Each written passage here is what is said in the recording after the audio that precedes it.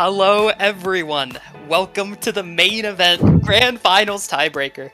We've had some phenomenal matches today, and it's amazing that we get to top it off with, iconically, the premier map pool showcase that has something that everyone's been waiting for since the beginning of the tournament. I'm joined by my two co-casters, the three-man squad once again, Sekre, CTB, and Fuhi. How you guys doing? You go first, Andrew. Alright, yeah. I won my match, so I'm feeling great. I mean, we are in top 2, and I get to see how this map pool is. How are you doing, Sean? Why you gotta do me like that? I mean, you told me to go first, man. Yeah, you didn't have to throw the salt and the burn, bro. Nah, it's good. You know, it was a great match against Poland. I appreciate their hard effort. I mean, we both worked really hard. We almost got TB. I would have loved the double TB match. You know, the double TB Poland match. But it's kind of good that they did not get that, because those poor guys have got it twice in a row. That's really bad on the heart. Anyways. It is. Yeah, amazing matches all around. Moving forward, you know what's at the end of this showcase, so let's do our best to get there for the biggest surprise of all.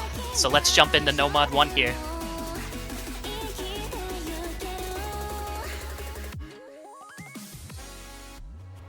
Going to be Spire, Evening Skyforce by Gigas.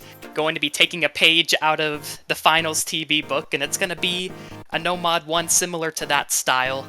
Gigas' style is very synonymous with his very specific 1-8 usage, and we're going to be seeing a lot of that throughout this map.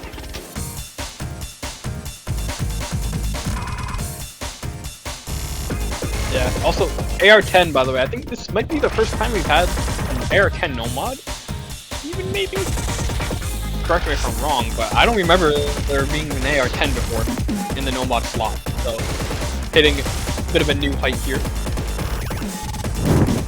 Exactly. I mean, nothing is really different from, well, I wouldn't say fully different, but compared to Nomad 1 Finals, we still have that density with the classic, seems like the new modern style, the 1-8 double hyper snap. We've seen that a lot this year, to be honest. Yo, something I want to point out is these hit sounds are popping. These hit sounds are crisp. Shout out to Gigas when he was hit sounding this, and his Osu crashed, and he lost 30% of his progress. No. Shout out to him for that. Hey, yo, never back down, never what? Never give up, buddy. And that's exactly what he did not do. He's a real one for that. I've never heard so many Korean explicits before. Yeah, I mean, I've heard it. I play League with him. I've definitely heard him say that amount of explicits, don't worry. But I mean, this one, a bit different from last week's Nomad, or Nomad 1, in the sense that the 1-8s are a lot more flowy, and they're usually just double hypered, as you can see here. A lot of vertical presence on this map, though, I would say. Very vertical focus. Yeah, a lot of like fast taps for sure. But I still think it's more of a reading challenge, to be honest, because like the density comes in bursts, especially with a song like this. It's not like you can't really tell when it's gonna get dense and such. Yeah, did I also just see Motion try to successfully do a 280 BPM wiggle, by the way? I mean, think that's he's told Putting that out there. That's expected, yeah. Everyone better wiggle that. You're a That's the grand model. expectation. Hey, I'm looking at you. I'm looking at you, Ender. Hell no! You- I am standing still, don't worry, buddy.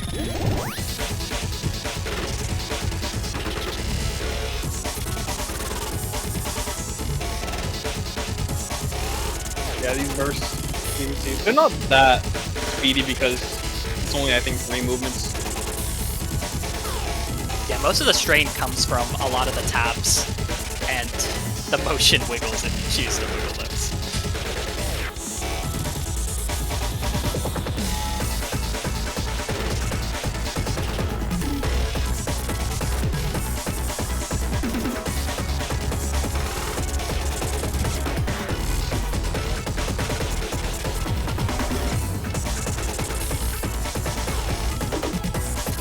And also, this one just doesn't let up pretty much any time as well as what I've noticed. Yeah, very We're gonna have unrelenting.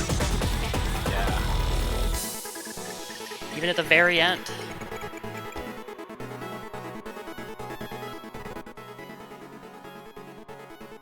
Alright, now with Nomad 2, I'm gonna have to make a request that I've never made before. We're all gonna need to suit up, because for the first time in Map Pool Showcase history, we're going to space.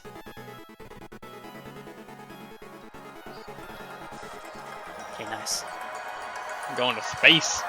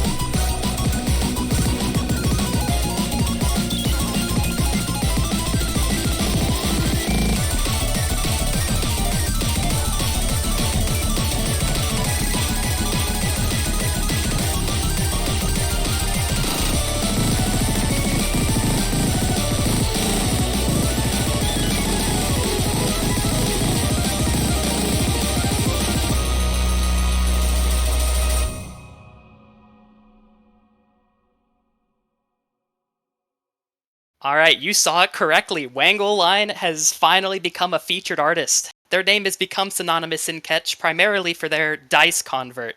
The Creepers play on that, becoming famous quite quickly. I'd like to thank our designers of this amazing background and storyboard. Arisu-sama for the illustrations, Alex Dunk for the graphics design, and Coppertine and Encrypton for the storyboard. And then Sakura for organizing this amazing team. The skin will also be linked in the description in case you guys love the bunny notes as much as I do, as well as that adorable platter.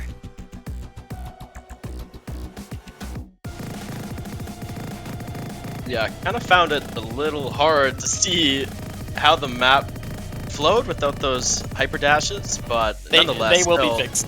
They will be fixed. it'll be a quick fix, no issue. But other than that, it seemed a little, yeah, obviously a lot different from the finals Nomad 2. Compare, you know, I think last Nomad 2 was more of like a BPM control, as people would call it, with the constant 1/16 and then single note left right. But interesting map, nonetheless.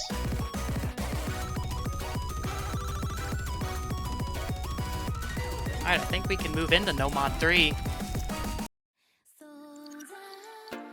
Going to be Nurse Robot Type by Soliloquy, going to be our gimmicky Nomad map. And it's definitely a unique one. Gonna be Osu laser mapping paired with a lot of burst stacks.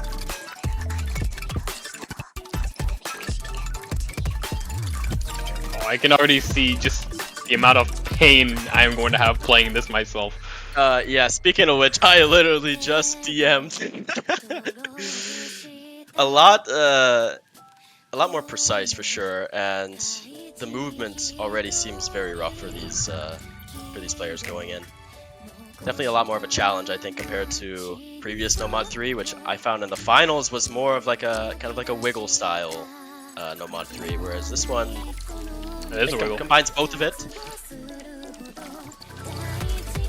It's definitely a very learnable map. I think I'd argue out of every other map that we've had this year, this is probably the one that's the most learnable because of all the super quick walks that it has implemented.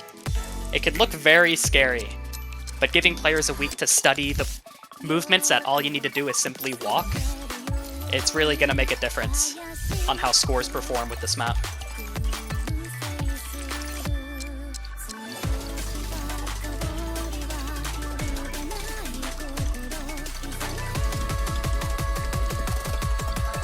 What was that? Yeah. That one kind of hard though. Just stand it. That was a jump scare. Honestly.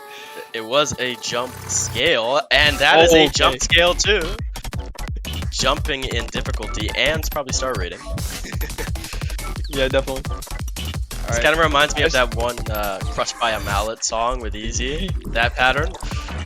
Yeah, so Soliloquy is like, okay guys, we're about to fix the PP system, we have the fix for Crush by Mallet ready to go, and then it's just like, we see this, and it's like, oh, well then. It's a little awkward. But that is what a Nomad 3 is meant to be. That's Little true. more unconventional awkward movements.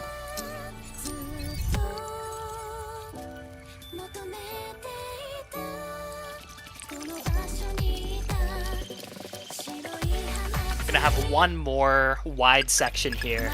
Gonna be a bit different in difficulty.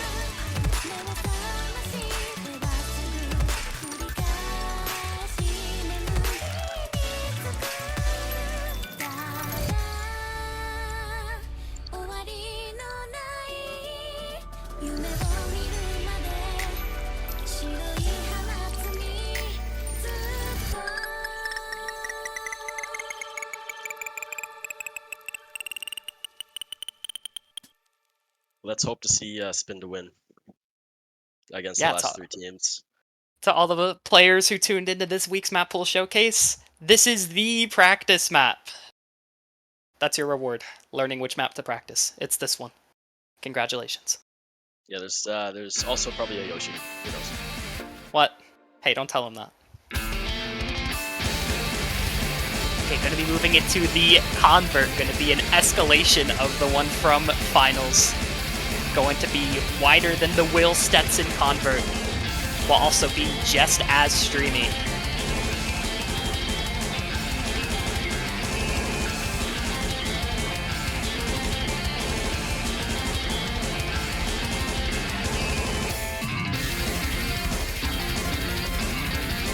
Yeah, so BPM about 185 for most of this, but it looks like it's mapped in like 1/3. Pretty sure, but I can't really tell. But it looks very flowy so far. These 1/4 dashes might be a bit challenging though for some players.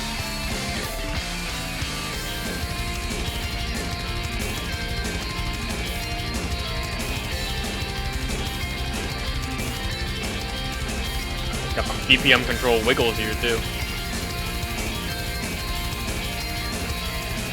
The hyper with wiggles those, might be limited. yeah, with those BPM wiggles, it's actually the map was originally made for Ocean Standard Relax Ring. So I mean, just imagine the patterns that were made for that compared to this in the grand finals. So Including that. it's kind of funny how the diff titles go forever going with the flow, and there is some crazy patterns that are like impossible to be catching with the flow. That's why you just go with the flow, bro. Well, yeah, go with the misses. I think that's what you do. Yeah, let's go with that.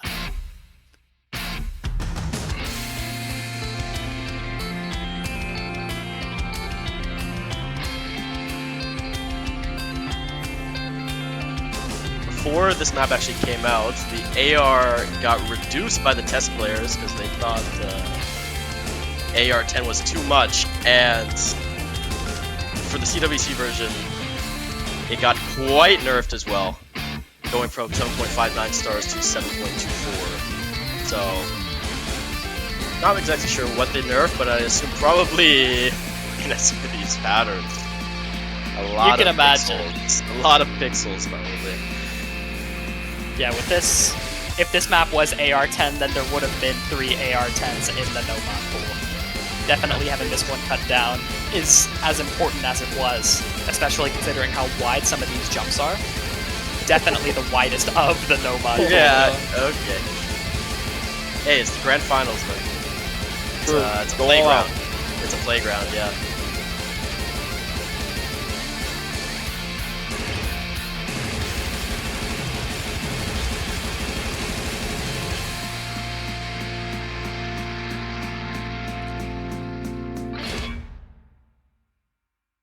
I hope someone misses that slider.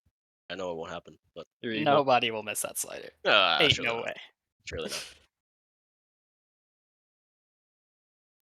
Okay, moving into our hidden pool, we're gonna have Angelic Party by Spectator.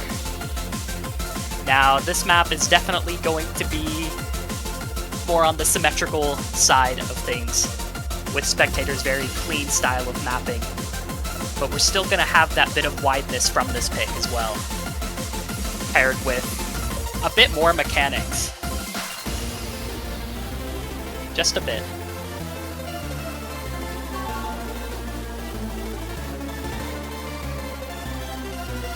Yeah, I see BPM 191. Is there any 191 BPM wiggles in this one, Connor? What do you think?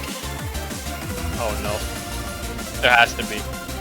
I mean, I see some of these bursty patterns. You see the turnarounds. Oh, I said the word. The infamous turnarounds. Right Oh, there. you did. There they are.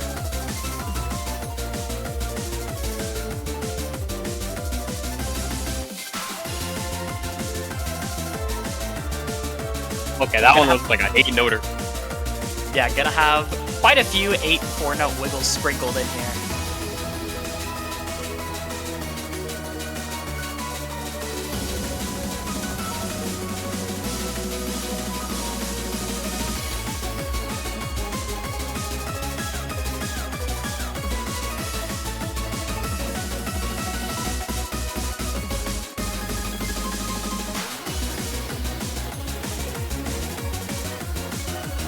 Is this the highest CS in one?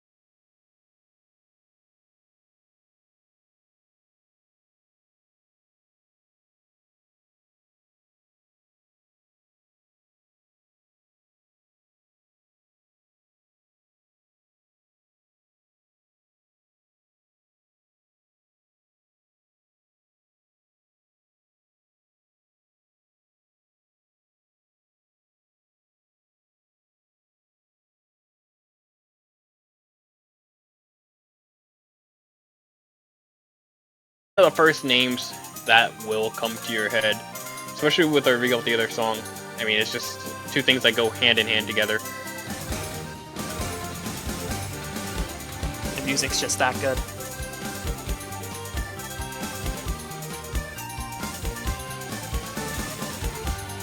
I said get it this- once, then I will start to interrupt there. Yeah, you're fine. Go I ahead. said it once, and I'll say it again. I'm not even a hidden player. When I see FT Fluorite on a low AR, even if it's no mod 3, like a couple CWCs ago for that tech map, I get terrified. Because there's always some convention, like some really unconventional patterns, and very scary. Yeah, have a lot of FDF signature patterns here. Just having that kind of feeling of stress get exemplified by the fact this is AR 7.5, pairing it with CS 4.5 as well. You know, now the real question is, will we actually get to see this one this week? That is something I am not sure we will, given that Argentina probably gonna ban it. Poland, they want to pick it. And then USA versus Poland, I don't even know how that would go if that happens, but USA, Argentina, they probably ban it anyways. But man, imagine seeing Fob on something like this. Yeah, I'm rooting for Fob on this map. I'm really hoping there's no bans coming out for Hidden 2. Equally as much as the amount of bans for DT1 and Hard Rock 1 last pool.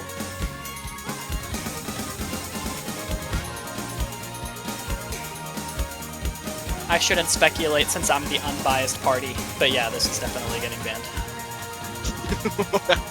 Oh man. Also, I just They had us realized, in the first half. why is the song title Trigon? That was a really good see? catch. Yeah, Wow. we picked this It's just for him. literally Trigon. Shout out to Dog. Trigon if he's in the chat. Reverse Trigon. The dual deal, man. Moving to our mechanical hidden, going to be Duality by Otto and Rusty. Auto family. This one gonna be 250, that even peaks at 300 BPM, so it's gonna be very fast in comparison to mine from this week.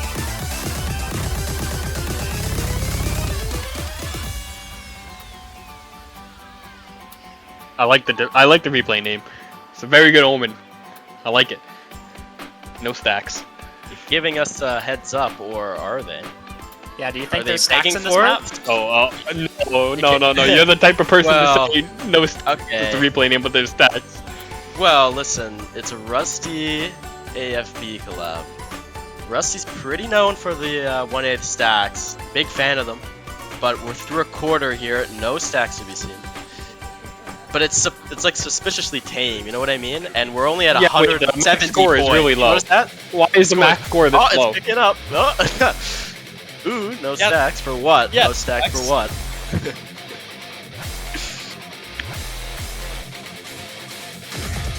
I have no idea what's gonna happen next. Oh, I can feel it. I feel it's coming. The BPM is Okay, a little increasing wiggle. here. It's gonna be some like screamo stack section.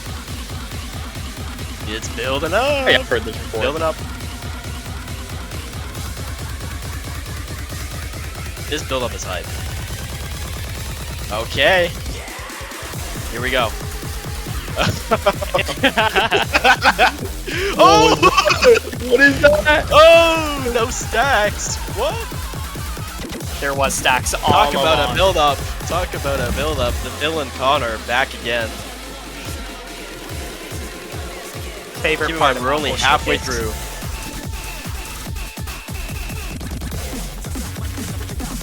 Ooh, wow. Okay.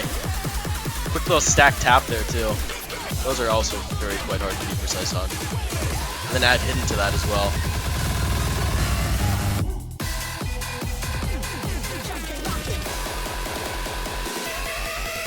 Definitely one of the most intense songs I've ever heard. At such high speed, peaking at 300 BPM. That drop Yeah, was How did you insane. guys Alright. even find this? Magic. It took a lot of looking. I think I think AFB spent a long time looking and found the song and knew it was the one. The gem. The gem in the pile of rubble. Even though there's probably many other better songs in there. But this will suit, because we need those 1-8 stacks, obviously, right? The theme of this series. It's the theme of the replay game, too.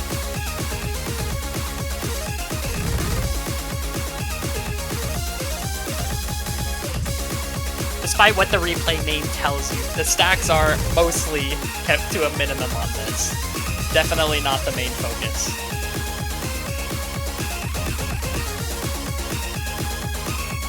But they are still there. Sorry, not sorry. You're evil for that one, man. Mwahaha. Okay, but this replay was kind of insane, though, no? Yeah, this is a great play by whoever No Stacks is. Mr. Anonymous. It's got to be motion. Probably. Not a bad theory. Theory. Okay, Mr. Oppenheimer. You don't know about real Okay, loss. moving into Hard Rock 1, going to be Diletto. Definitely a classic, a mapper known for mapping consistent Hard Rock. Going to be 260 BPM on this. The CS gonna be 5.6 with Hard Rock applied. Map almost reaching 9 stars.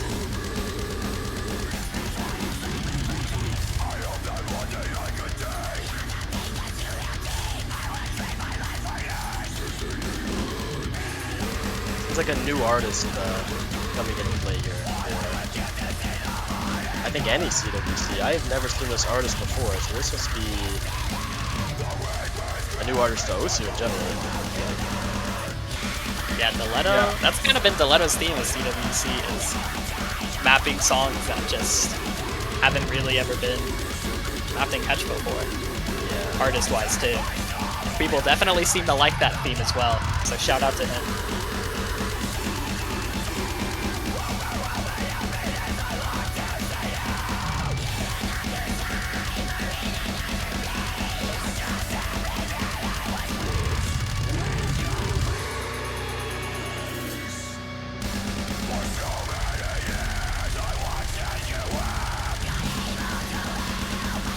Yeah, this one, if you've ever played any Diletto map with Hard Rock in the 8-star range, I think you'll be feeling pretty much right at home with this one. Or even any Fuhi map, you know, it's kind of looking like one of your metal maps a little bit, you know what I mean? Yeah, but of course, still very. This is like a this is Diletto's comfort zone for sure. What he's a lot more used to. Yeah. A stream style, especially this part here too. Yeah, nice left-right burst stream there. PP generator. What? Don't say that. Sorry. I don't think they know yet. Oh, they'll know.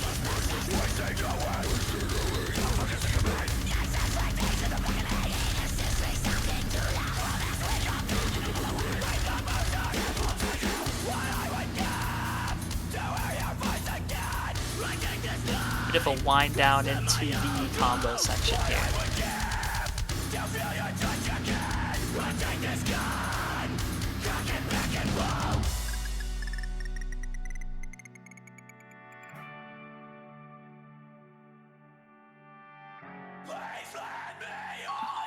One thing I do want to point out here is that this song was actually mapped and ranked in Taiko only 5 months ago. On this exact day. Yeah, 23rd of January. Exact day. Yep, exact day. 23rd of January, 2024. You know, one thing I'm appreciating right now is how all the nodes are in the middle. Thank you for not destroying the slow part. Thank you so much. God bless.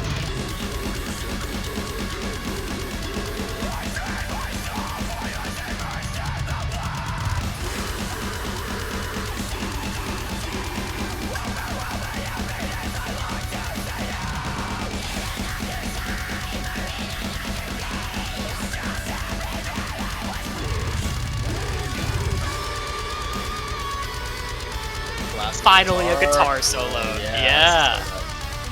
It's a really good song picking, Ghetto. I think really well executed too.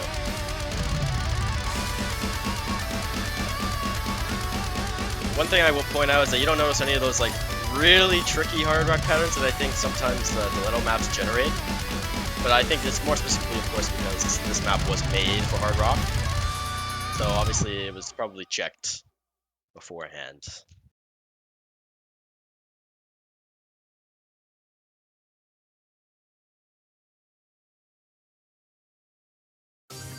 Alright, gonna have Edelweiss by Mr. Binking. Gonna be our precision map of the tournament. HR2 is seemingly very well defined from the CWC. This map gonna be the least convincing 8-star map you'll ever see, having it be CS 5.4 without hard rock, reaching CS 7. Definitely a milestone for sure. Yeah, and I'm seeing this, and I'm like, hey, I mapped this song before, except it was a hidden pick. So seeing it go pretty much the other way in the hard rock is pretty cool to see.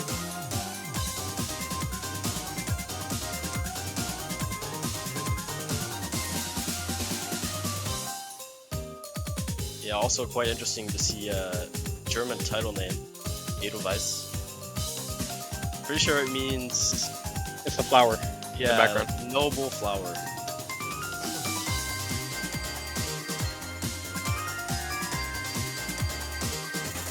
Or noble white, I think. Yeah, noble white. Which is literally what the background is.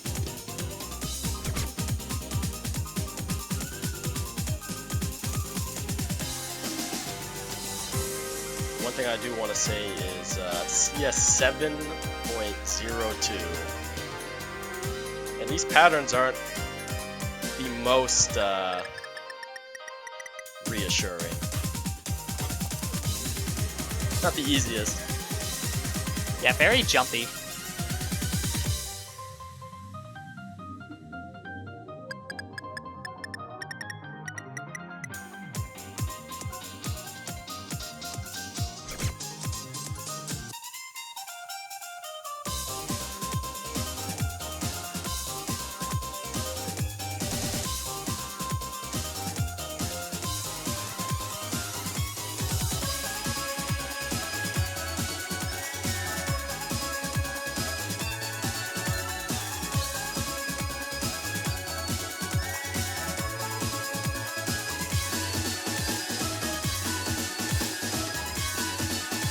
And one huge jumpy section there. Yeah, Definitely you can be players in check. daunting. Yeah.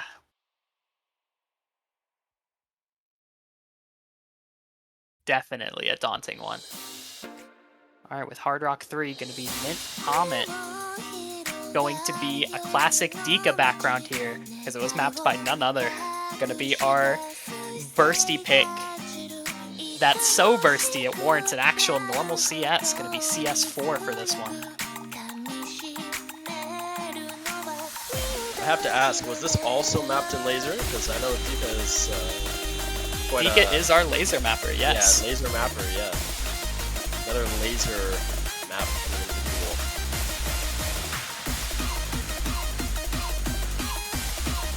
Feels like with every rendition of CWC from previous points on, we're slowly having more and more laser maps in the pool. Yeah, it seems like Indonesia is dominating the laser map category right now.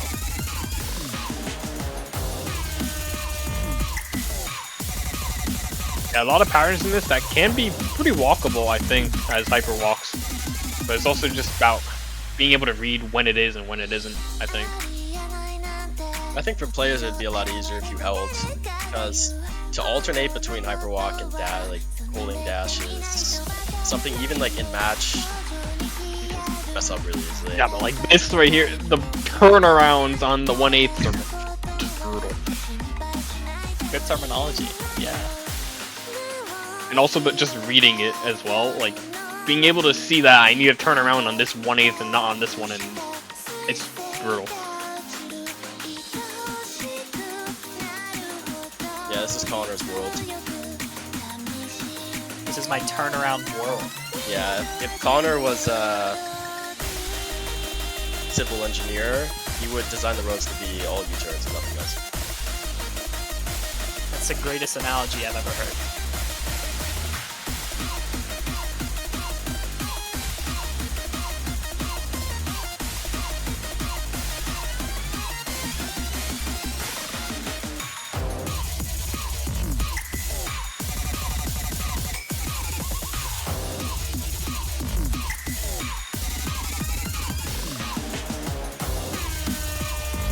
Yeah, the map has so much content. The previous stream section with a lot of these hard rock stacks.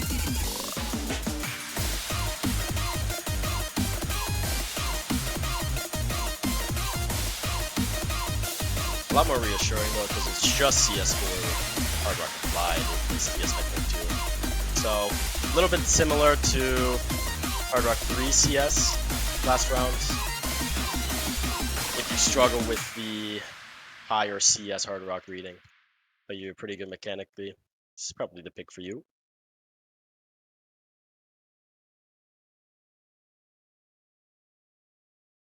Alright, moving on to DT. We have a classic rendition. Not only of Ascendance as a map, but as a song he's already done before. Going to be the classic ReZero opening, peaking up to 302 BPM with DT applied. Going to be 9.4 for all of our high AR DT readers. Dude, Song's I was gonna be- playing it. I was playing the other version like maybe 2 weeks ago, and I am hoping he did not do the same thing on the other version. I'm just putting that out there. He completely into the other version for DT.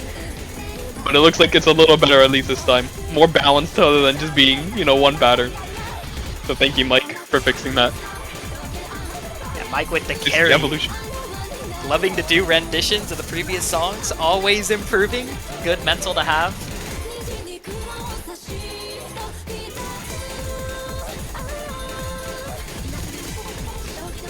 Yeah, this guy will say that he's washed up, but then don't worry, he can still improve. Not in League though. Didn't have to I'm burn telling him him like you said that. Yeah. I mean, he's in the chat, he knows, he knows.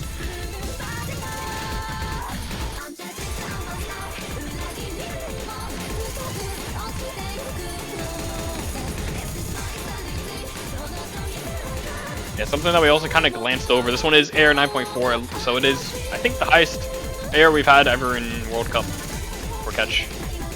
Understandably. Yeah. 9.4 is not a joke. Might expect this to be a potential ban for one of the teams. Yeah. Definitely going to be banned, I think, by at least one team. Not sure what team, but I'm I leaning wonder. towards one of the European teams. Yeah, one of The them, one only of them. European team. Possibly One of the a only. ban. There's an imposter among us. Yeah. Okay, man.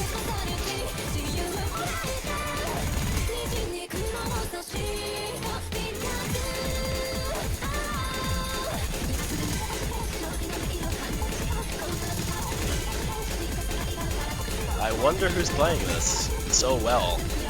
DT1 incident. I don't think it's Motion. What do you think, guys? Motion? I don't know. I think it's Zach. I don't know. It might be Zach. Zach coming back for the rodeo, Exactly.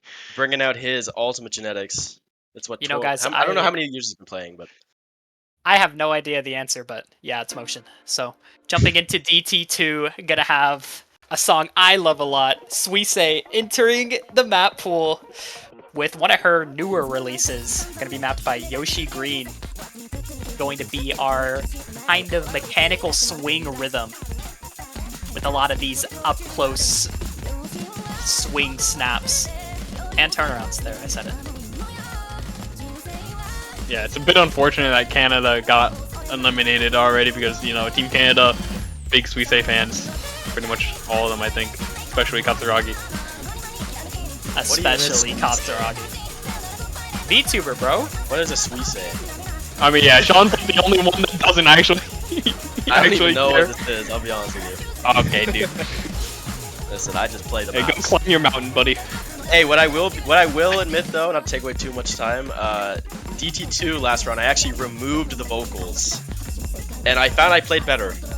I'm just saying. Really? Yeah, I removed the vocals. I don't know, and I didn't even play it in the match. So, Yeah. anyways, I would have probably removed the vocals here too. Don't get mad at me. Wow, unbelievable behavior. Guy's a generational hater. Yeah. What? Yo, opinions, guys. Opinions. So important.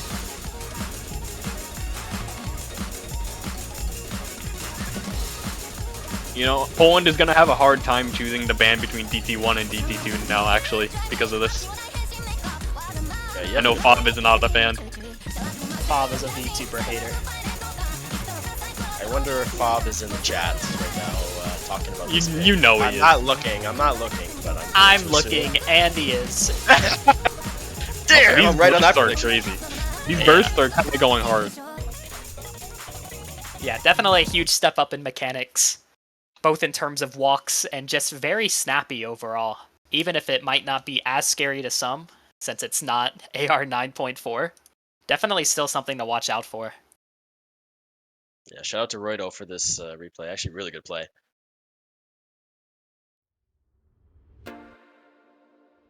Okay, DT3 going to be Odin, mapped by Griefer, going to be our speed pick. It's going to be AR 9.1, so hitting 10.4.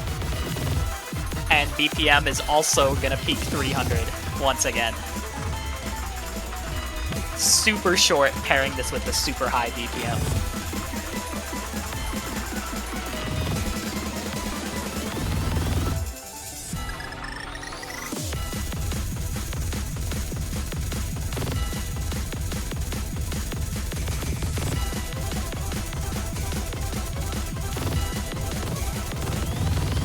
Yeah, these triple one-halves, by the way, the repeat sliders, are really trickier than they look, because some of them were inverted. Also, pretty much just a death stream here. Yeah, Song is definitely called for set streams.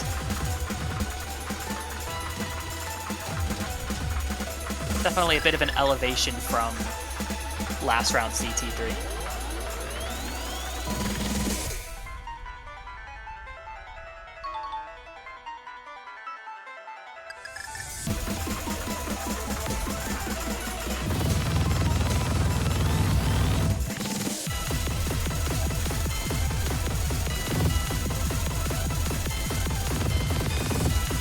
Well, that section looked really tight on the one-halves. Classic Reaper.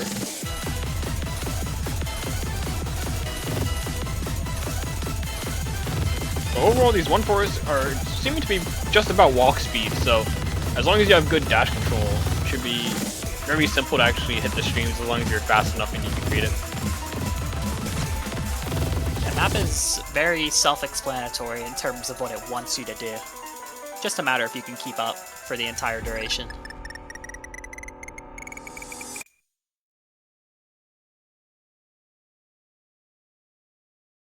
Alright, moving into DT4. Very happy about this one, because we definitely have Susumu Hirasawa in the map pool, not breaking the streak. Yeah, Fuhi already knows. Gonna be mapped by XGon, diff name Mixgon. Gonna be our control and precision. Let's go! I'm not even playing this, but still!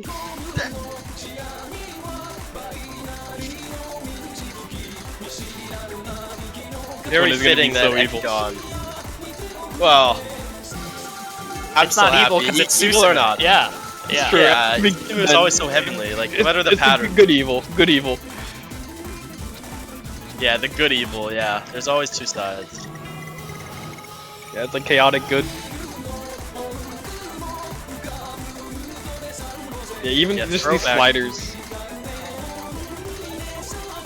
Throwback to XCon's hidden play in the I forgot what version. I think it was Oh my 2016. The Secret of the Flowers of Phenomenon. That was so On the long hidden? ago, but I remember it. That- I remember it so that's clearly. good. Not a hidden pick, but rather a DT. I'm excited to see this picked in match. I'm very excited. Please don't ban it. Please don't I ban think DT1 or DT2 is more bannable than this, truly. Oh yeah.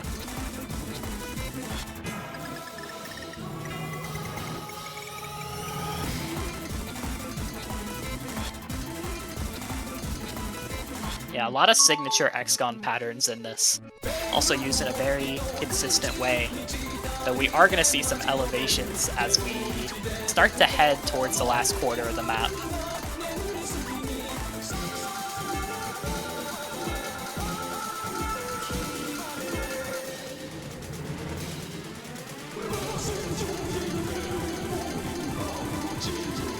You just need so much control on these sliders. It's insane.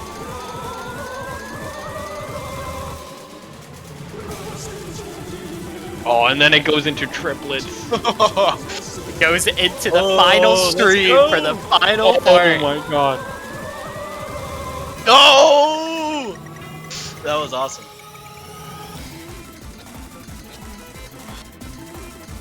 Then one more rendition. Very fitting that Roido is the one who dominates on this, with an FC on this. Crazy. Yeah, I mean, they call him Steroido for a reason. Yeah, Steroido.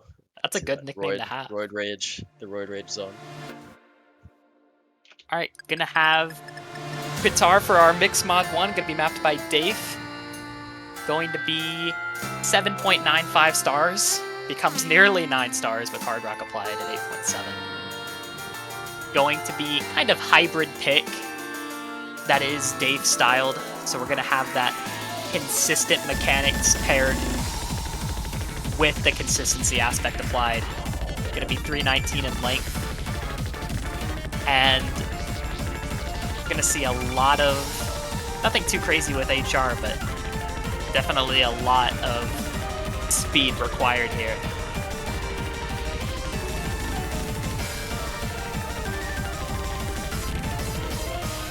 Yeah, a lot of consistent speed. Nothing really like super fast, but there's just a ton of it.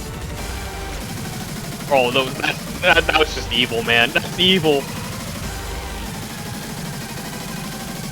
It's scarier than it looks. Wait, I Is got it? that backwards. Yeah, I got that backwards. It's easier than it looks. Whoops. I'm really happy to see. It's scaring me, man. Really happy to see Peter in this. What do you call it? Pitar? Yeah. Yeah. I'm gonna call it Peter. Peter's supposed to. Oh, Oh, man. The generic name treatment. Peter 124. The legend. Actually, AXS7 was the rendition of Peter 124. Ambidextrous. I don't know if any of you guys remember that. Still waiting for the FA announcement. Honestly. Yeah, I am too. Excellent artist. Really happy. It's like to one see this. one of the few artists known primarily for Catch that I'm still waiting for the FA artist announcement. Apichat, please. As well as Strong Nova, thank you.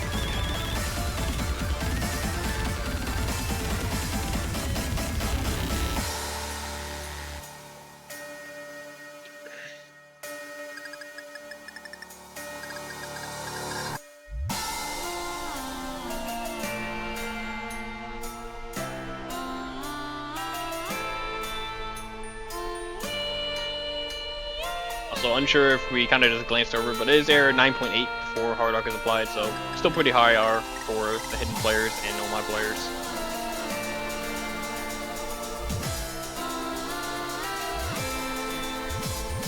I'm actually curious if Hard Rock changes any of these patterns compared to the Nomad and Indie. Can that be fact checked? yeah, it doesn't. Not Yeah, I don't think so. it doesn't change. like that a little much. bit. Yeah, just a tiny bit. Definitely not a focus of this map to have HR randomizations on it.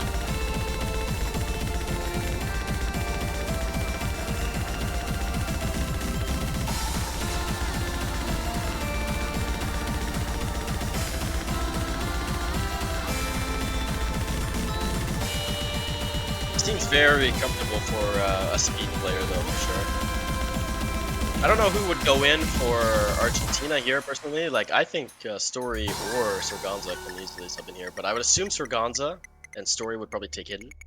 Yeah, Just- for sure. Assuming. Because Sorganza, excellent Hard Rock player on these type of maps, so. Good analysis, Mr. Fuhi. No, thank you, I got the sheet. Alright, gonna have Dash 45 once again. Gonna be Lacrima with Addiction 45. I think that's like million. Yeah, there's a lot of zeros. But this is gonna be our kind of stat gimmick check. There's a brief part in here from Feiyu as well. So gonna be the Russian collab, if you will. It's gonna be AR8 CS5. Gonna be kind of similar to Ken's style, as you can see. Definitely the very symmetrical wiggle with those bits of precision as well.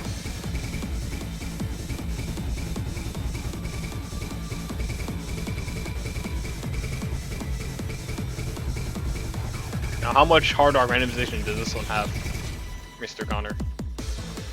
This one's clean with HR. This one is also clean with HR.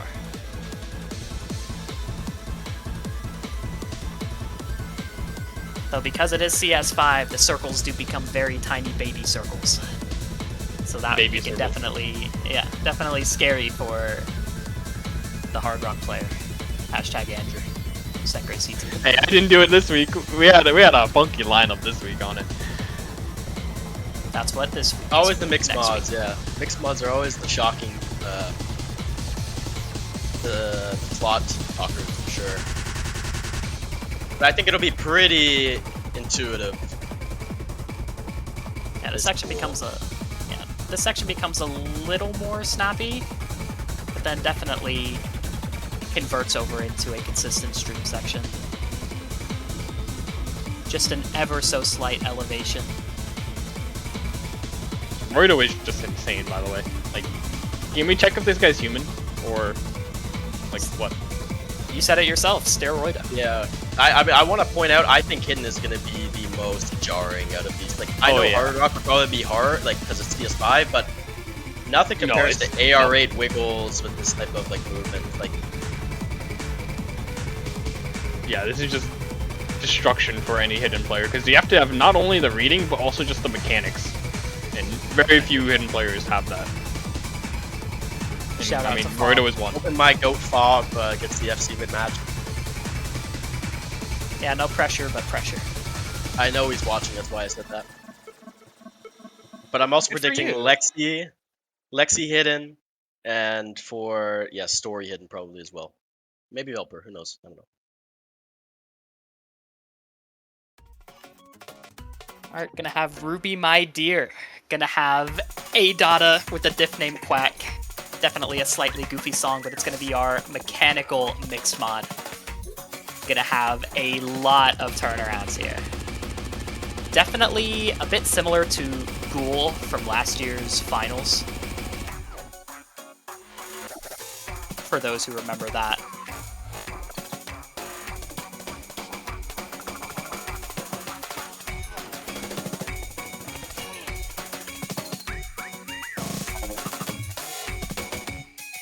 You know, I feel like the map pooling team just decided to collectively look at this background whenever they were feeling stressed. I know I did. Confirm or deny that. Look how cute it is. Whack. Quack.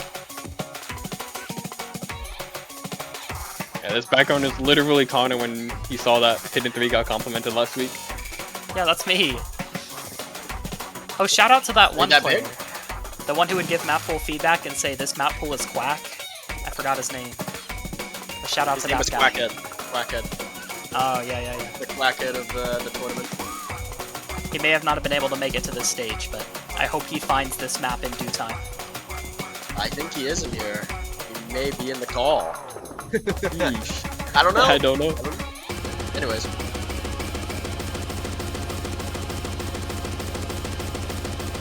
Hit sound galore. Hit those drums.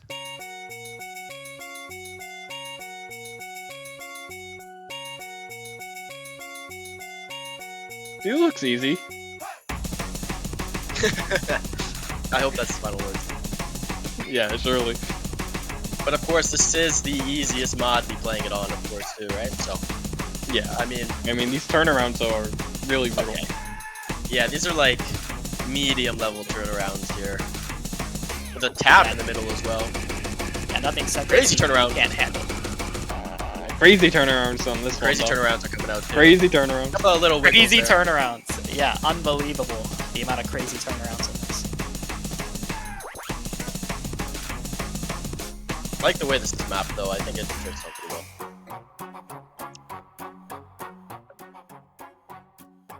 Alright, and with that being said, we have finally made it. I know I've given a lot of puns, I've given a lot of quips as we've jumped into our Osu originals, but there is not a single thing I can say to prepare you guys to fathom what is going to be this year's Grand Finals tiebreaker. The best I can say is to put on a jacket and prepare for the blizzard, and I hope you enjoy. I'm going out.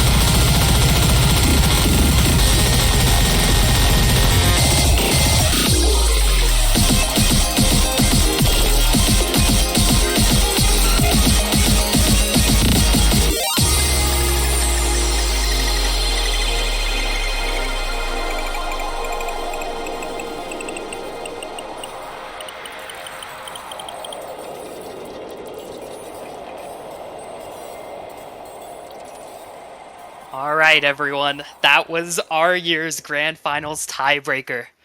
Frostwalker by Ko. I instantly have to point out the design on this one because it's absolutely incredible. This has been in the process for such a long time. So let's go through the list. We have Dreamxiety as one of the illustrators. I'm sure you noticed the skin in the cat girl.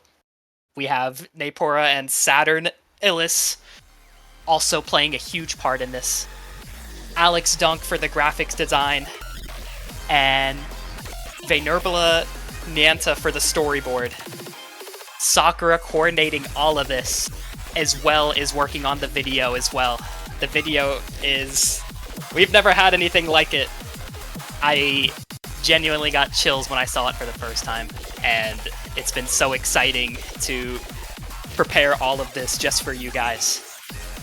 One big shout out to our organizers as well, Azer and Mango, for allowing us to even get Ko in the first place for this Grand Finals tiebreaker. They've been mapped a lot in Catch already, and they're starting to become a lot more synonymous in our mode.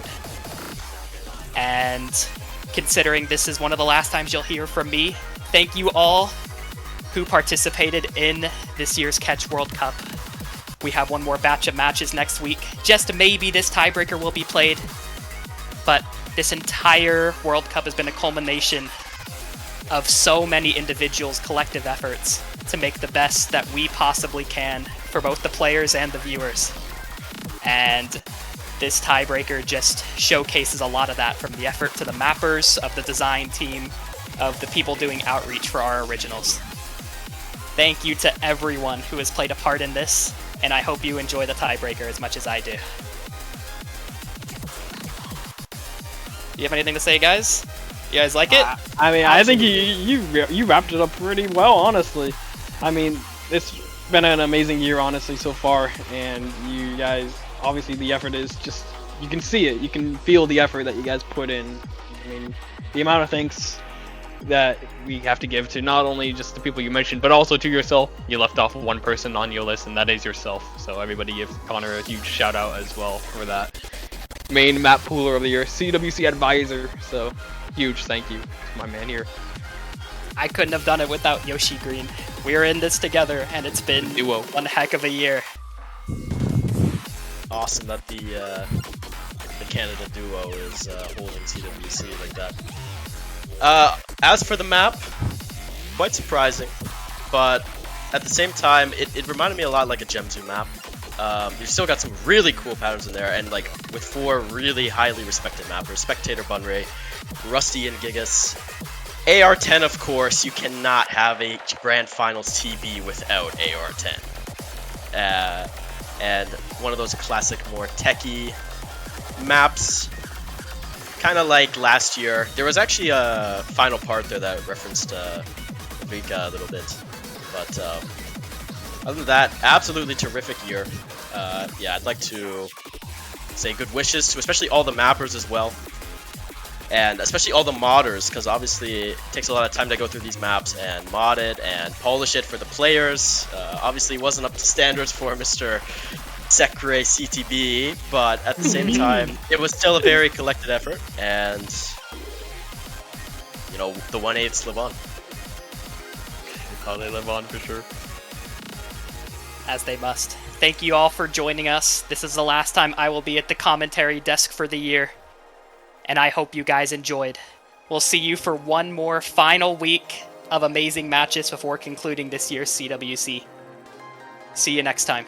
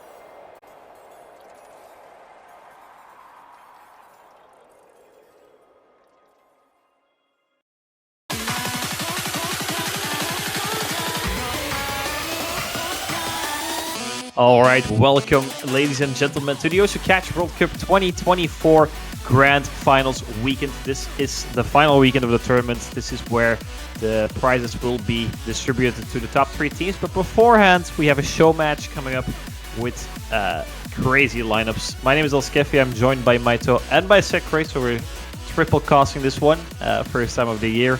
And we will be guiding you guys through All-Stars Red versus All-Star Blue, but we have players like Motion, Yes My Darkness, OIG, the current top 3 in the world, but also players like Fuhi that showed up really nicely during the tournament, same with Aricio, but also some mappers like Rockma, Mr. Binking, and then some other players that have previously gotten onto the podium but haven't participated this year, like Kame. So this lineup is absolutely stacked.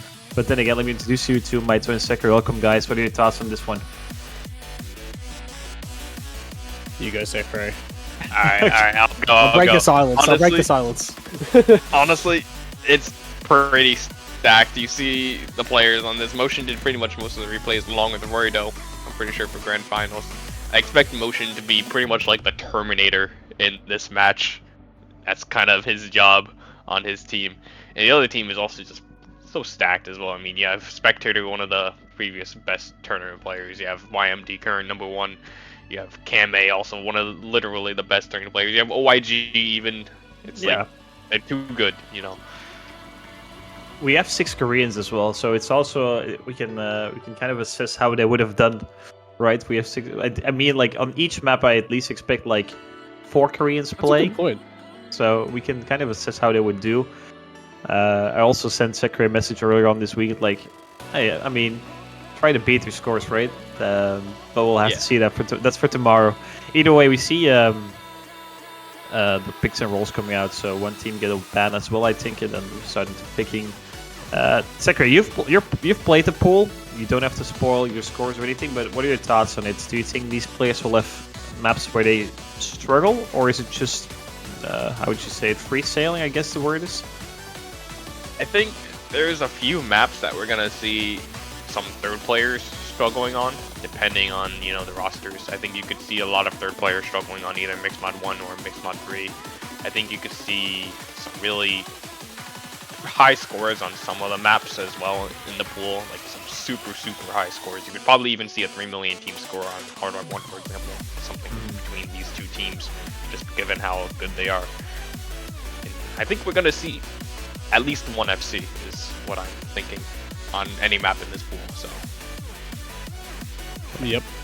Well, that is going to have the rolls come down already. I think they have. I think Motion has already picked DT4. Yeah. Okay, well, I guess we missed those. Sorry about There's that. no But bans. in any case, Yeah. That's there's on me. no There's no bans. bans. Yeah, that's on Oh, me. okay. Yeah. Okay. I was also not aware of that, so okay, that's very quickly getting into it already. So DT4 starting off, and I don't know if these are rosters or not. I imagine everyone's just kind of chilling in the lobby right now, and we might have some switch ups. I'm not entirely sure. But what do you guys think of the rosters for this map here by XCON? Korean mapper. I already mentioned that I would expect at least 4 Koreans, but I think on like the blue side probably Kame coming in, and then a third one maybe Lunatic or Amni DT also. I mean, there's DT in the name, right? So or why it might just be a 6-way Korean, by the way. That's also a possibility here. possible. I think the one guarantee on this one is Motion. Motion. This is like the Motion map of the pool. If there is any map that is like the best for him, I think this is it. I also think OIG is also very good on something like this. That people don't really think of when they think of OIG. OIG is also very good at this lower yard type kind of map. Yeah. But I say that he's in the chat and he's saying I don't want to play this, so I don't know. Was It this looks kind of like yeah. Sorry, go ahead, Maito. Sorry. So I don't really know exactly what kind of. I don't really. I mean, we're probably going to see Motion on a lot of the maps.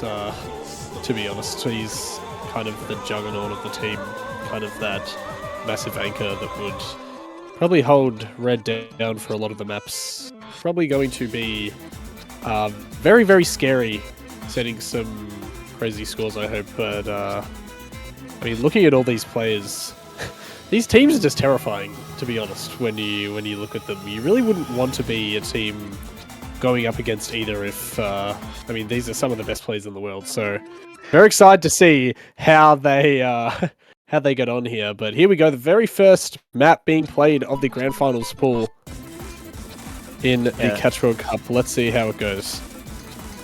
Double time 4, XGOM map. I'm expecting a lot of misses. We see a lot of drops already coming out. Small advantage for the red team. Rays are choosing Hidden with this as well, with the CS from 5.1. That's crazy. Still wants to come, but it's only Motion. We're 20 seconds in and Motion go and holding on to a full combo. I think we'll be seeing that a lot today. Yep, and there we go. Kame finds another miss. Raystar does trade it a bit, but Omni DT, Yes by Darkness also falling there, and wow, this lead already quite large here for Team Red, jumping out to 75k with that really strong anchor score from Motion, holding down the FC. Draystar finds another miss, and Kame also finally building up to match that combo from Motion as he also drops, but Blue really not able to capitalize on it too much. YMD finds another miss, as does Oni DT. So does Motion, however, so going to keep it relatively in the balance, but Blue, still a lot of work to do here. Yeah, but Kame is above 200 again. It's dropping it though, but it's kind of stabilizing at 70. It seems like it's kind of decreasing halfway through. A lot of drops coming around the entire board. No combos to be seen, really. But, I mean, if you're putting DT on an XGOM map in a Grand Finals pool, I don't think you'll be seeing much combos nonetheless. 65,000 points separating both teams as we're approaching the last third here. And Kame with a really solid score, pretty much matching Motion, but Yes My Dark is struggling a little bit more than everyone else in the lobby to get rid of Omni DTs, giving Team Red a 100k buffer right now.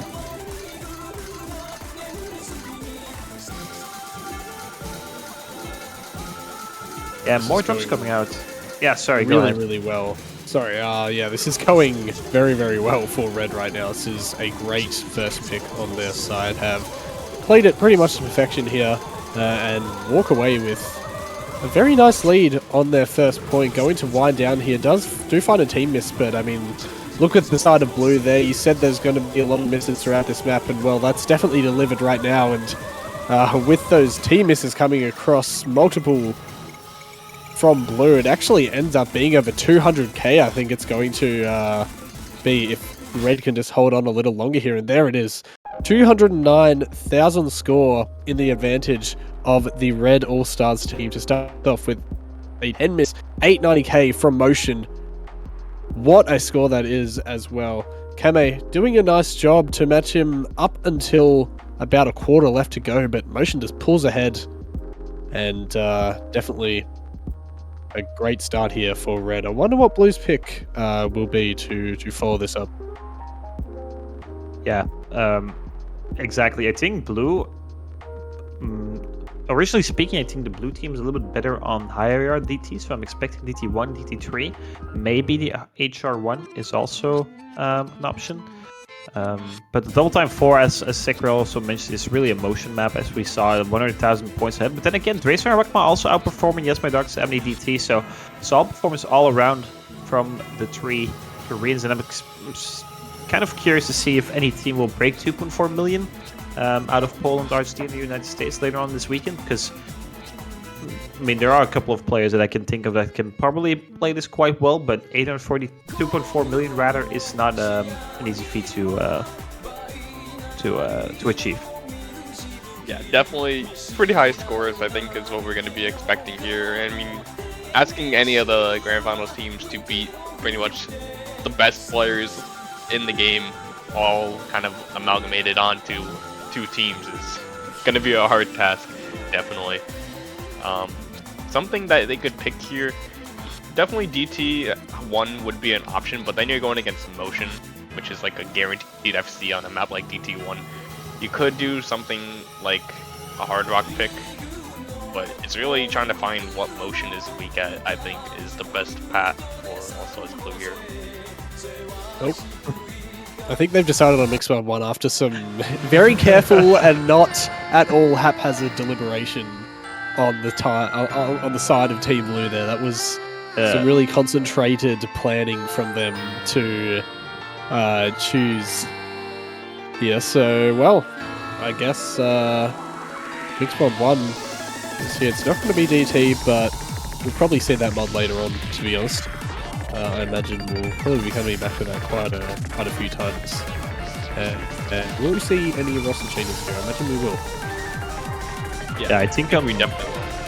Yeah. I mean, I think players like Aristiel or Fuey could be making an appearance on red. On blue, I think the 300 on the roster right now definitely are the strongest three, but they need a hidden player. I think might be an unpopular opinion, but I think maybe Kami's gonna go for the hidden here. Not sure, but not sure which of the three would go for hidden on the blue side actually.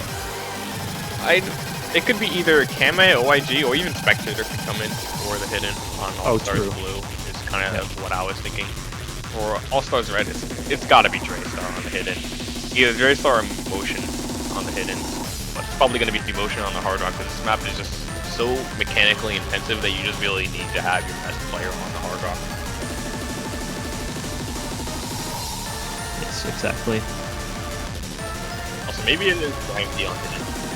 That's a possibility as well. Yeah, but we don't really see. Well, actually, never mind. He when he played back in CUC 2022 and 2023 as well, I think he also played for the Unhidden squad, right? Together with. Yeah. I mean, the Greens can play anything. That is true. That's true. He's not known for his hidden, but he can definitely. Perform on it. Yeah, perform with it. That was, I couldn't find the word there. All good. But, well, here we go. I think there's the MP settings and the MP start from down. We're getting into the second map of the show match. All Stars Red, All Stars Blue, facing off Motion Fuhi and Draystar, Kame, OYG, and Yes My Darkness.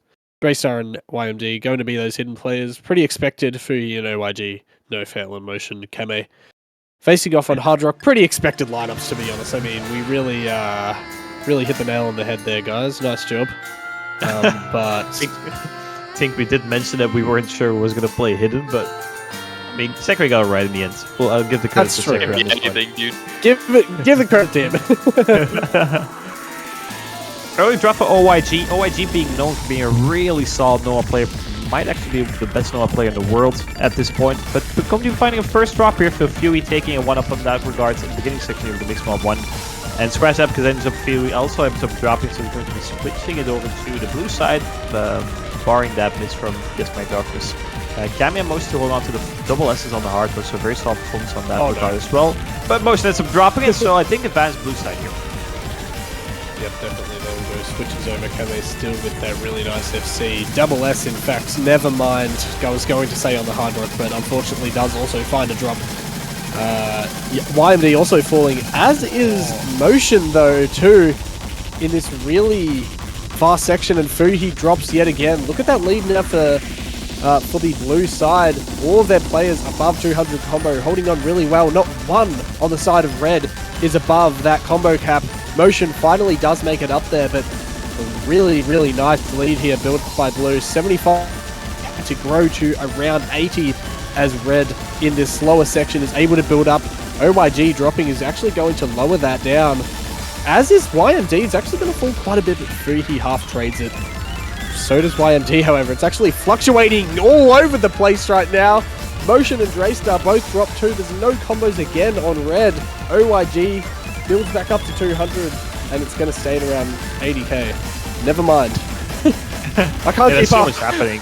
You can't keep up. There's so much happening right now. But when it does sell, it's a 65,000 points ahead for Team Blue here. One current left. Really solid performance coming out from OYG and Anoa, but Tracer also held on to the combo very, very long. Kami finding a drop in the slow section though. Hard Rock and slow sections are not the greatest of friends, and that's going to decrease at least. Should still be in favor for Team Blue, but going to get a little closer. Should stabilize around 40,000 points, I do believe.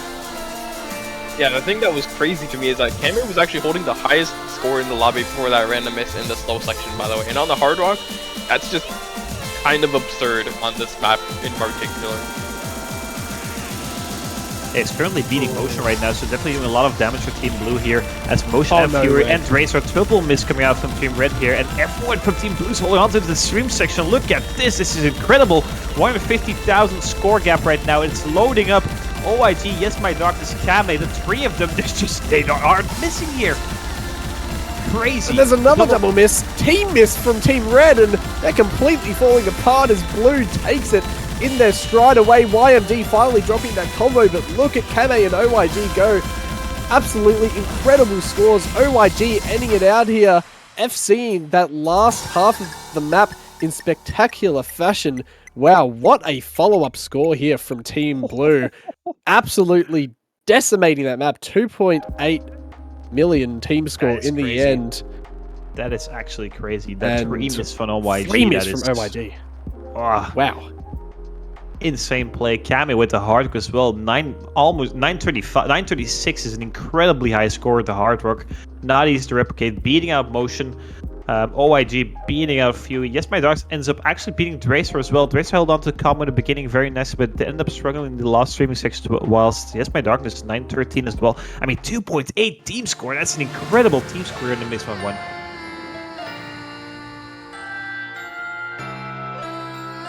Yep, Yeah, I and mean, now it's back to It's Red. crazy. What do you think here, Like, Sakura? absolutely. Yeah, it's just insane scores, like you guys said, especially on Kame's hard rock. I didn't expect anyone to be able to best Motion on this one, but then Kame just shows up. It's like, yeah, I can still play. I have access to their team channels. He did mention it was his best play by far, but still, Yeah. doing that. Well, I don't think they're nervous right now, right? Because it's a show match, but doing it in the lobby is still a very solid performance. Yeah, incredible. I think we might be seeing Hidden. I think Hidden is also where Team Red should have an advantage. They have players like Motion, Rockman, Raystar. Aristo himself can also play a little bit of Hidden, and of course, Mr. Hey. Binking. And there we go. Actually, Hidden's going to come right out of Team Red. And I think Mr. Binking actually is going to be stepping in here. Could be making his first appearance, and I think probably Draystar, Motion, or Motion and Rockma being the other two here for Team Red. But on paper, they have the better Hidden team. But obviously, on paper and in practice, are two different concepts. But still, That's cool. thank you. It's good to have access to their team channels, but don't tell them. Ah, okay. Well, Just kidding. that Well, kind actually, I'm of- not kidding. They did mention it, and so I wish mean, we you had know. that access all the time, though. So I mean, you know, yeah, yeah, true. Definitely wouldn't violate any, any rules or anything, of course. exactly. But in any case, Hidden 3 following up here. This is gonna be. To be honest, I'm not the most knowledgeable on all map pool of this of this difficulty being so low down the list of skill in the casters, but I think this is. Honestly, I'm honestly not really sure. It's 9.5 AR though, so pretty high AR looking at Hidden. I think that's the highest of the mod pool at least, and seems to be kind of a mechanic-y pick here. I think it's also the highest hidden AR we've seen in the entire tournament. Oh, really? Um, Oh, okay. It's I been guess. a really, I think, last in finals hidden 3 sector. Was it AR 9.3 or 9.4? I think it was 9.4 really. So it's the highest AR in the hidden pool from the entire tournament, as far as I know. As also the people in the multi lobby already mentioned, it's pretty much Korea versus Mr. Binkin here. So Venezuela Right, that's versus true. Korea, 5 versus 1. But I mean, as soon as Hidden is getting picked, I know Europe doesn't like it. I know America doesn't like it either, pretty much. So it's only the Asian countries like playing Hidden. And as we can see, triple Korean versus double Korean. Mr. Binking, though, a really solid Hidden player himself, especially in high AR. So I'm expecting a very high score coming out from him here as well.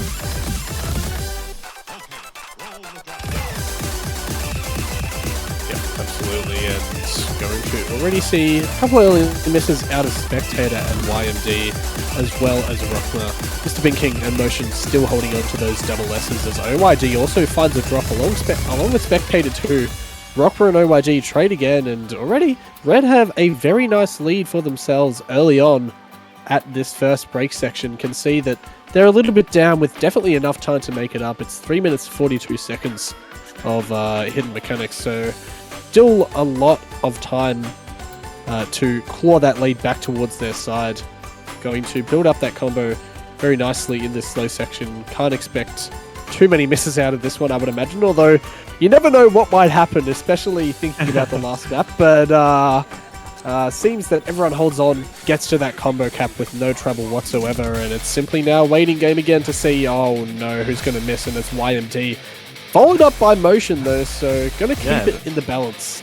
As Mr. Binking also misses. Gone now. Yeah, exactly. It was kind of the top 3 of the world missing at the top 2 of the world missing at the same time was kind of Poetic? romantic, I would say. Poetic, yeah, that's the word. Either way, 2 misses on each side. So Rockman and Spectre rolling out the combo here in the build-up for the spicy section coming up. So Rockman's dropping as well. It's only Spectator, and that's going to be favoring Team Blue.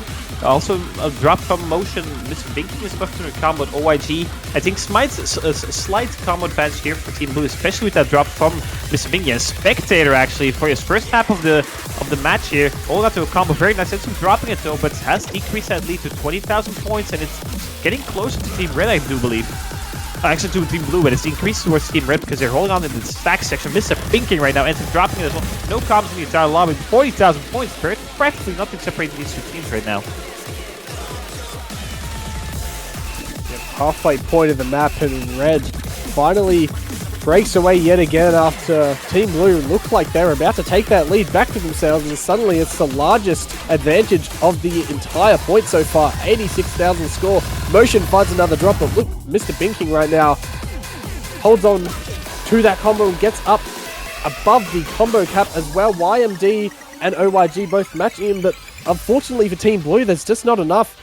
In that previous section, they just dropped way too much, and it has led to a massive advantage right now for Team Red, getting above 6 digits in fact, and also have time yet again to just build those combos back up even more now. Spectator really needing to do that too for Team Blue right now.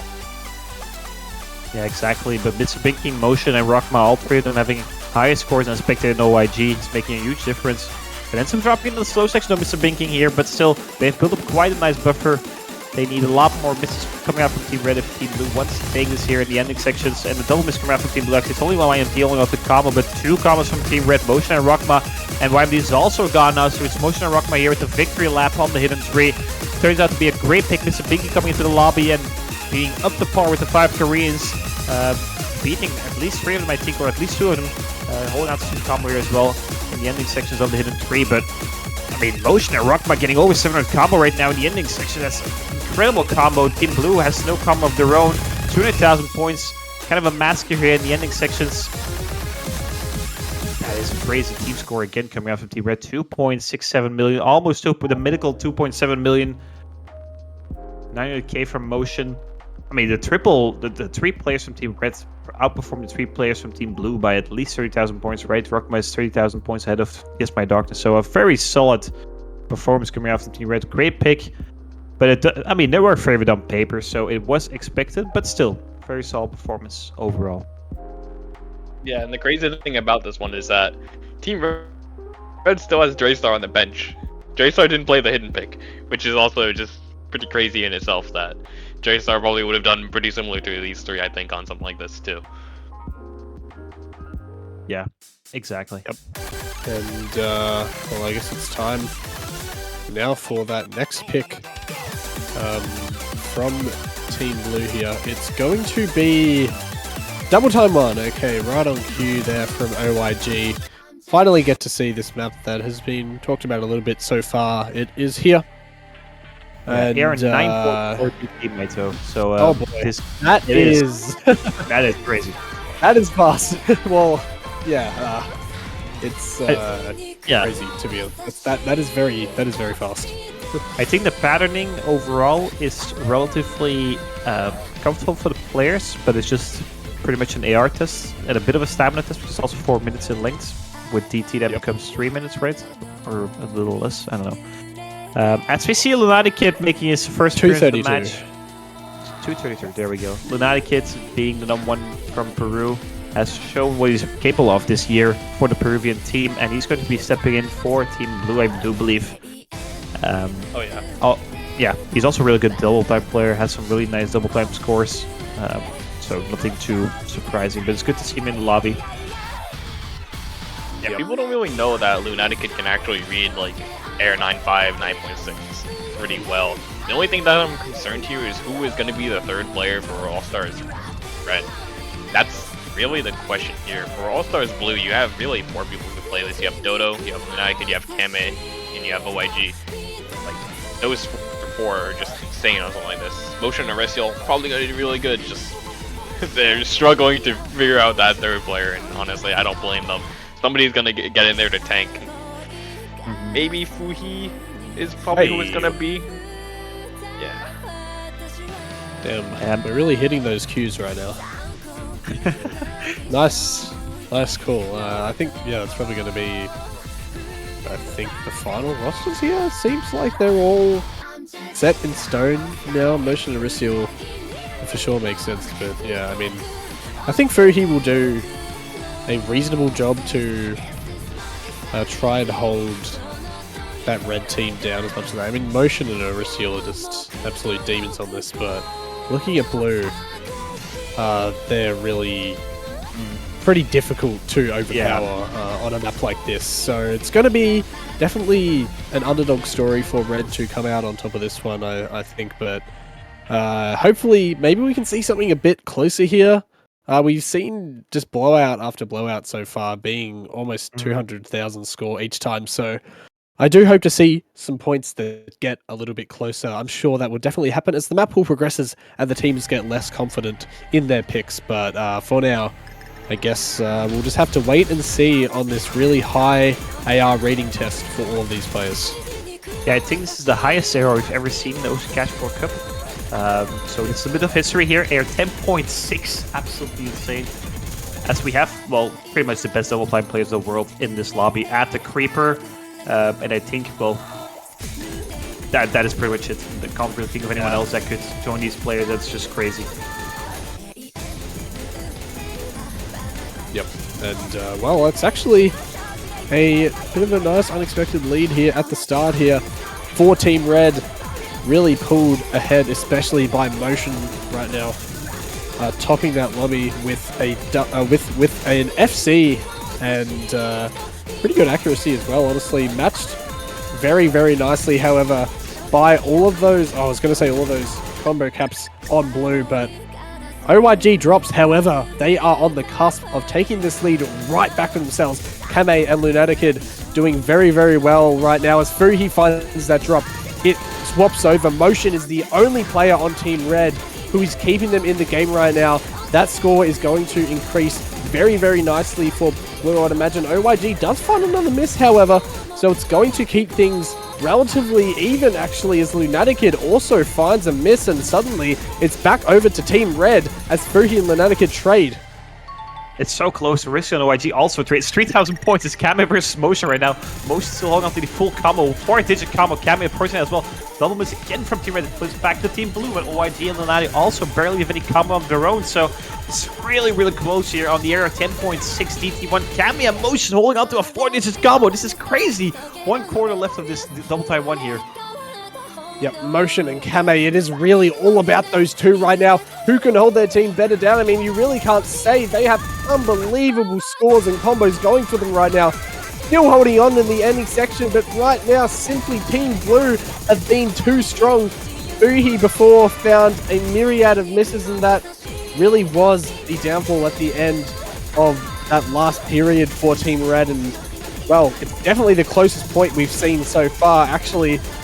Going to be under 100,000k scores. Nice to see, though. And Motion is going to find an FC. That is absolutely crazy. What a score. Also, Kame, you have to say, was amazing. Phenomenal, I mean, phenomenal. wow. Yeah. That was just, I mean, what a battle between those two players. Last year, we had 1 FC in the entire Grand Finals map pool, and it was on double time pool, and it was my man Sekre. And this year we have one, at least one from Motion. So I mean, from one god to another, but Motion, that is crazy. He also said I'm not gonna FC, and then ends up FCing it as well. Crazy. Yeah, we actually had 2 FCs last year. Motion also FC'd the Nomad 1 in the show match. Oh, right. As well. Okay. Okay, sorry. So sorry. at least I'll- we're not at last year yet. But I also just want to point out is that during this map, I had Arma DMing me, and he was like, "Kame hasn't played DT Air 9.4 for like half a year," and then he just comes in here and gets like a 1 miss on this, pretty much. Yeah. Just putting that out there. So pretty Yeah. insane from both Motion and Kame. I saw a practice score from Lunati where you also got 980. Ended up getting 880 in lobby, but I mean, you don't really often play a 9.4 DT in a tournament setting. I mean, this is the first time we've done it in the CDBC, so I don't think it happens often in other tournaments as well. So it's kind of expected for a player like Lunati to sort of just a little bit more in a multi-lobby, but still 880 on this is crazy. There's, I mean, there's maybe like 10 people in the entire world that can beat that. Or maybe 20. Let's put it at 20. Either way, solid scores from coming out from Team Blue. Kame versus Motion. Kame lost first Motion, but his team won against the Motion's team 2-2. But this one was a nail biter. And now the question is, where does Team Red take this? Nomad Pool hasn't been touched. Hardwood Pool hasn't been touched. They were really solid on the hidden, so I mean they still are the better hidden team on paper. They also have actually they might spectators on blue team, right? So they could pick spectators map against this team. But that might be risky. But it's going to be double time too, actually. So they're taking it to double time. Hey. Crazy pick. Yeah, DT2 is very much a control pick. And when you think of control picks like the DT4, you think of Motion, right? The problem is that Kame is also very good on this kind of stuff. OIG also very, very good. So it's going to be really who can carry their team as hard as kind of it was on DT4.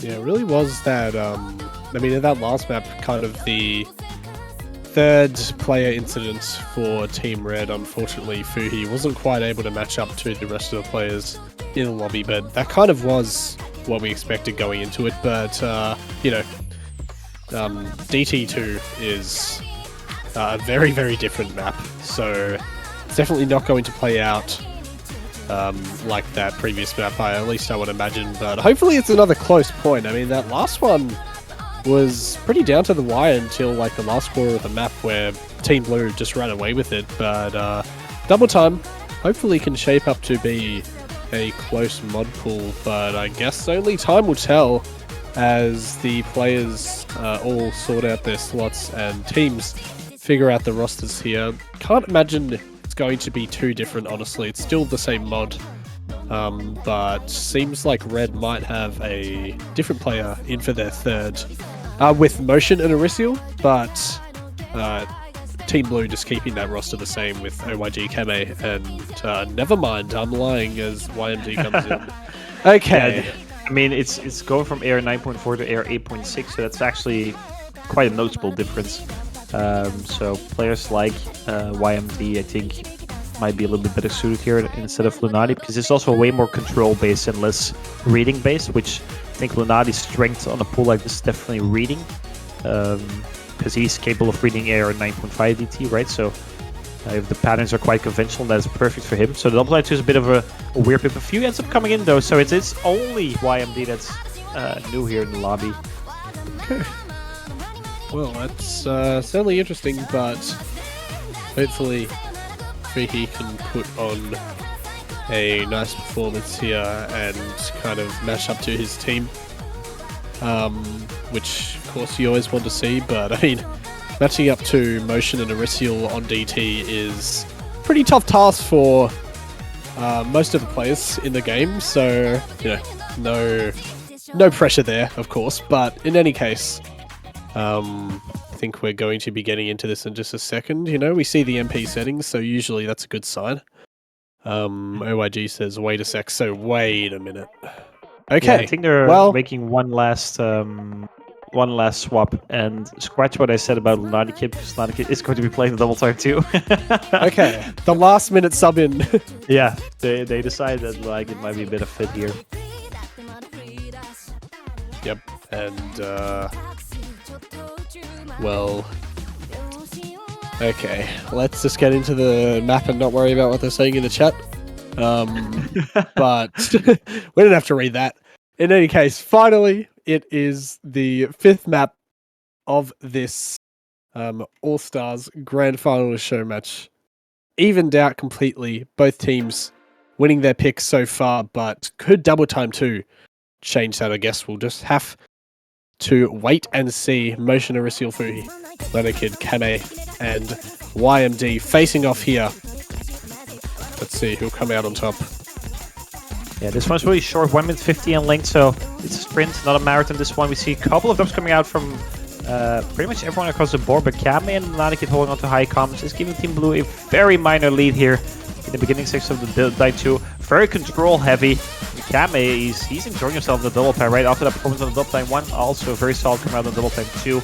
Arisial and Lenakid are trading, so the South Americans are trading here. But that should favor Team Blue. But the second drop from from Lenakid rather is going to switch it towards Team Red. Race from Fuhi and there's Darkness. So 1 combo versus 2. Motion is matching Kame right now. It's once again those two, right? The double time 1 all over again. But Kame is still holding on to a 500 combo here. That's an incredible performance really on the double time 2. Yeah, right now Kame is taking over Motion's score.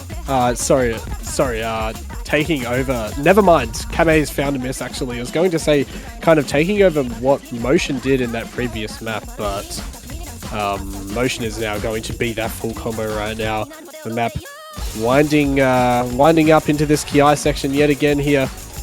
And Team Red have a very, very nice advantage. Seems like another really good pick here. Trades all over the place except for Motion and Kame really going at it yet again. Pretty even scores honestly as well, but that score from Motion is just that combo from Motion is just absolutely phenomenal. That's crazy. Might even hit the 4 digits if I don't curse it here, and he will. Ends it out with almost an FC yet again. I mean, what kind of performance is it that we're seeing here from Motion right now? It's not unbelievable, but it is certainly incredible to see. It's matching unbelievability. I guess that's the word from now on. 1 miss coming out from Motion double time 2, FC and a double time 1. So, I mean, we could have seen the second FC here in the grand finals pool. Crazy score. 3-2. Fuhi and Arisial getting a bit lower, but they do end up beating Yes My Dark Lenakid. So a very solid pick coming out from Red Team. It was really close, and then Team Blue think they found 2 team misses, and that just kind of tagged their team score immediately. And there we go. 3-2 scoreline. Team Blue next week. We're playing ping pong right now, and each pick, the team that picks it gets winning it, so the ball goes across the net towards the other team. So now the ball is in Team Blue's camp. Curious to see where they want to take this. Double time 3 is the last double time left, and also the last higher AR double time left, so it might be an option.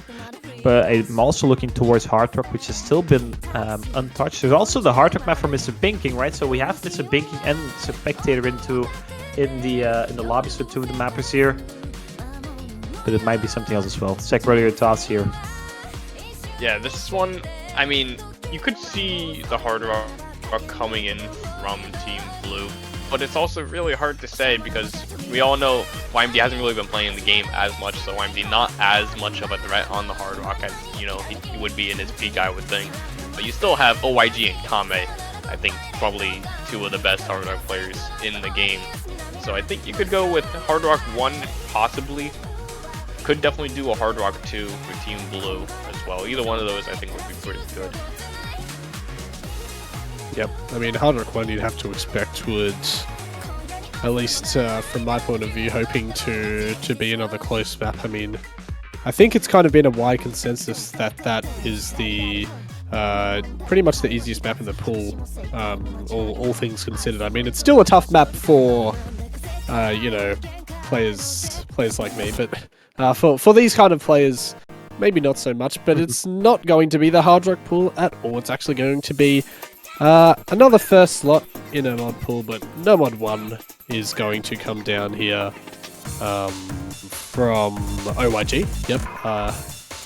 Okay, I was confused because YMD said it first, but in any case, it is definitely going to be Evening Skyforce by Spire. Yeah, I think this pick, I mean, with OYG in the lobby, Yes My Dark is as well known for his, well, not Nomad, but just the capacity of playing very high star rating maps to perfection. Being the number 1, being really good at these types of maps, even though he normally plays them with Hidden or with Hard Rock, I think.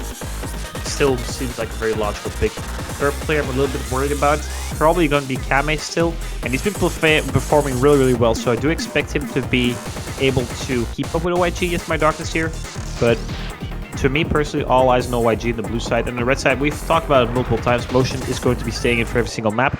But on the bottom, I see Draystar already, and I'm a bit surprised because I'm not too familiar with Draystar's Nomad capacities. I think Rockma is also, or Fuhi. I think either of those two can be the third player here. Fuhi with that legendary FC on a tiebreak against Italy, I think 2 years ago now, right? Obviously, this map is quite a bit more difficult, but still, it's in that same vibe, I would say. So, and it is going to be Fuhi being that third player here for Team Red. So, yeah, this lobby is stacked. And it's actually going to be Spectator instead of YMD. So, Spectator is going to be the third one on Team Blue here. Yeah, Draystar as well on this kind of map is a lot better than people give Draystar credit for. I mean, you can just look back at AXS that was happening just about 2 months ago, right? And Draystar was still able to play even Chipscape, which was Nomad 1 in Grand Finals of AXS, and that was like 240 BPM speed, right?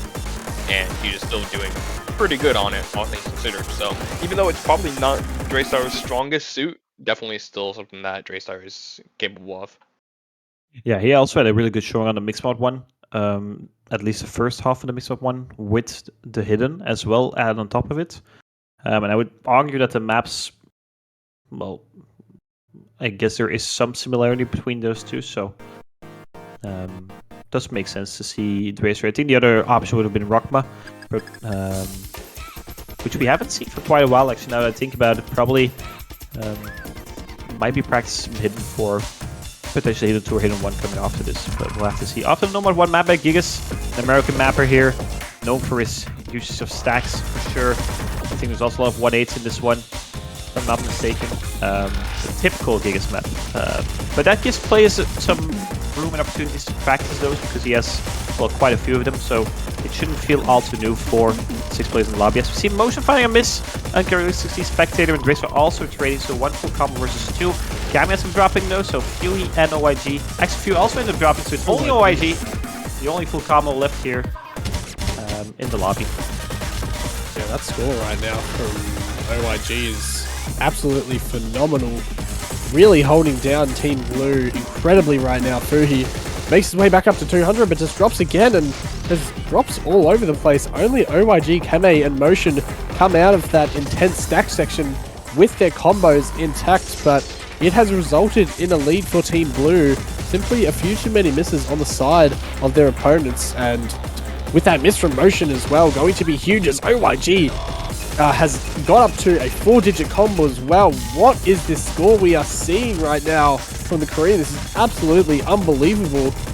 Just way above all of the other players in the lobby. It's really something incredible to see, but Team Blue also going to be getting a fantastic advantage of that. All the other players pretty evenly matched, with Draystar maybe falling a little bit more behind, but it's going to be a healthy 40,000 score lead for Team Blue. Going to fall down actually quite a bit now with those double misses from Spectator and Kame. Draystar, however, rating it quite a few times, is going to keep Blue in the lead.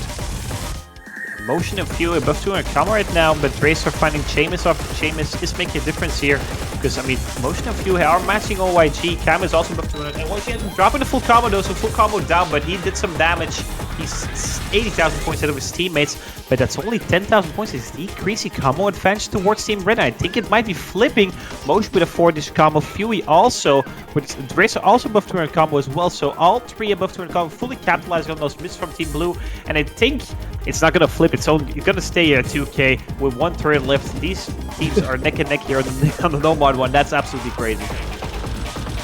I mean, this is about as close as you can possibly get right now. Fuhi drops that and going to give Blue a little bit more leverage, but it's really only a single miss lead here for Blue, but that's suddenly going to increase to a lot more. Motion and Fuhi find 2 more drops, and all of Team Blue right now are holding on incredibly.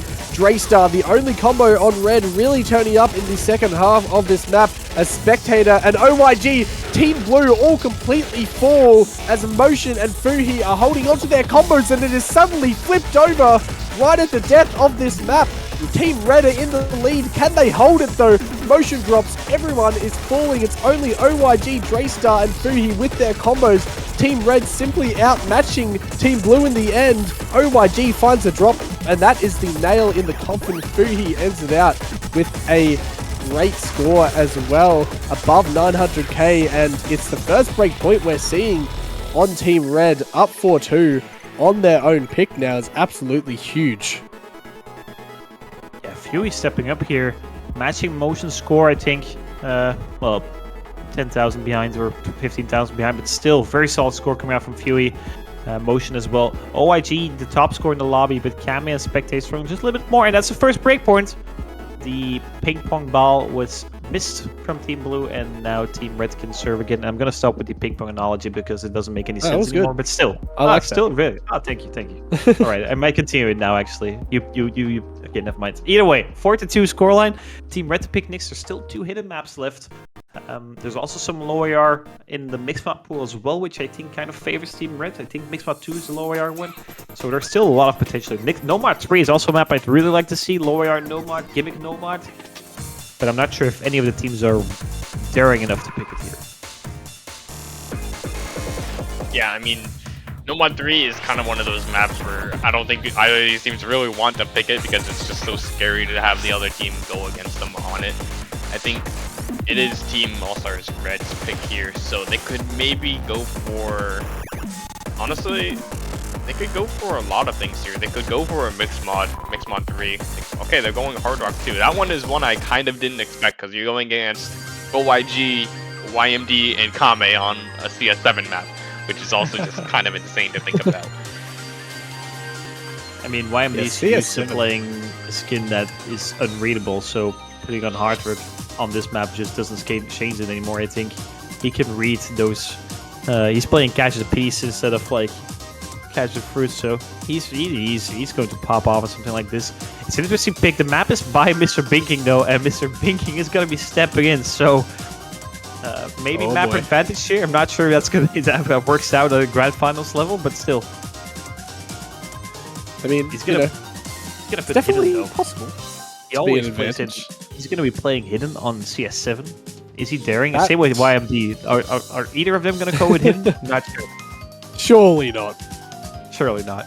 I mean, you know, hidden can be helpful on Hard Rock for certain players, but on a circle size like this, I really can't imagine that. I mean, we see hidden on maps to get leaderboard spots, but you know, this isn't really about that at all on a match like this. I mean, you're trying to get as precise as you possibly can on Hard Rock, and usually, at least I think for most players, it's more beneficial to be able to see the node all the way down on precision like this. I mean, this is also the highest, this is the highest CS that we've ever seen in Catch World Cup. Really breaking a lot of records this year, aren't we? So, going to be exciting to see all of these players try to battle with that circle size, but I'm sure they're up to the task. Best players in the world. He's picking hidden. He's picking hidden with He's crazy.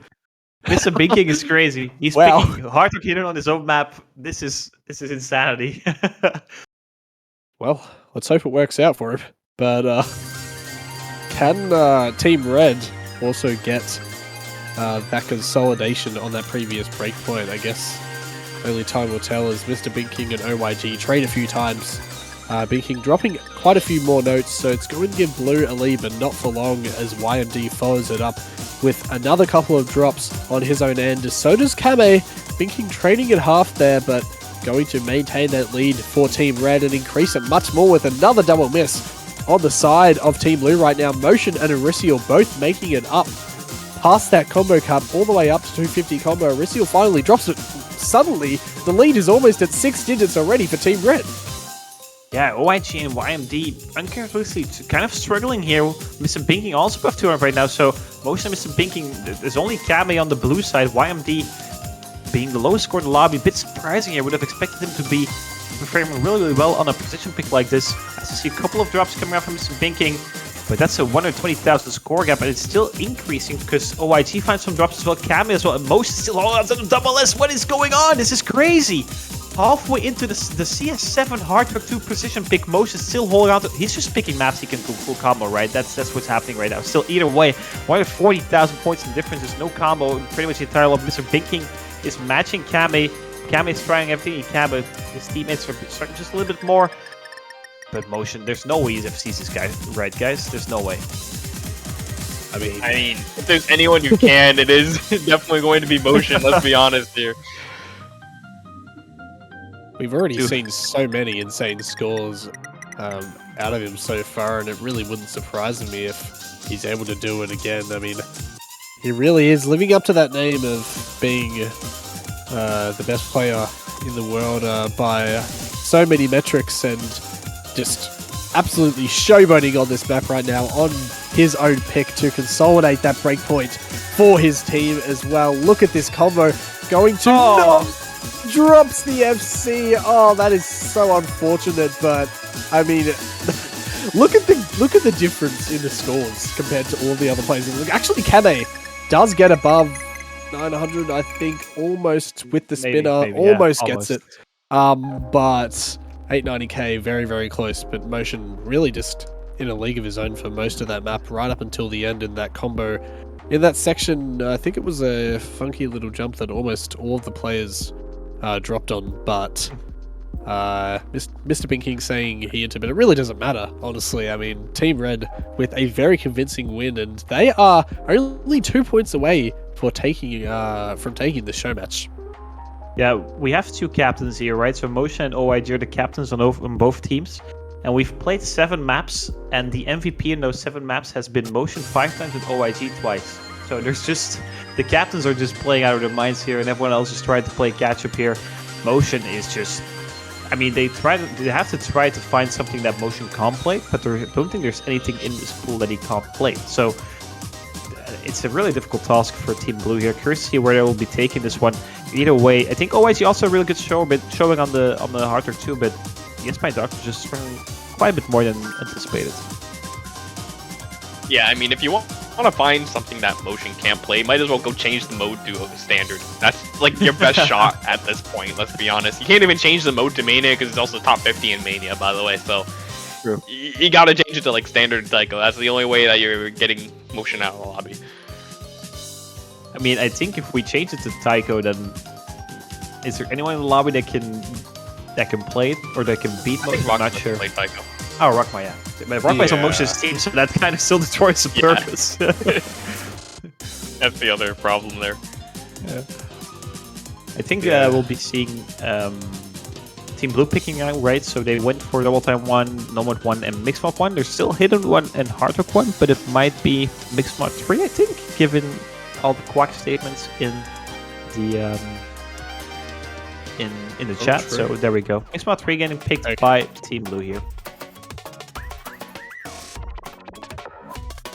Yep, it's going to be a much needed win on this pick here now. They are not in the best position, you could say, by pretty much all metrics, to be honest. Being down 5-2 against a team like All Stars Red is pretty much almost the worst you could be in. I mean, you know, being down 6-0 might be a little bit worse, but you know, they really have to bounce back strong on this one after a great breakpoint capped off by Motion, and then also followed up by another incredible score from Motion as well.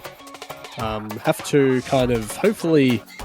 I mean, there's really no way you can mitigate Motion on pretty much most of these maps, but they just have to pull together as a team and hopefully save themselves from that match point on Team Red's pick, which, you know, really wouldn't be very nice to see at all. And OIG switching allegiance there briefly, but actually quite a lot of roster swap outs here.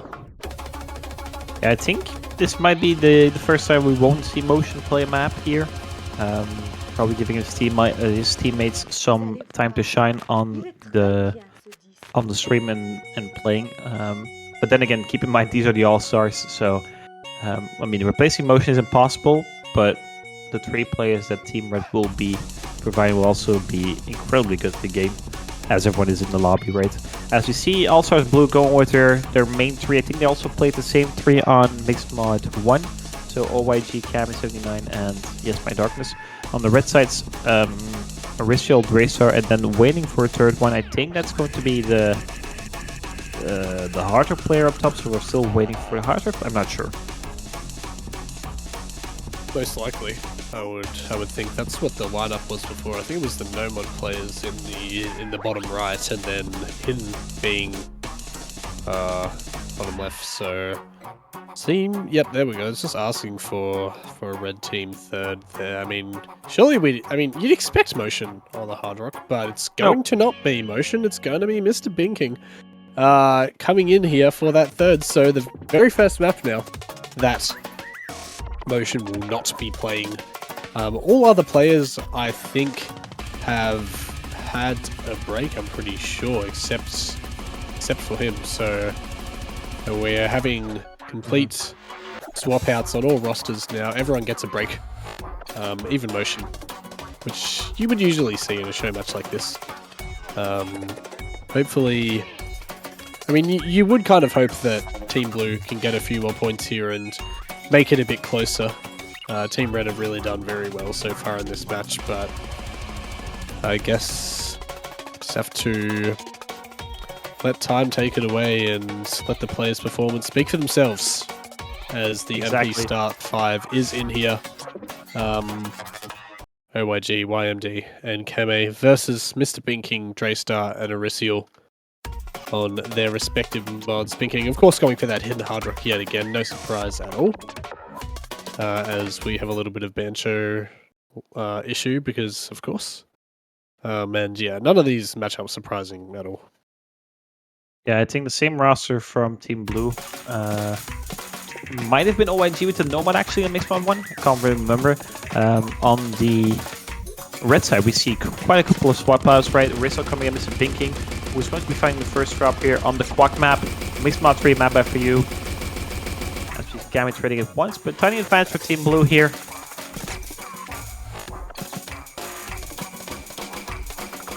Some trades coming out from OYG, Draystar, Mr. Binking is struggling a little bit more than everyone else in the lobby on the Hard Rock.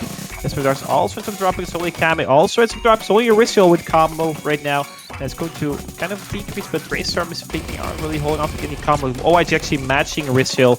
So Oristial lost full combo, left still also a double S here. But his teammates just struggling a little bit more here. That score from Oristial is absolutely phenomenal right now. I mean, third of the map has surpassed us, and the only cool combo left in the lobby right now. Everyone else finding so many misses. YMD not able to match that Nomad score at all. Does finally fall, but I mean, it's still all in favor of Team Red right now. OYG and Kame doing really, really well here to outmatch their counterparts on those mods, and it has culminated in a 150,000 score advantage right now. That's probably going to maintain, to be honest. We'd have to see a complete breakdown from Team Red, and Blue will definitely walk away, I think, with a third of the map left to go in this slow section. I mean, they'll build up a bit, but they're going to need to see some sort of catastrophic, unfortunate error on Team Blue to really have any chance of bringing this back. It's going to be another blowout. Blue get their third point here, which is very vital in keeping themselves in the match. Don't allow Red to have that match point on their own terms. And really, really nice here, bounce back from Team Blue as we yet again wait to see what Red will pick next to get that match point. Yes, exactly. Draystar has built up a very nice combo on his own, but especially Mr. Binking on the hard, just struggling a little bit more than everyone else in the lobby. It's making the difference here. 2.47 team score from Team Blue. It's not very pretty, but it suffices here to beat Team Red confidently. 5-3. It's only one breakpoint separating these two teams, right? So if Blue can find a breakpoint on the next pick and then win their own pick, we're at 5-5. They just have to make sure they break Team Red once before they gain 2 more points. Obviously, that's the point of a best of 3 team, but still, it's only one map that they need to break on. Yep, definitely. And it was that unfortunate third performance. Just not able to quite match up with OYG from Mr. Binking, but that was a reasonably expected W from Team Blue there. They had a very nice team score on a super peculiar map. The Quack map, Mixed Mod 3. It's just one of those really funky pattern mechanics picks that just provides a lot of opportunities for your catcher to not get under the fruit, and that is what happened there. Kame had a really nice score, as did Arisial, matching him super well. Both the no-mod players performing very, very nicely, but it is up to Team Red now. I wonder what they're going to be picking to hold the match point. What do you think here, Sokoro? Honestly, they could do something like one of the Nomads again. I could think be pretty good for them. I kind of want to see Nomad 3, even though it might be a little bit of an int. Nomad 2 is the pick from Team Red, though. So, more the speedier map. I think this is probably the burstiest map in the pool. Relatively easy compared to some of the other picks. I think we're going to be seeing pretty high scores all around. Probably mostly over 900k, I think, from all 6 players on this one. Maybe an FC? Maybe? Potentially, yeah. I think this is one of the more FCable maps in the pool. I mean, if you told me that we're going to get an FC from Motion, this was probably going to be one of the picks for maps that Motion will FC in the match, for me at least. Yeah, this is one of the 2 OS originals for this pool. We also have the tiebreak, which we'll definitely be seeing later on today. Well, later on after this match, maybe potentially part of the match, right? As we always do switch show matches. I don't know why that took me so hard, why it took me so long to get that pronounced. Either way, the Nomad 2 is the other OS original here, map by Bunray. It's kind of inflated in the star rating. It's 9 stars, but doesn't really feel like 9 stars. It's still hard for normal human players, but for some of these robots that are in the lobby, it's relatively easy. Well, I mean, all the viewers can hope for is a close point yet again. I'm sure we've seen 2 back-to-back points that definitely haven't provided as much entertainment, you could say, as kind of No and 1 did. And also DT1, but, you know, hopefully Nomad 2, with that map being pretty doable here for most of the players on these rosters, I think we'll see a nice tight battle between Team Red and Team Blue. I mean, it would be great to see Team Blue break back and then consolidate that to even up the scoreboard, and then everyone gets really excited for that tiebreaker opportunity. But, you know, that remains to be seen, of course. Team Blue's still quite a bit of work to do to bring it to that stage, but regardless, Motion, Draystar, Rockma, OYG, YMD, and Dodo, Amni DT, sorry. Yeah, it's going it's to DT be versus Korea this time. Yeah, that's true. We're back to the Korea majority. Only spectators sitting this one out on the Korean side. Everyone else stepping in here. First initial hiccup coming out from Draystar on the anti-flow Nomad 2 here. Rockmiles finding a drop. Another great start from them on the Nomad 2. It's their pick. MVD them competing once with YMD, Motion, and OYG. The top 3 of the world holding on to the full combo here. Yep, all doing superbly. And, well, Rockma going to find another miss there. Almost brought it back from Red, but it's just fluctuating right now. All those misses coming down from OYG, YMD, and AmniDT. Going to bring it back to Red as Draystar holds on to a really nice combo right now. Actually leading almost the lobby along with YMD, but in this slow section, YMD finds another drop, and suddenly Team Red right now are poised to increase that lead a lot. This isn't a very long map. It's already halfway done. And Red are in a really, really good position right now. Motion, Rockma back up above 200 combo. Only OYG matching that combo cap right now. And Draystar does find another drop still.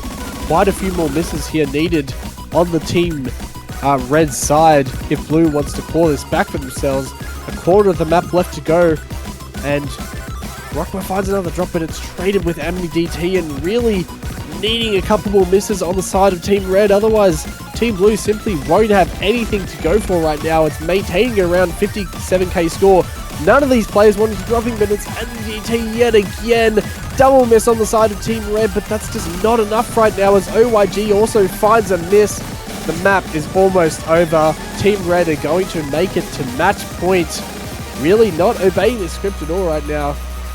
Going to be 6-3 and a pretty close point, but Team Red really held that advantage very nicely after that interesting start. But there we go. It's now back to Team Blue to save themselves from losing the match. Yeah, we're gonna see Kame ban Motion from the Italian Discord server after that one. I think that's honestly what's gonna happen. Yeah, Motion again with a 3 miss, once again with the highest score in the lobby. Yes, my dog's also in the 5 miss, so really solid performance coming out for him as well. But he is, well, not able to overcome Motion, but still 6-3. It's only one breakpoint. It are 3 points, but it's only one breakpoint. So one more pick left for Team Red if Team Blue were to win their next pick. If we look at the poll, there's still a variety of stuff to pick. Things I personally like to see is the Nomad 3. I think the Mix Mod 2 could also be a really fun one to watch. Hidden 1, spectator buff, as in spectator, well, mapper buff, right? Jesus Christ. Hidden 2, low AR Hidden, always fun to watch people struggling on it, but then again, we have 6 greens that are capable of playing it, so you probably won't see as many struggles as expected.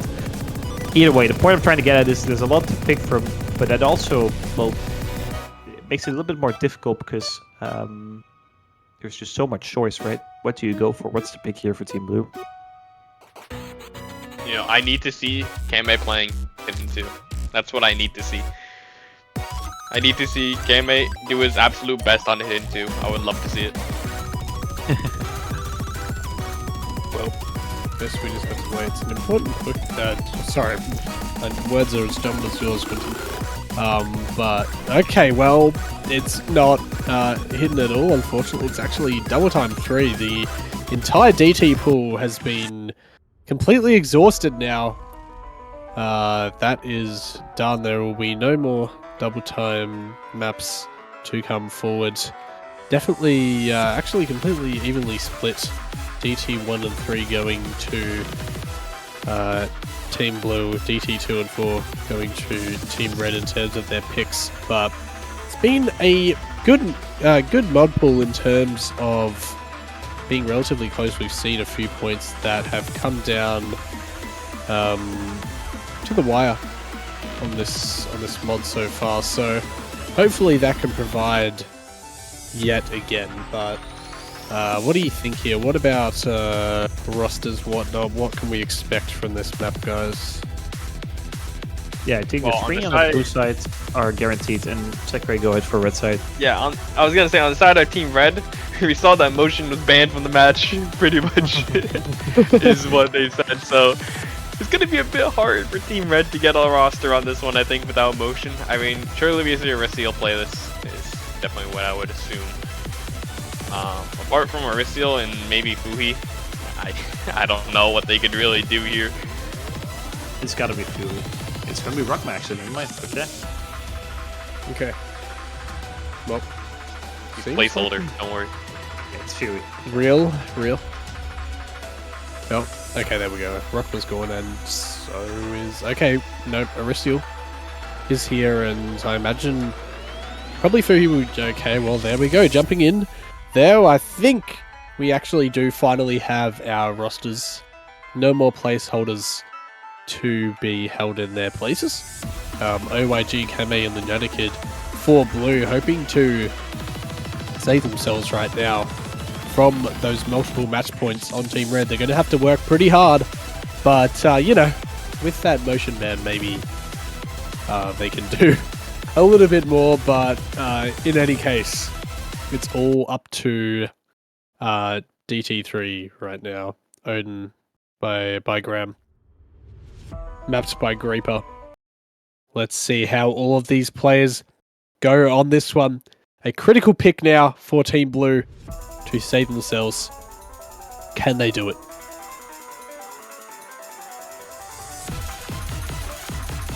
Yeah, this one's air 10.4. Little less than 2 minutes in length. Expecting high scores from OYG and Kame. The Rizzo should also be really comfortable on something like this, I think. Lunatic Kid maybe as well on the bottom right. Double miss coming out from Draystar and OYG, so greats up top. Gonna keep things nice and balanced between the two teams here.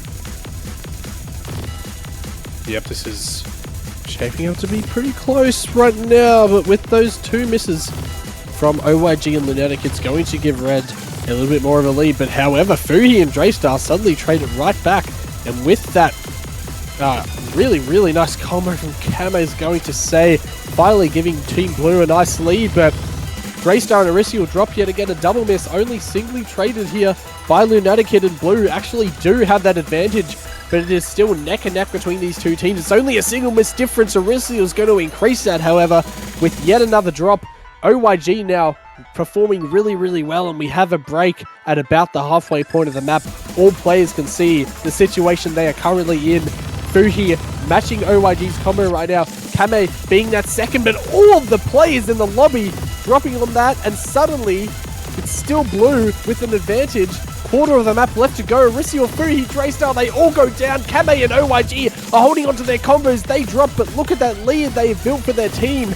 Can Arisiel and Fuhi drag it back? No, it doesn't seem like it with that miss from Draystar.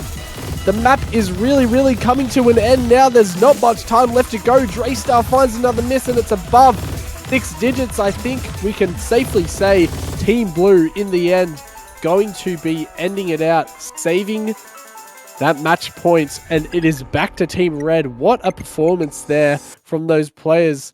Really, everyone across the lobby doing very well, matching each other pretty closely. Draystar, unfortunately, falling off a little bit more than the rest in the end, and that is what led to Team Blue taking it there.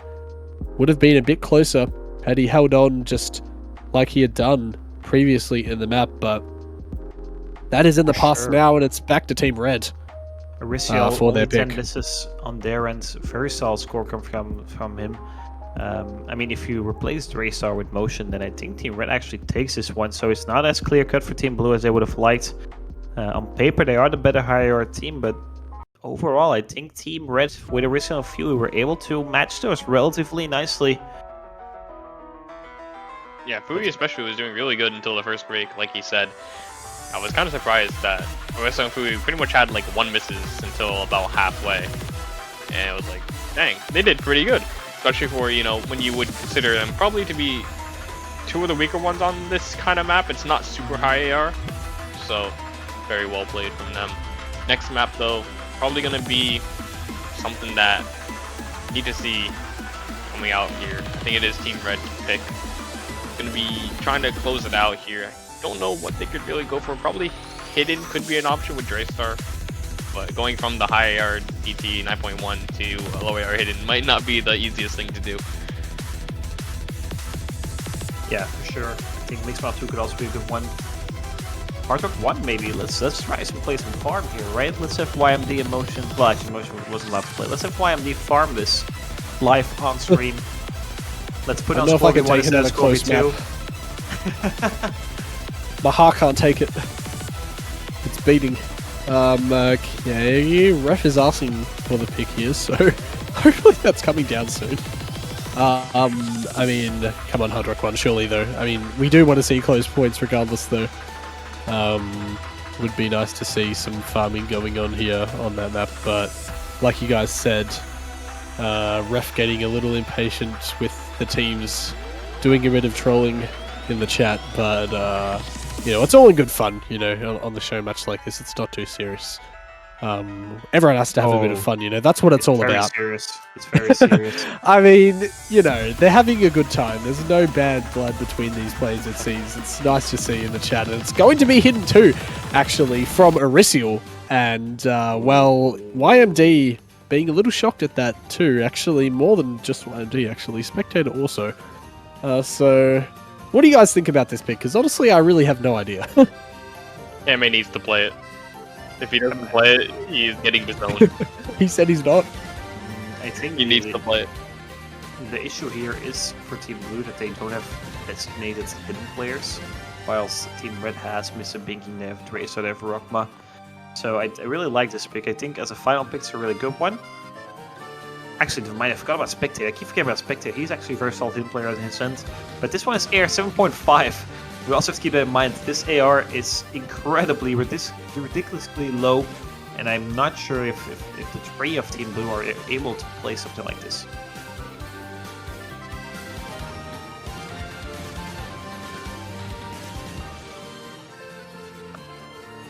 But we see Mr. Binking coming in. Is he gonna be playing the Hidden 2? That is... I'm not sure. That could be a Canada 1 Hidden 2 incident, really. Oh my god.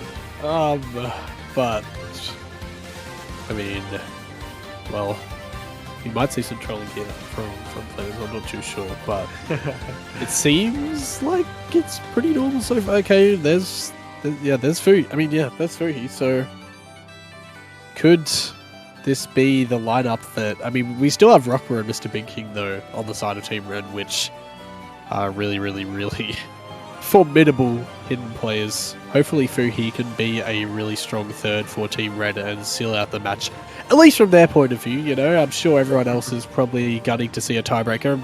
I mean, we'll probably see a tiebreaker showcase anyway. It is a show match, so that'll level will become. But when it's still in the match, you know, there's just a bit.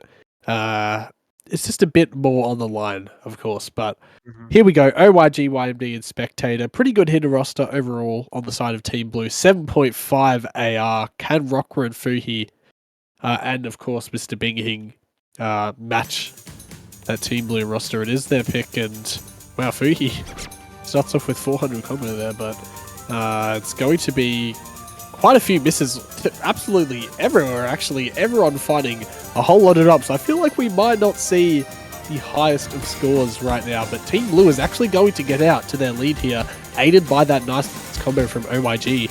However, is going to start winding down. Yeah, I mean, this is AR 7.5. Fuhi is not having the greatest times right now. Don't look at his accuracy, guys. On the other hand, Team Blue actually performed a little bit better than I anticipated them to do so. OYG only to a Nats rank. YMD 97.5. Spectator actually from all three, lowest accuracy but highest score somehow. Combo matters more in guys to beat. Either way, 80,000 points. Team Blue actually playing way better than I anticipated. Wow. We see Seamus is everywhere. No one is holding on to any combo. Mr. Binking with 50 combo right now is doing stopping the bleeding just a little bit, but I mean, this is just so hard to play. Yeah, I feel like it's hard to call out any miss, to be honest. It's really all about that team score right now, because there's simply no way you can keep up. All of the players, I mean, look at Fuhi especially, is really not having a very fun time on this map at all. Is not able to get much above 10 combo, unfortunately, right now.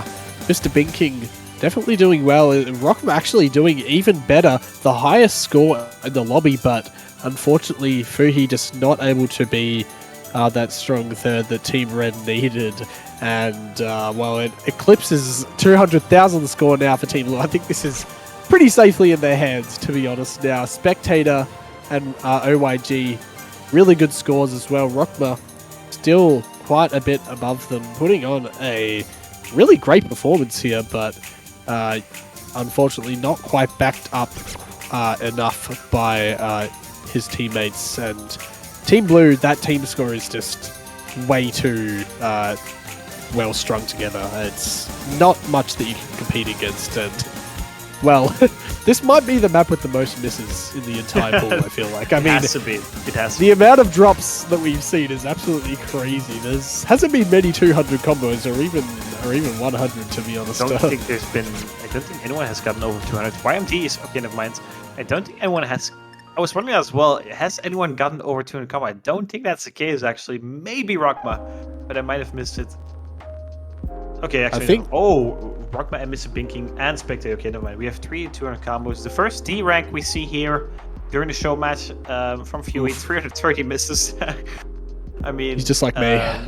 I mean, playing low AR hidden is a torture, and especially in a grand finals pool. So they kind of tortured Fuhi here. We were witnesses of torture, but still, no S ranks in the lobby. Team Blue getting a 5th point on the board. Their pick as well. I mean, tiebreaker is written in the stars, in the scripts, and I think also in the rosters from both teams. So we won't be seeing motion here for the last pick before the tiebreaker. And I'm curious to see where they are going to be taking this up. The really funny thing about that one is that they played this map earlier today in a multiplayer lobby, and the real reason why I wanted Kame to play it so badly is because Kame did pretty poorly on it in the multi-lobby, and it would have been pretty great to see him play it here, I guess, especially against Fui. Fui actually bested Kame's score from that multiplayer lobby, so Wow. Fui at least beat one player on the other team on that map. So I see why you good wanted job Kame to to him. play. Yeah, it would have been glorious. Just a battle between the two juggernauts right there. And I know they were saying in the lobby, Kame played the whole map, OYG played 1/4 of it, and stopped, and OYG's score was still higher. And everyone was so confused in the lobby, they're like, what? What happened? Hidden one. Okay, we get to Oh. see the spectator map. All right. Ooh, So let's go. Spectator going to be probably playing on his own map, I assume. Zachary, what is this map like? You know what the map's like. How does it play? Okay, I played it once, because I'm not the hidden man for my team, unless something goes drastically wrong, which I hope it doesn't. But this map, Wiggles, CS 5.3 Air 9, and it's like, it never ends. This map is a feeling that you get. You just play this map, and you're just kind of sitting there in like a torture chamber with this map, is what it feels like, because it just never ends. So you need to have some BPM control at 191 BPM, and you need to be able to read it, and you need to be able to have the precision on it. And it's also just super far jumps everywhere. So it's kind of like I said, it's a torture chamber for a lot of these players even then. Well, that makes me Fui would do excited. a little bit better. To be honest, when you say that, that excites me to see the performances on this map. To be honest, I'm hyped to. Also, I mean, you know, we have the motion ban too, so I guess there's not probably going to be. I'm going on some like weird tangent here. I like completely lost my train of thought there. I don't know what I was even going on. But in any case, I think the rosters are finally in here. Everything okay Mr. down under? Binking. I mean, you know, it's 1 a.m. You know, that's my excuse. It's not even that late for me. But in any case, I think Binking and wait, okay, Fuhi again coming in for the hidden. Hopefully, maybe going to be getting a bit higher than 200k. Hopefully, for Team Red. I would hope. OYG, YMD, and Spectator, they're all going to stay in for hidden, which is absolutely not surprising at all. I think actually. Are these? Oh no, Rockma isn't playing here for Team Red actually, so swapping out for Arisial. Yeah, okay. Exactly.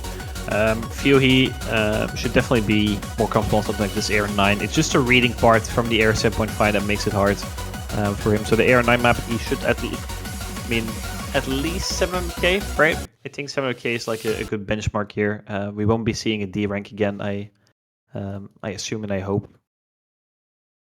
So yeah.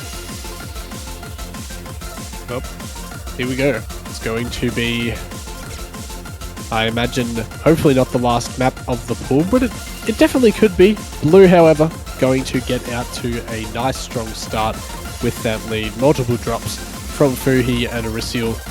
As well as Binking, actually, no FCs on the side of Team Red right now as we enter this first break section with some interesting accuracy across the board. But it's going to be still, you know, within Team Red's grasp to take this back. Binking putting on a nice performance, however, Arisial and Fuhi looking like they may not be able to really match that up as well. Binking also falling here. Yes, my Darkness and Spectator and OYG, to be honest, all of those players almost no, they are all gapping the players on Team Red, and it's already getting out to a 6-digit lead. This is not looking very well for the red team so far. YMD with a really nice combo, hitting all of these wheel sections right now. Absolutely dominant on this map so far, getting up to 500 combo. In fact, some kind of performance here we're seeing from Yes My Darkness right now. Yeah, exactly. Yes, my Darkness showing why he's the #1 ranked player in the world, right? Really solid from Mr. Binky as well, actually, up top for Team Red with a solid combo of his own. Spectator also finding some combo on his own map, right? So he should have the most experience playing this in one, I do assume. But he's being bested by his teammate. But then again, that teammate is Yes My Darkness, so no surprise there. Gristle Fuey swinging just a little bit more on the bottom side for Team Red, but well, I mean, it's a 270,000 points, and it's written in the stars, in the script. We need that tiebreaker. This is basically just an appetizer for that 6-6 scoreline. And we can see the custom-made tiebreaker for the Grand Finals. And it's also a spectator map, or at least spectator submitted it, so he has a part in that as well. So a bit of a map advantage here for Team Blue twice in a row at the ending sections. At the ending of this match, rather. When we saw a really nice performance as YMD still holding on to a 4-digit combo here. I'm not sure how he's only gotten 98 accuracy. That's angle strong a little bit in the beginning sections, but after that, what a recovery. OIG as well, firing combo, ends up dropping it. No one has combo except YMD. Oh, no. YMD has personally, but still, damage done. It's 400,000. That was a points in spectacular difference. curse. Yeah, thank you. I've been practicing. You really worked on that well, and well, I mean, to be honest, for Team Blue it really doesn't matter at all, considering their lead is 100% the largest that we're seeing right now. Probably going to be one of the largest advantages in terms of score of the entire weekend, I would imagine. I mean, this is going above 500k right now, the entire I mean, Mr. Binking still holding up reasonably well, is getting gaps by Team Blue, who are just destroying this map, especially YMD, who is just a cut above the rest on this right now. I mean, it's just not much you could do, to be honest, on Hidden One against Team Blue. Maybe if Motion was here, it would have been a bit closer, but you know, regardless, it's still. It's just, I mean, it's above 600k now. This is crazy. I don't even know what to say. Like, it's just a complete show of dominance and superiority on Team Blue. And well, it's a tiebreaker hype. The script has been followed. I feel like kind of taking it to tiebreaker on such a big blowout of a map is maybe not the most hype generating experience, but regardless. You know, it's a really nice score from Team Blue. In any case, and well, there we go. It is all evened out finally. Team Blue making a very, very nice comeback after being down. I think it was 6-3. I'm pretty sure they were in a dire position, but they brought it back very well. YMD ending it out with a score above 900k too, performing superbly. And here we go. Tiebreaker time is here. Yeah, the 700k benchmark was a little bit too high. We saw the second D rank. I didn't expect that. I think Freeway, well, I thought it was going to be struggling a little less. But then again, 6-6. Good pick coming out from Team Blue. As we get the second dose original, I did spoil it a little earlier on the stream, but mapped by Spectator and a bunch of other mappers. This one comes in at a whopping 9.46 stars, 6 minutes and 40 in length, and it is brutal. As we saw Motion, I think, providing the replay during the showcase with a really, really solid score. I'm curious if he can replicate that. Other players look out for OIG, Yes My Darkness. I think Fuey as well on a map like this, he can probably pull out a really solid score. Kame, pretty much the best players from this entire matchup between the two teams are going to be shining on something like this as well, I think. Let's be honest, pretty much everybody can play this in this lobby. I mean, this lobby is just so stacked, right? You don't really have anyone who can't play something like this. I mean, we do see Motion coming back in. The Motion ban has been lifted, so maybe see Team All-Stars Red come back a little bit more than a 600 point difference, 600,000 point difference from the previous map. You'd hope so. You'd hope so. I mean, surely. A bit more than that. But yeah, I mean, I'm very, very excited to see the best players in the world. You know, some of the best players in the world perform on a map like this. I mean, the Grand Finals tiebreaker is usually kind of the pinnacle of difficulty in terms of tournaments for In most metrics, you would definitely say so. I imagine also all of the players will be jumping in here to play this one. I think they're discussing that right now. It's going to be a 6v6, which of course is very nice to see. We won't be able to check out all of those players when the map gets underway, but you know, it's a nice sentiment to see everyone jumping in for this final map, and it's going to be are we going to see a Korea 3v3? He moves out. Stream. Yeah, it We could are. be the Korea 3v3 on the stream. Actually, that's great. I didn't think for that. That's great from MDT. Here we go. That is There's actually Rockma. okay. That is okay. This is really nice. But just to make sure, everyone else is playing. So everyone is playing. All 6 players on each team. So players like Kamen, Mr. Binking, Fury, Oricio, Lunatic, and AmniDT are playing as well together with these 6. So what we see on stream might not actually be the end result. We'll have to see. Because I think the strongest players in the lobby are House Emotional, YG against My Darkness, but from the players that aren't playing, I think scores from Aritzio, Fury, and Kame might also be very, very high, so that could favor Team Red. As I think players like Rockman Spectator haven't been all too active the past couple of years, might struggle a bit on a 9.5 star TB. Yep. What do you think here, Spectre? What do you think the outcome of this one is? This one honestly could just come down to motion being motion, and that is kind of just the big score difference that we see. Motion getting maybe like 50k more than everybody else might be enough to be able to pull it out. But if you look on the team of All-Stars Blue, they have OYG and YMD, who are just 2 players who are really known for pretty much being able to do this kind of map so well. So honestly, all things considered, I'd expect it to be pretty close, I think. Maybe a small advantage for... I don't even know what the small advantage think blue. For. I think think yeah, blue's it's very, a- very yeah. small for blue. But I mean, you have motion difference. Yeah, I mean, Motion could cook this into oblivion, but I think Draystar and Rockman might struggle a little bit more together with Spectator, so it's like 2v1 right now. A little bit. And I think that was a really early drop there from Rockma, missing in the first 20 combo of the map. A bit unfortunate, but you know, this is an almost 7-minute long juggernaut of an experience here, and it really is just some of the pinnacles of mapping put together by you know, 4 of our top tier mappers here: Spectator, Andre, Rusty, and Gigas. So you know, it's great to see all these top players also performing on it here too, and going to be very even so far. Right now, Draystar lagging a bit behind everyone else as we get into these really intense sections now, and it's maintaining very even, only 4k score between the 2 teams. Probably pretty accurately defined, I would say, in the 6v6 currently, but Team Red's going to maintain their score on these 6 players that we can see. Yeah, exactly. Motion, Draystar finding a double miss. Soon is going to comment on their scores. Rockman has built up a very nice combo with his own on the red side, but there's 2 on the blue side from OYG and Spectator. That's decreasing the score a tiny bit here. But Motion is going with commenting trading with YMD, but OYG is dropping as well. Draystar is dropping, so Rockman, Spectator. So practically tied between these 2 teams. 10,000 points. Rockman dropping. There's just so many drops here. No one holding on to much combo except Spectator. 600 combo. I mean, he did submit the map.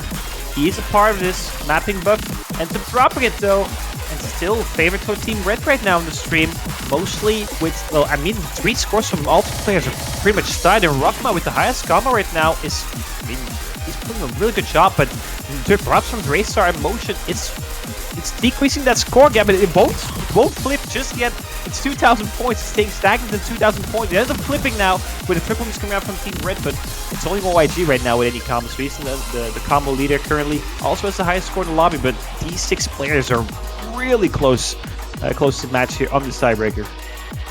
Yep, this is great to see. The type battle that we all wanted and needed is here, ladies and gentlemen. All of these players in this slow section are going to be able to build back their combos a little bit more. Does get a bit more intense, but everyone is back up to that combo cap. It's now waiting to see who's going to drop, and it's going to be Spectator actually. Motion still having that highest score on Team Red. OYG actually going to be that anchor right now for Team Blue, but still only a 1 miss game almost here. 8k score around, and all of the players actually maintaining really well. Finally, Rockma finds a drop. So does Spectator. YMD also falls, and that lead is going to start almost going back, but unfortunately Motion finds another miss. Team Blue still with the advantage here. OYG up to 4 digits in combo right now. What are we seeing here from him? That is absolutely phenomenal. Draystar, Motion, Rockma, they are all falling. OYG finally finds a drop, and now it's up to Spectator suddenly to hold Team Blue down. It's back to around 20k score, half of the map left to go, and it's still anyone's game right now with these 6 players on the screen. Anyone could take it, and we're simply just going to have to wait and see. Motion finally getting that combo back up now, 543k, but OYG and Spectator on Team Blue absolutely popping off, matching and even surpassing Motion right now. That is absolutely great to see, and now 15k score on the side of Team Blue. It's also so crazy. These 6 players are from the same country. This is like an entire CWC team, right? The supremacy from South Korea, even though they didn't participate this year, it's still clearly visible. And you have to also imagine these players might not be in the best of their conditions. I think Motion OYG probably are, but players like What Is My Darkness haven't really played all that much lately. It's just absolutely insane. It's 26,000 points separating these 2 teams. Racer finding a drop in the slow section, kind of destroying the score or giving a bit of a score advantage for Team Blue here, as they have all 3 above 2 combo. They have triple S-rank as well on team. I mean, everyone's holding on to an S-rank except for Draystar, which is also great because the stacks are so easy to miss, and that just completely destroys your accuracy, but that's just not the case. 23,000 points. And going into the finale here, 6-6 score as well. The match is still on the line for the double play coming out from both teams. Motion versus Yes My Dash. Yes My Dash to dropping. It's only Motion now, 30,000 points. Is this the point where he starts to crawl back that score on his own? He has a 4-digit combo. It's struggling a little bit in the early sections, but it's building up to that combo. Rockman, Racer unable to hold in combo, and OYG is about to match Motion here. 1 quarter left, 34,000. He's staying at the 30,000 raise. They need a couple more drops. A double miss coming out from Team Blue. They need Rockman and Race to hold out the combo. Though Motion 1,200 combo is crazy. Matching that high combo from OYG, actually surpassing him in score, and the score gap is decreasing. It's only 18,000 points. We're getting a final. It's no! a drop and go. Motion, that is an incredibly unfortunate miss there for Team Red. They needed him to hold on there. That lead was dropping really, really well for Team Red, but suddenly it's back in the 30k range for Blue, and there's not much left in this map here to go. They really, really, really desperately need a couple more misses on the side of Team Blue, otherwise it's going to be all over, at least from this point of view. On the 6 players, can Team Red bring it back? Motion finds another drop.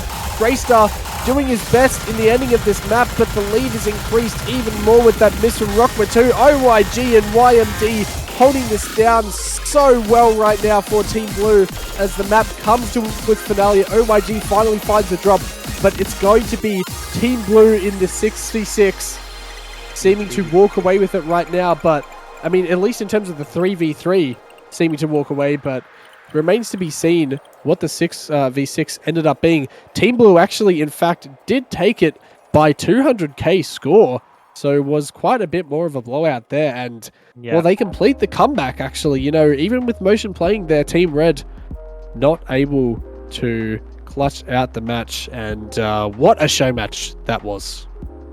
For sure. Yeah, I mean, I was gonna say score. It wasn't shown on screen. It was like you were gonna say Kame got an 890k, which would have been 3rd best on the stream. So Yes. shout out to Kame for that score at least. Yeah, Fury also getting higher score than Racer and Rockman with 859k. So yeah, very solid performance all around. OYG and Motion. OYG actually getting the better of Motion here, even though he has double his miscount. More than double his miscount, but 7 points for All-Stars Blue, making the comeback as you mentioned. What an incredible show match, and we've seen some really solid scores. The double time 1 FC, Kame with the 1 miss, the double time 2, 1 miss from Motion.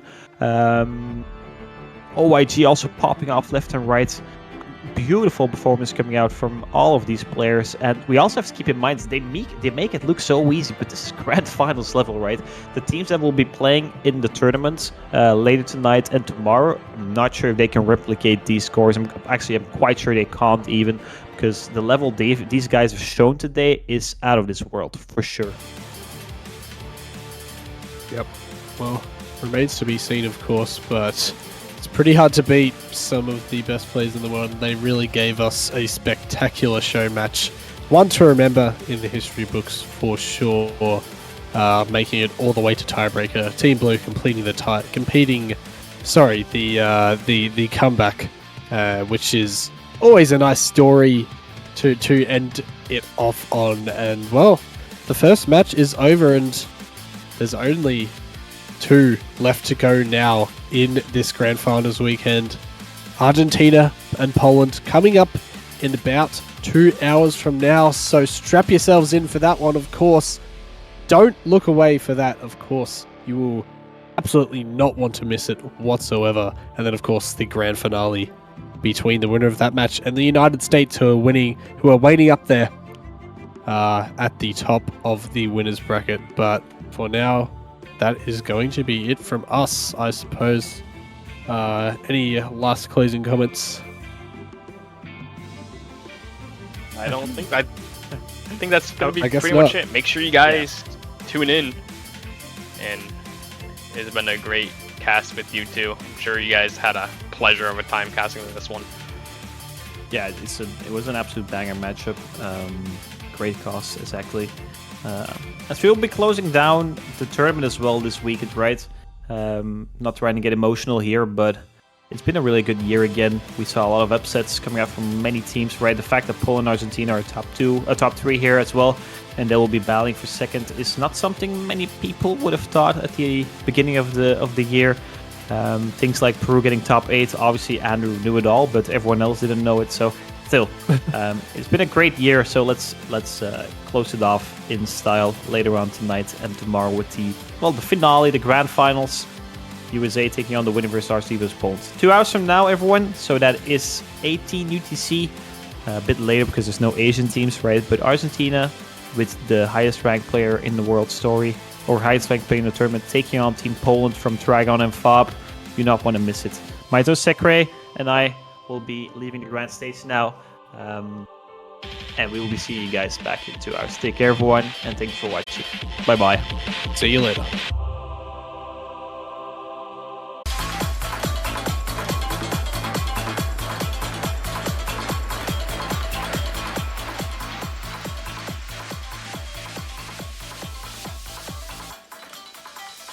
Hello everybody and welcome back to the Off Schedule 2024. We are in the final week.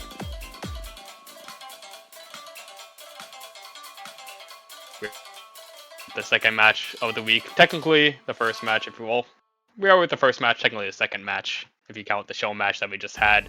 I am joined with Paul 7 versus Seed number 2. How you doing? I'm doing really good. I'm super excited for this match here between Argentina and Poland. I've been really looking forward to this weekend as a whole. Yeah, it's final weekend. Here we are. Last one that we get to have until about 10 months from now when we go and restart the cycle all over again. Yeah, but for now, let's cherish the moment. We are here to watch some banger matches while they are about to happen. And personally, I think this is going to be really good.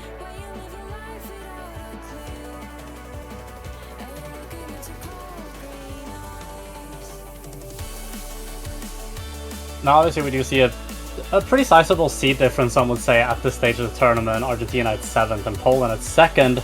But I think most of us know that the seed difference here does not equal a skill difference at all. Both of these teams are very capable at this level, two very strong teams. Which is a big reason why I think it's going to be such a good match today. And of course, they want to get to the grand final, the cream of the crop, so to speak. Yeah, and even though Argentina is seed number 7, some people might say that they are the favorites for this match. Story probably being one of, if not the strongest player remaining in the tournament.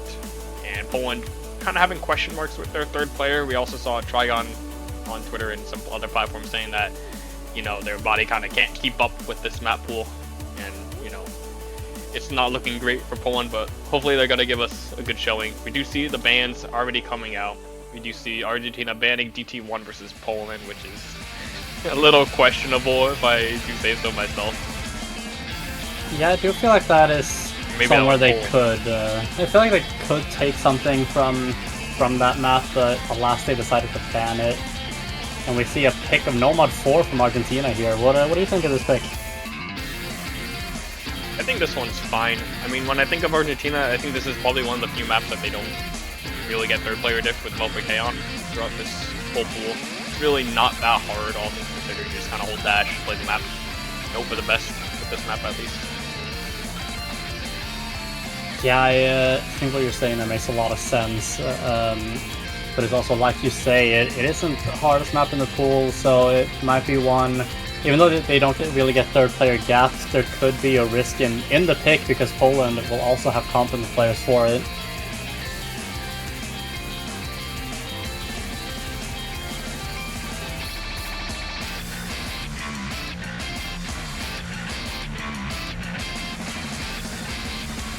Yeah, we see the core Argentina. 3. Yeah, exactly, the core 3 Yeah. from Argentina, that's what I was going to say as well. Pretty much. And Poland, yeah, Fob, Trigon, and Jakubon. Nothing too surprising from that end either. No, this is what people would expect to see from these teams, and I imagine we will get into the map relatively shortly here. It's going to be a Marmalade Butcher song. I do not want to dare to pronounce the song title, but not by Nebu, the convert of the pool.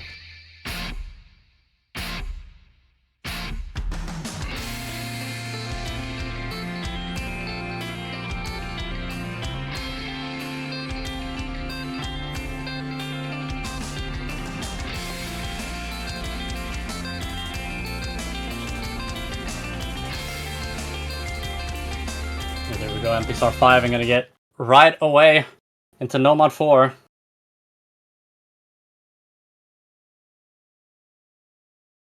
Yeah, this one having a bit of a trickier intro than the rest of the map, if I do say so myself. So I expect quite a few misses probably in the intro, if anything, and then people will start to stabilize as long as they can hit the speedier wiggles in the map. Yeah, and we see a couple of the players here missing early. The entire Poland team actually doing so. Yeah, only Sir Gonzo holding FG so far, and it's gone already. Yeah, and it's going to swing it over to Poland.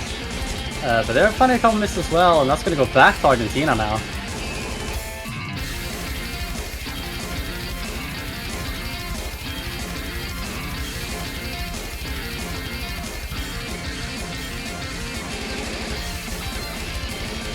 Yeah, it seems like players are finding, most of the players are finding their footing in this map now. Velta's going to lose that combo with Trigon trading it. Sir Gonza following along though.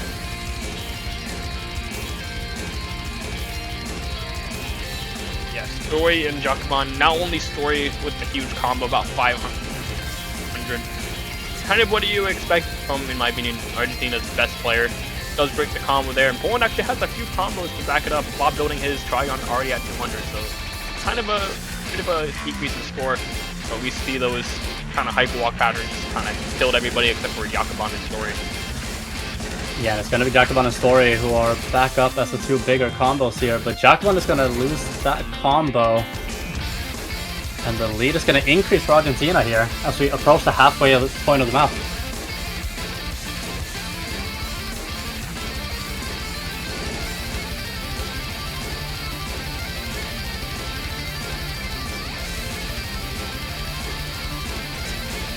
Yeah, we see the players struggling here, especially the Poland team is going to increase the score even more for Argentina, up at the 6 digits now.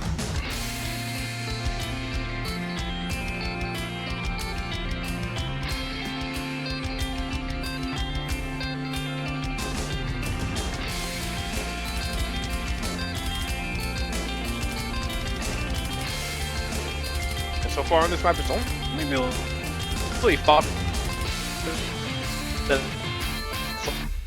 lagging a little bit behind everybody else.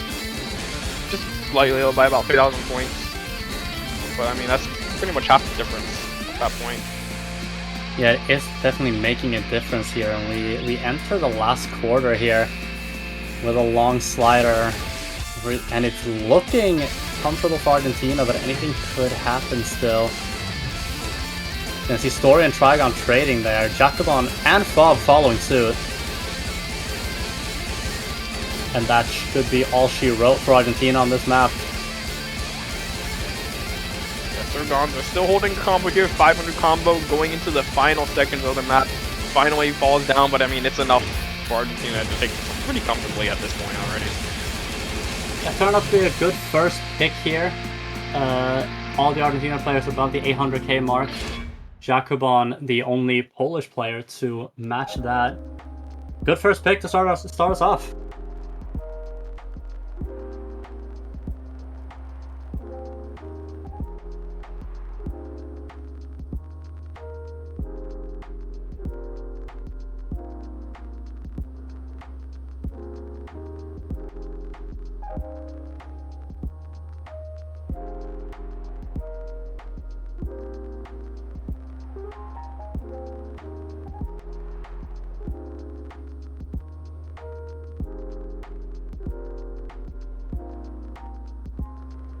So we're gonna see here what direction Poland decides to go with their first pick. Could definitely see them going into Hidden. I know a lot of people are probably expecting them to. Those are gonna be Nomad 3. Gonna be the Soliloquy map. And I do think this pick does make sense. They have players very capable of playing a map like this. The AR 8.7.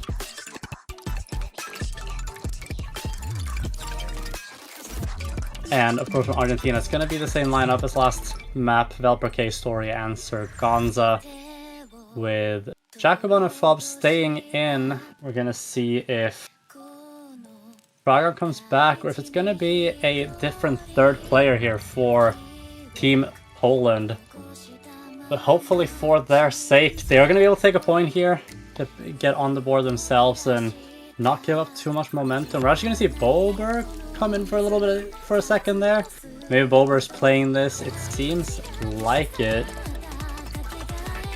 Gonna see if we can see a different third player for Poland, or if it's going to be Trigon, who has been part of the main two players that have been playing for Poland, Fob and Trigon.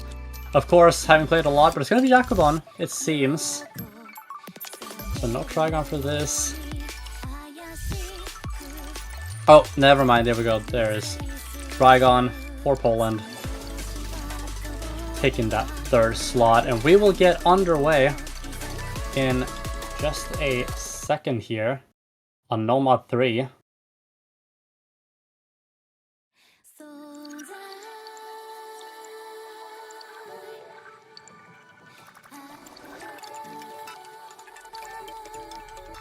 I am not sure what is happening, if they have started or if...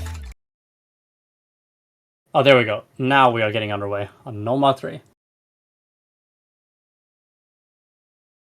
Yeah, Nomad 3, not surprising at all from Poland. I mean, yeah, Fob and on this kind of map should just be amazing for them. Yeah, they definitely... Those two should definitely do a lot of work here. And we see Trigon holding out the full combo until then, but being... I think the biggest combo at that point. I think everyone had missed before it, so...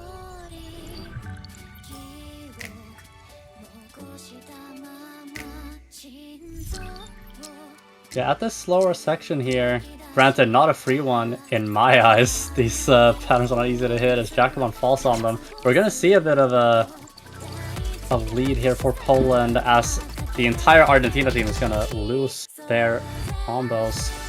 And that's gonna let Poland run away a little bit with a score, up at 85,000 now, and counting.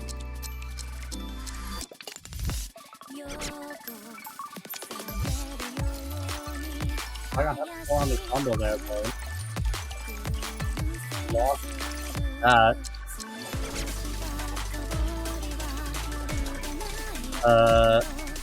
Sorry,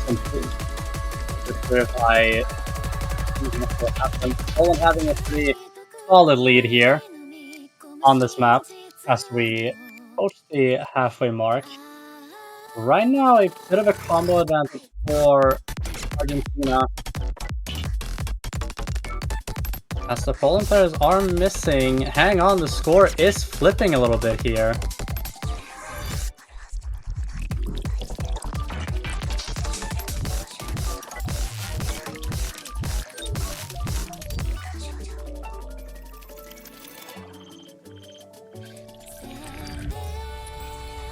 And we see our story now with the 400 combo. Trigon missing right before that section. The map is not over, though the lead looks pretty comfortable for Poland here.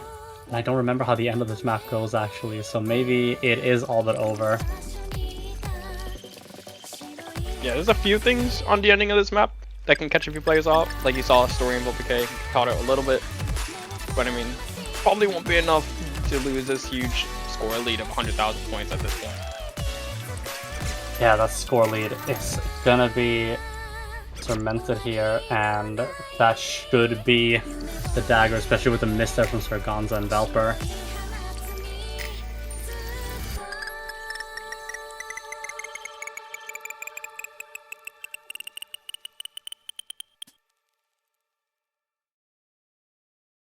And yeah, it's gonna be 1-1. Poland getting on the board as well on their own pick.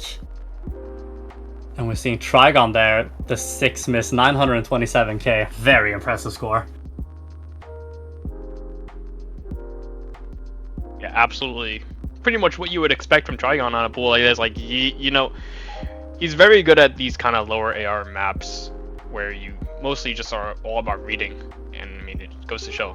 Best score in lobby, about 100,000 points. So, huge shout out to him for this one. Yeah, really putting his team on his back for this one, but that's not to say the other scores in the lobby were bad by any means, especially on his own team. Jacobon with the 820k and Fob 790. And Argentina is going to stick with the Nomad here, picking Nomad 2. Yeah, should be a really good pick from Argentina. I mean, this is pretty much the same thing that they did against USA, is picking Nomad 2. And I mean, it worked out for them. That's the point that they took against USA last week. This one, pretty much all about just quick bursty mechanics. I think it's super good for Story, pretty good for Sirganza, and probably VoPK can still do very well on this too. So, great pick for Argentina here. Poland's third player, I think, is going to get a little bit of a skill issue on this one, potentially. We'll have to see. Yeah, and it's going to be a little bit interesting who Poland's third is going to be, because at least to me, I would expect to see Fob and Trigon like usual. And we see Philo in the lobby, which is who I probably might guess. You see Philo playing a lot of those high star rating maps, of course, because he's able to. But we'll see how they do here.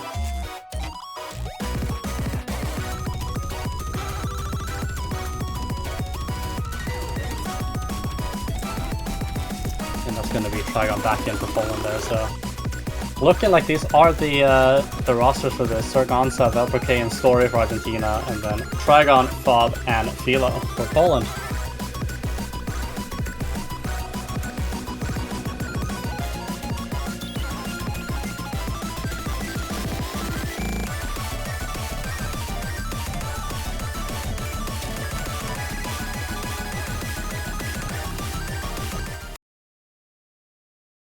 And here we go, Nomad 2, Journey to the Rabbit Moonbase by Wango Line, map by Bunray.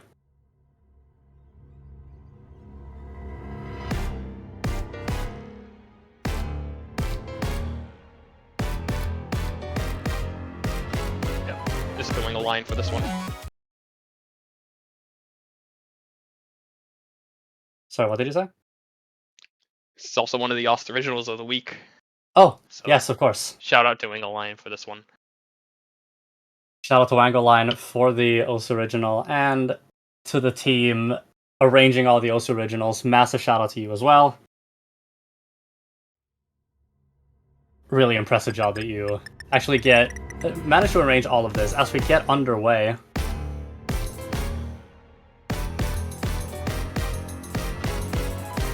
Bob is going to be the first one to fall there. But it is very early, so we'll see how much of a difference that ends up making.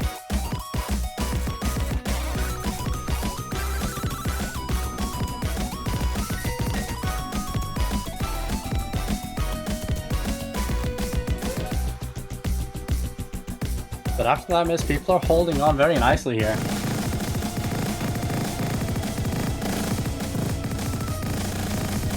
And as I say that, the entire Poland team is gonna fall.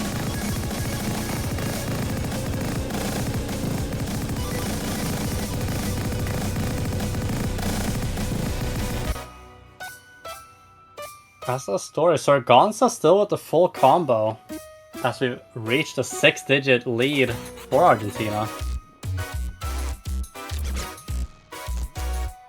Oh, Sargonza's gonna miss on that.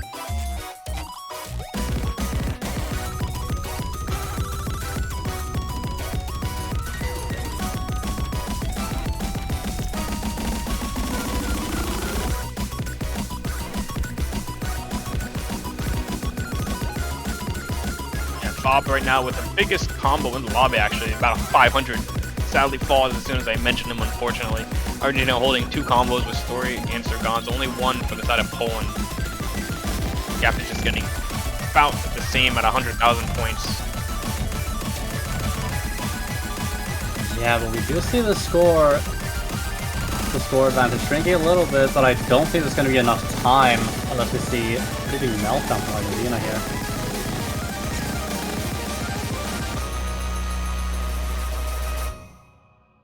No, that's going to be another point for Argentina here.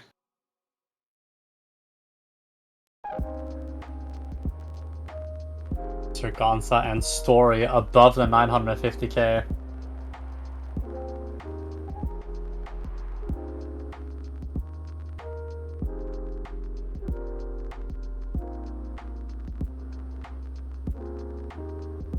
Yeah, if there's any map in this pool that's really like really good for Story and Sargonza, it was definitely this one. I mean, both of them pretty much 2 misses each. Story's misses were all pretty much in one spot. Sargonza had 2 slightly more spread out misses, so his score was a bit lower.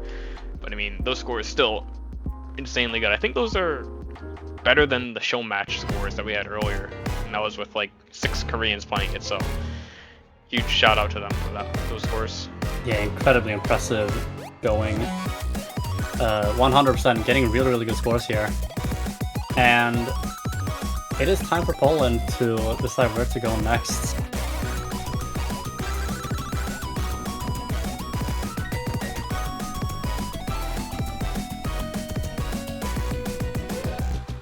Gonna be double time for Susumu Hirasawa. This one is a bit surprising to me. I'm surprised that Poland, out of all teams, is picking DT. Especially when Sargonza is pretty good at DT and Story has gotten a lot better over the past few weeks. Especially when it's not high air as well, which Argentina has struggled a bit with. Yeah, the AR 8.2 shouldn't provide too much of a reading struggle for the teams here. And I do agree, it is. I would not have expected them to go into double time. As we see Sargonza coming back in here. And Philo, Jacobon, and Fob. The current lineup for Poland on this. Philo makes a lot of sense to see on this. Jacobon as well, having played quite a bit of double time.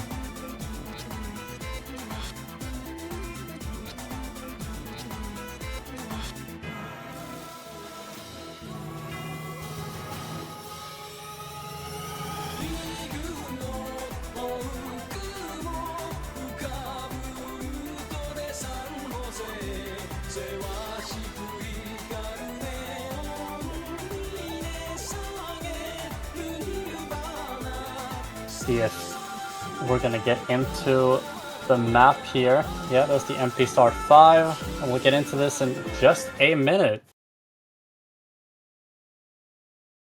Yeah, keeping the trend of the Susumu Hirasawa World Cup, that is CWC pretty much.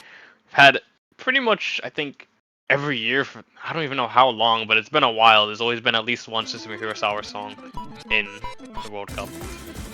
Yeah, and I'm not one to complain, as I'm a big fan of Susumu Hirasawa's music. As we see, Argentina finding a couple early misses here.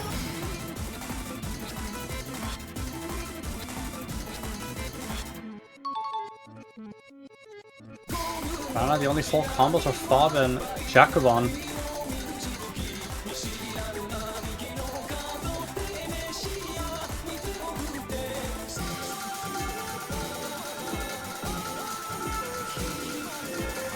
And not even a fourth way through. We saw almost a 6-digit score lead, but Fob and Trigon missing earlier, and Jacobon as well now with Trigon.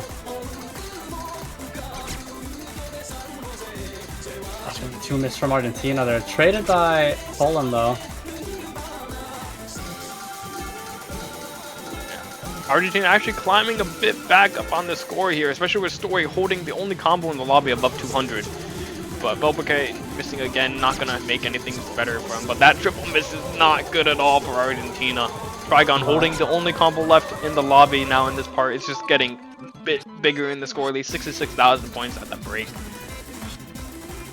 Yeah, and we see the player struggling a little bit here now on this map. And there's actually not a big combo in sight for these teams.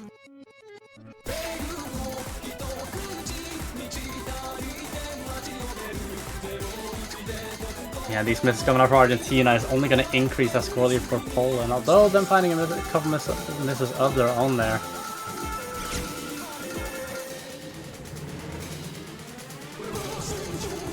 Another team is for Argentina.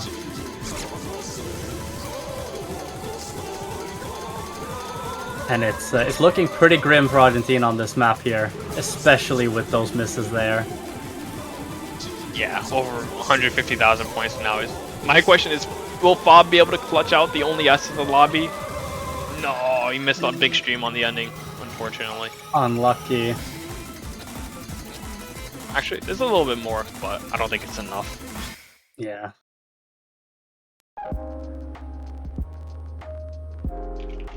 Getting the 780k though, Surgonza getting over 800k on this. Being the MVP, or being the highest scoring player in this lobby. But the point is going to go to Poland, and it's 2-2. Curious to see what direction Argentina will go in next.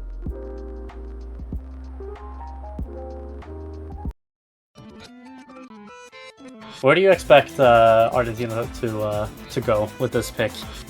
Honestly, Nomad 1 is pretty good. Hard Rock 1, that one I'm not. I don't know how I feel about Hard Rock 1. I think both teams are pretty decent at this one, but I think Argentina probably has a really big advantage with Surgonza. I think out of every single map in this pool, if you think of Surgonza as a player, this is probably the map that you think of Surgonza with. And I honestly could see an FC from Surgonza on this one in match. Definitely very possible. I think Story is also just going to destroy this map. I think Fob and Trigon probably don't really want to play this one that much between themselves, considering it is 4 minutes long with Hard Rock. Probably not the thing that they're feeling most confident on. Yeah, I am inclined to agree with what you are saying there. I do think it's a map that favors players like especially Surgonza, but also Story. And Poland's roster is going to be interesting to see if they do stick with the two players you mentioned who maybe don't want to play this that much. As of right now, we see Bover with Darkness and Philo in the lobby. Trigon coming back in as well.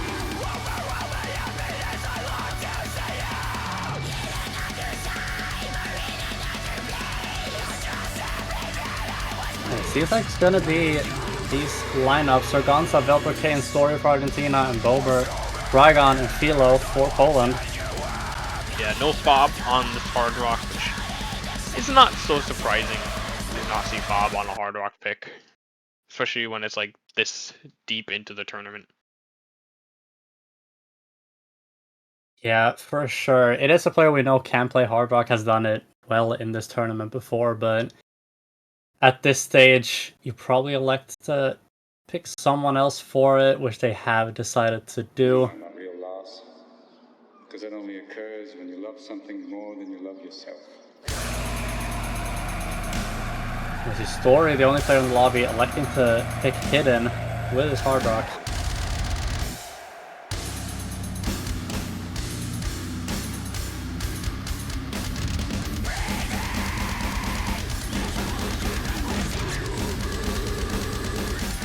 Surprisingly enough, Sirgon's actually the first one to miss. If you told me that before the match started, I would have not believed you at all. But Yeah, it no, is a very long map. I am just as surprised as you are, and you're 100% correct. Over 4 minutes, there's still a lot of map to go. Philo is going to follow suit, and Bober as well. Gonna give a slight advantage to Argentina here. With Trigon's final full combo going down for Poland's only Story left with a full combo. Velpeke follows it up with a lot of misses as well, actually. Yeah, Veltmer's struggling.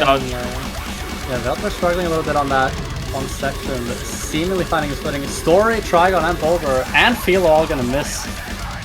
Sirgonsa now with the 400 combo.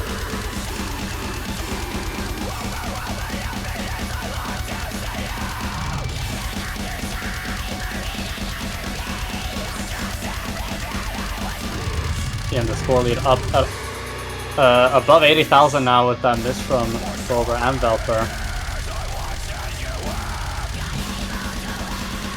Getting into the more streamier sections of the map, we see Sirgonza covered pretty well after that initial miss, being the highest combo in the lobby by quite a margin. Yeah. Sadly falls there, but actually not looking that great for Argentina. They're actually all broken. Trigon has a combo, pretty huge combo, and Philo and Bober are both higher than their counterparts. So it's getting a little dicey for Argentina here. Yeah, the score is shrinking, going towards Poland here. Bober now, the one holding on to a combo, is gonna lose that.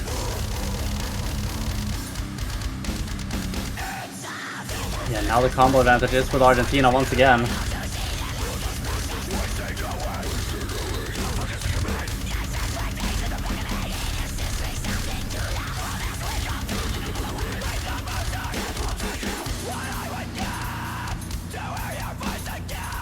Everybody now having decent combos.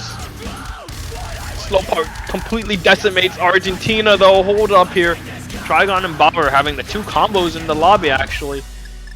It's going to make things pretty close as we get into the final 1/3 of the map. They see out of the break too. Yeah, and now it's a matter of holding on to those nerves, seeing the break here, and seeing the score. Good thing about this slow part is surely nobody misses it because Diletto is such a based mapper who makes the slow part here all in the center.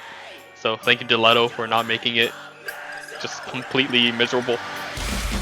Yeah, we do appreciate seeing that, and Bober's gonna lose that one combo. That is not what Poland wants to see.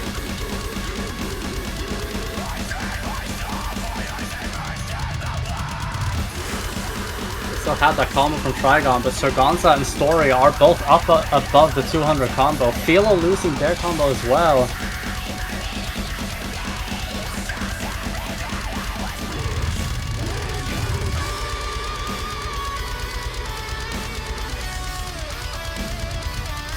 Bober gonna miss there as well. Might be all she wrote for this one.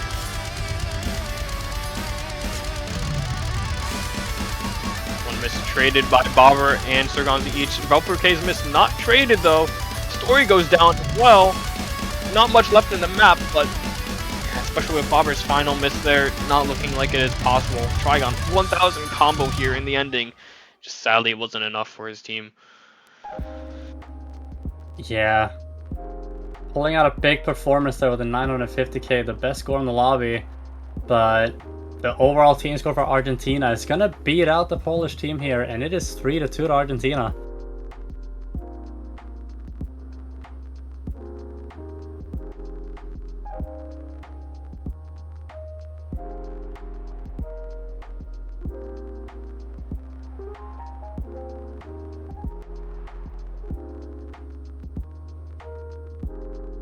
is going to be going into Poland's next pick. You have to assume they're going to pick Hidden versus Argentina, surely, with Fob and Trigon. Yeah, I've been a little bit surprised they haven't picked Hidden already, but surely now it should be the time to go in that direction, I think.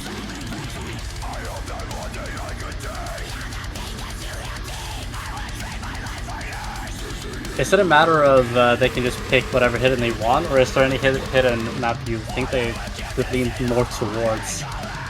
Avoid Hidden 3, pick Hidden 2, or 1.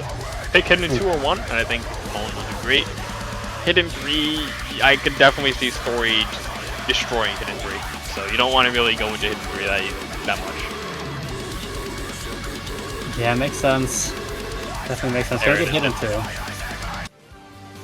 The map which almost has Trigon's username in the song title. Yeah, he's even has a 0 in the Nog. Like, yeah. It's just perfect.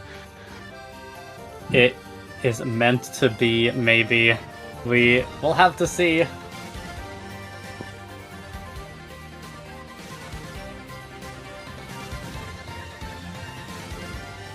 Right now we're only seeing Valper K still in the lobby for Argentina.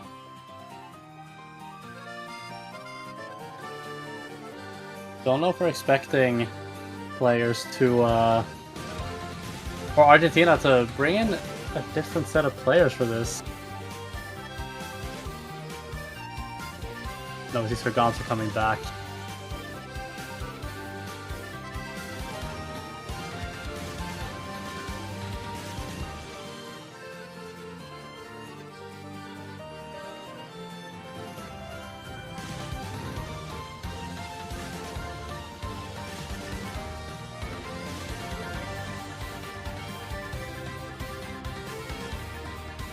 I would expect to see Trigon as the third player for Poland, like usual here, or rather be the last player to fill the slot.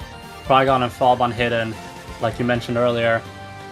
That's a duo I don't think many people want to go up against.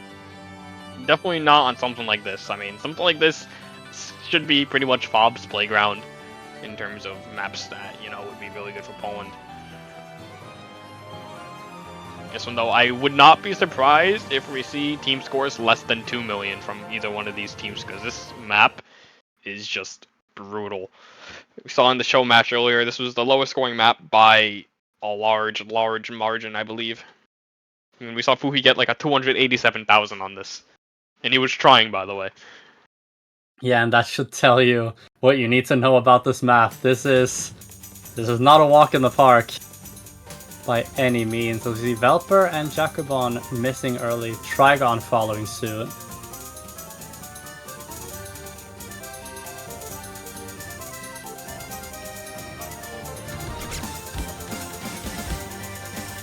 Sergons are gonna fall, and Fob and Story is still holding the double S's here. I think Fob losing the double S, but holding on full combo.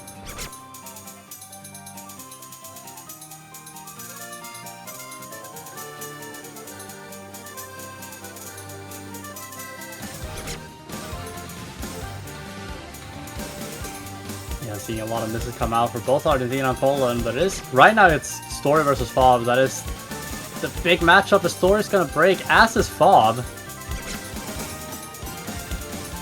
I mean, the players are pretty much evenly matching each other. Trigon and Valper K matching each other, Jacobon and Sergonza almost matching each other, and Fob and Story as well being the main huge carries for each of their teams.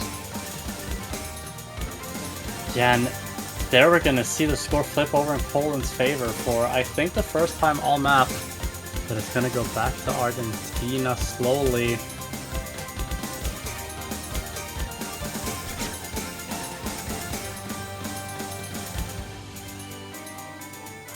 Fob putting in so much work for his team right here.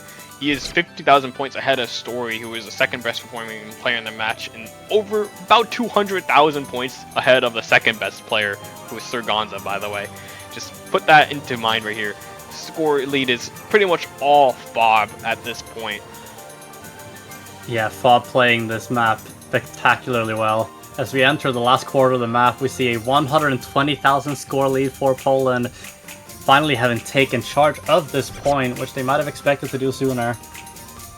Bob's score is literally half of Argentina's score, by the way. That is crazy. We're gonna see a miss from Fob there, but has done more than enough work for Poland here.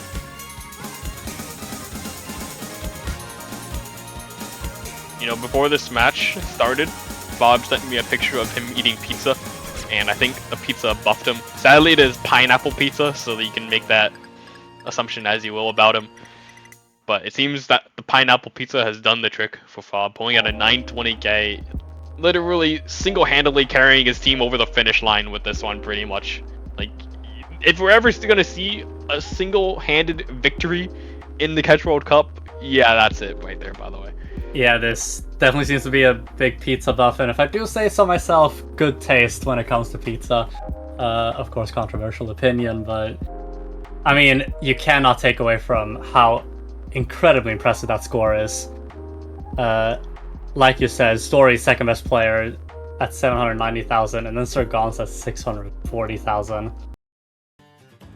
I mean, what a performance from Poland, and now it's time for Argentina to respond here.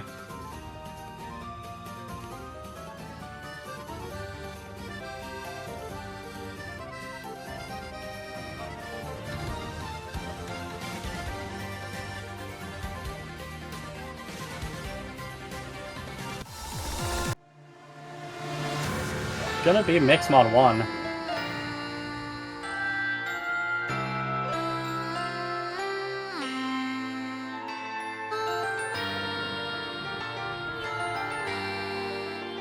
And Mixed Mod 1, I think, also probably one of the best picks for Argentina remaining. Surprised they're not going with Nomad 1.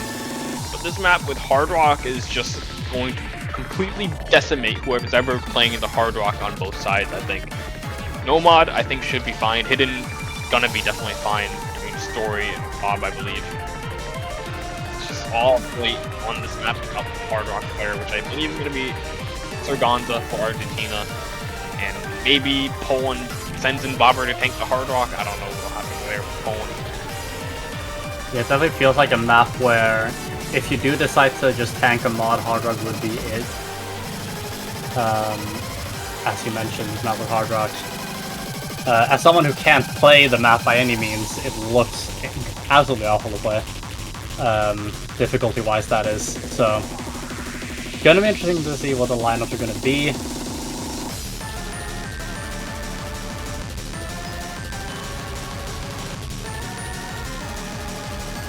Bobber says he's 700Ks in peak. I completely understand that feeling, buddy. Don't worry, you're not alone.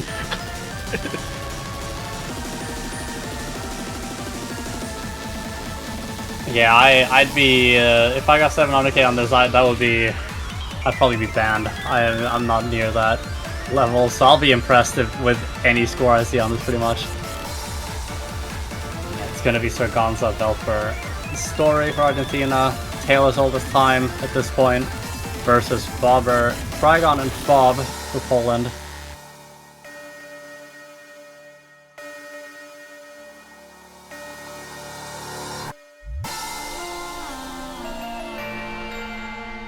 Assuming all the players are lined up, so we're gonna have Sir Gonza, Bobber, and Hard Rock, Bopake, Trigon, Nomad, and then Fob and Story on the Hidden.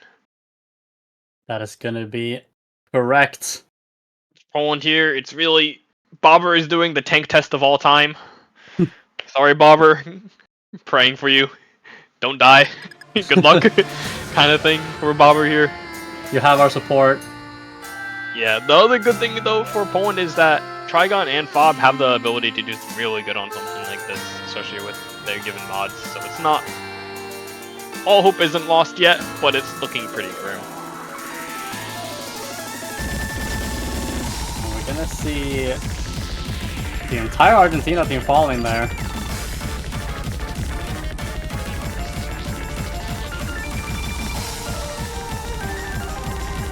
We're seeing Trigon and Fob with...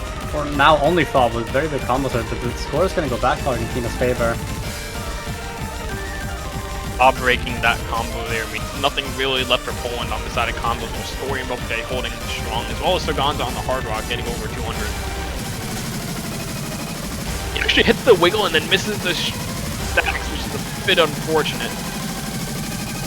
Actually did very well on that section, all things considered. Zergonza on the Hard Rock. Coming out with the highest combo, actually. Yeah, and that's a very impressive showing. Because looking at those patterns, that's not at all easy to hit. And Mr. Gonza still holding on to that combo. See Belper K almost reaching the 300 combo. And the Everybody on lead. Argentina down now, though. Yeah, but the score lead is quite significant. Although granted, we have not reached the halfway point just yet. Yeah, Bobbert trying their best, but sadly, Zergonza is just completely decimating this map with Hard Rock. Actually having the highest score in the lobby, followed by Bob. Yeah, and that's... Yeah, and this is entirely like the Gonza show at this point. Although right now, Bob does have slightly higher score, but I mean, considering Zergonza has the Hard Rock on, has to be considered the big score of the lobby.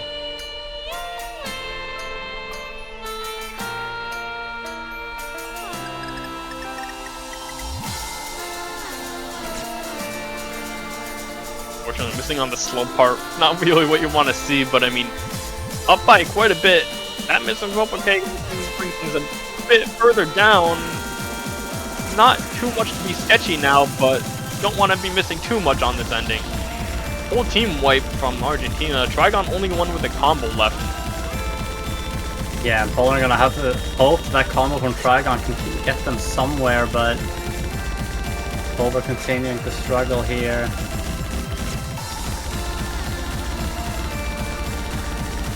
And the score is still increasing for Argentina, and I think that might be it for this point. It's gonna go back to Argentina, getting another point.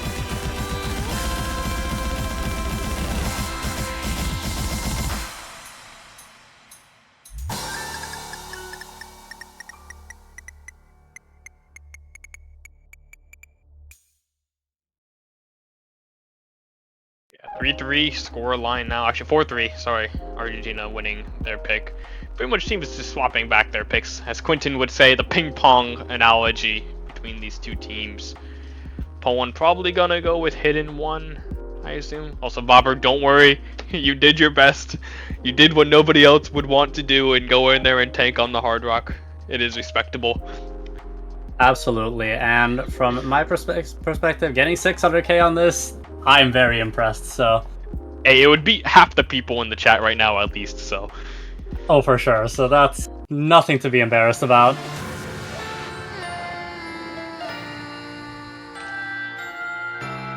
And yeah, I Thank do you agree. for your sacrifice. I do agree that Hidden One is probably the map we are expecting to see. See Poland pick here.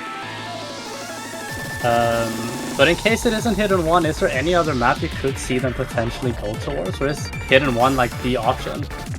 I think Hidden One has to be it. Like, I'm looking at every other map in the pool. Poland's not gonna pick Hard Rock.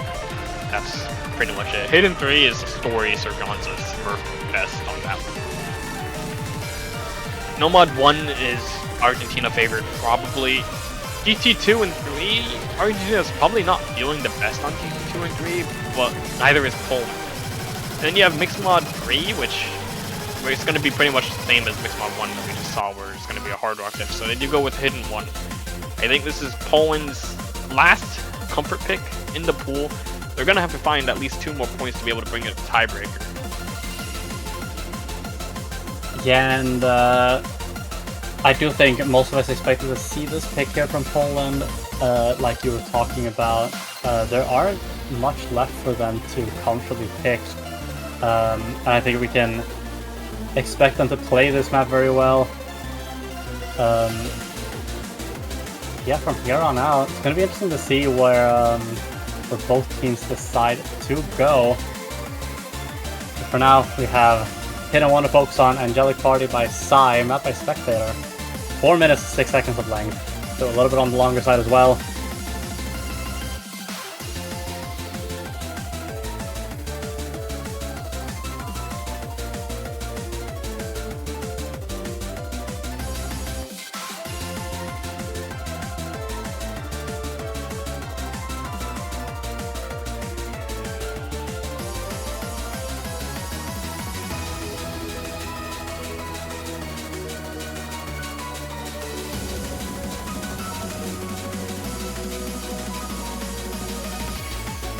So the lineups now, once again, Story, Veltcave, Sargonza for Argentina, Fob, Philo, and Trigon for Poland. Lineups we have seen quite a few times in this tournament.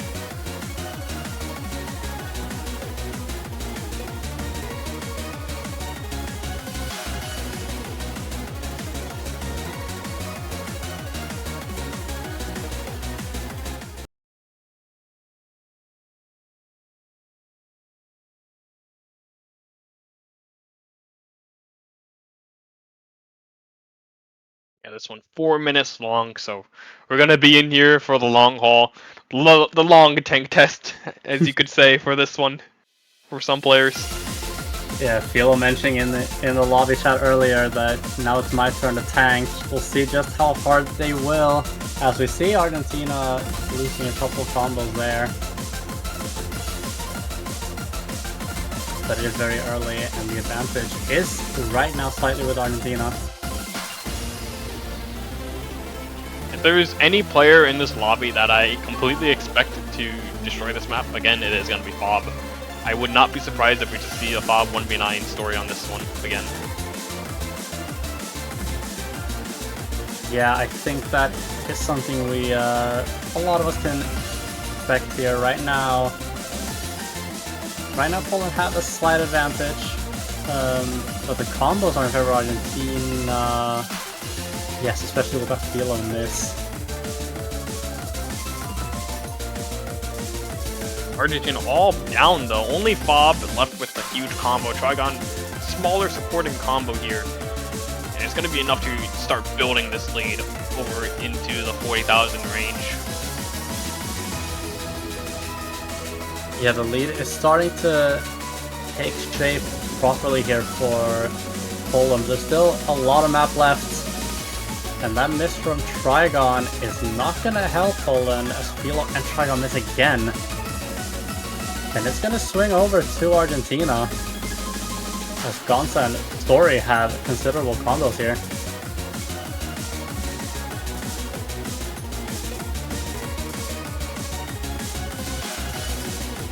Fob actually having missed as well, I just realized that.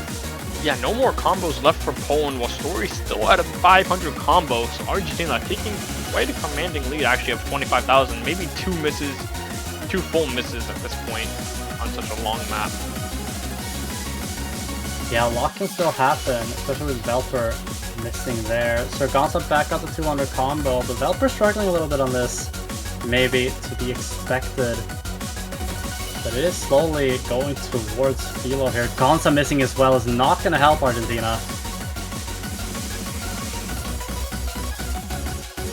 Poland supporting combos do break there, so it's not going to swap over just yet. 6,000 points. It's actually super close. Story and Fob pretty much matching each other in their scores. They're pretty much identical, actually, if you look at them. Story, I think, has a super small advantage. Which I don't even know if that's true, but I mean, they're just the same. It's all about the 2 supporting players for each team. Yeah, right now, I mean, this is going to go down to the wire if it continues like this. Yeah, right now, if any one of the supporting players get like a huge combo of like 200 or even 300, which is huge for them at this point in the match, it's going to be pretty much deciding whoever can get that combo first. We do see 2 misses from Argentina's supporting characters, but not just really from Poland. Poland taking a huge advantage, actually. 40,000 points and growing. yeah, and now the score is once again taking a bit more shape. Philo's going to lose that combo. Gonza responding with a miss of their own. And as you approach the end of the map here, it is still the Story versus Fob saga here. Story's gonna lose that combo. Fob holding on.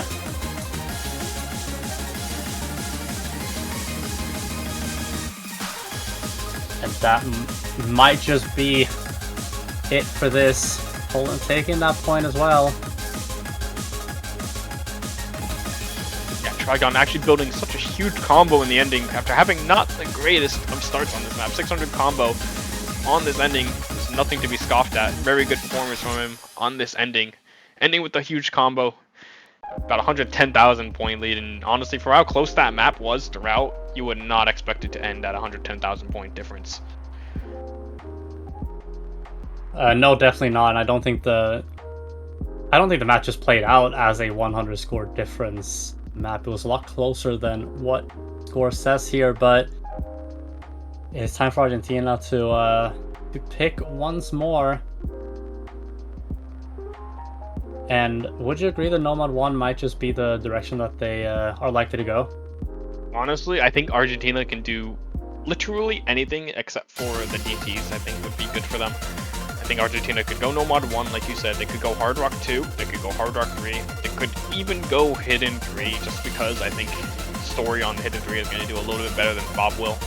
Sargonza should do definitely a lot better on Hidden 3. Really, anything except for the DT2 and 3 pick, probably pretty good for Argentina coming into these final 4 picks of the match.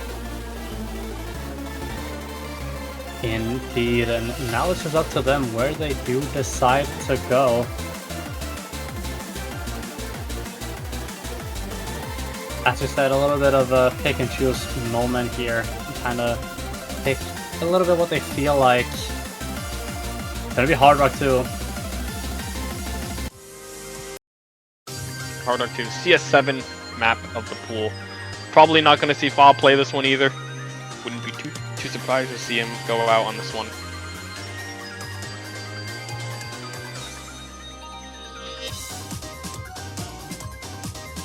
Yeah, we do see. Right now, we don't see Trigon or Fob, but maybe Trigon at least will come in for this. We shall see. The Jacobon and Philo right now for Poland. Story of LPK.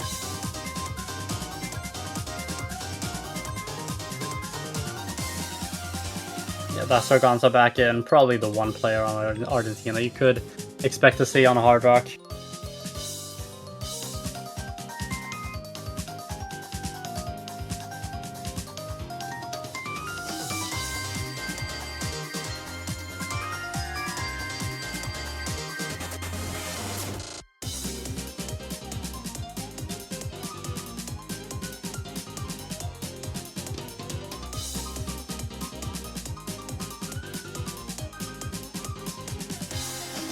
We honestly might not be seeing either of Trigon or Fob for Poland, which honestly could be a strategy for Poland on this one, is if you just kind of send in your B squad on this one, have Trigon and Fob practice one of the remaining maps, so that way you can be comfortable on it.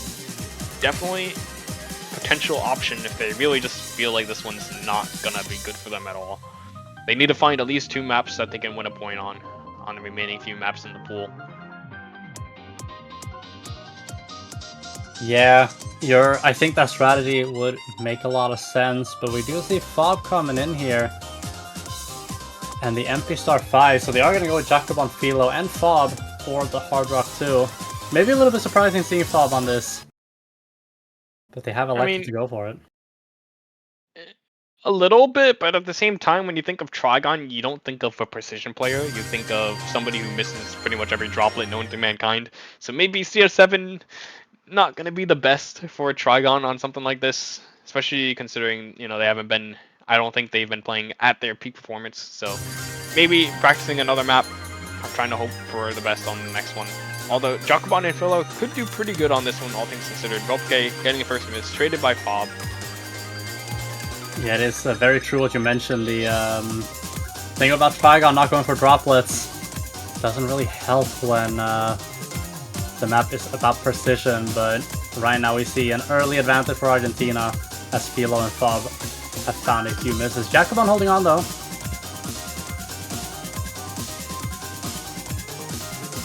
Yeah, the combos are traded from Jacobon and Sargonza. Story, only one with the full combo left. It's gonna be broken going into that section though. Bit of a rough section. Yeah, but here we are and we see a pretty significant lead for Argentina. Combo advantage right now with Poland though.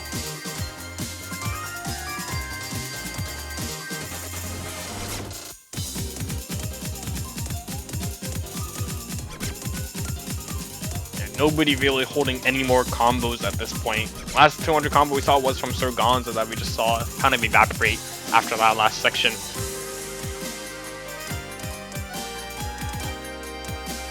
Yeah, and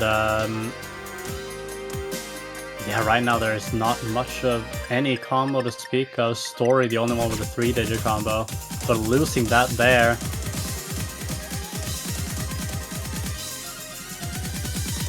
And the score is up at 200,000 as we approach the last quarter of the map.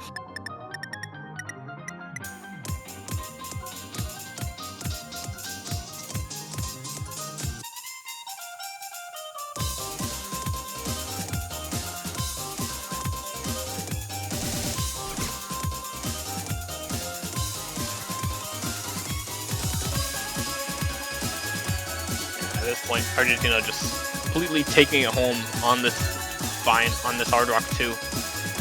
I mean, kind of to be expected. Poland not really having the best small circles Hard Rock lineup. All their players actually doing pretty similar, while Sir Gonza on the side of Argentina pretty much being the carry on this one.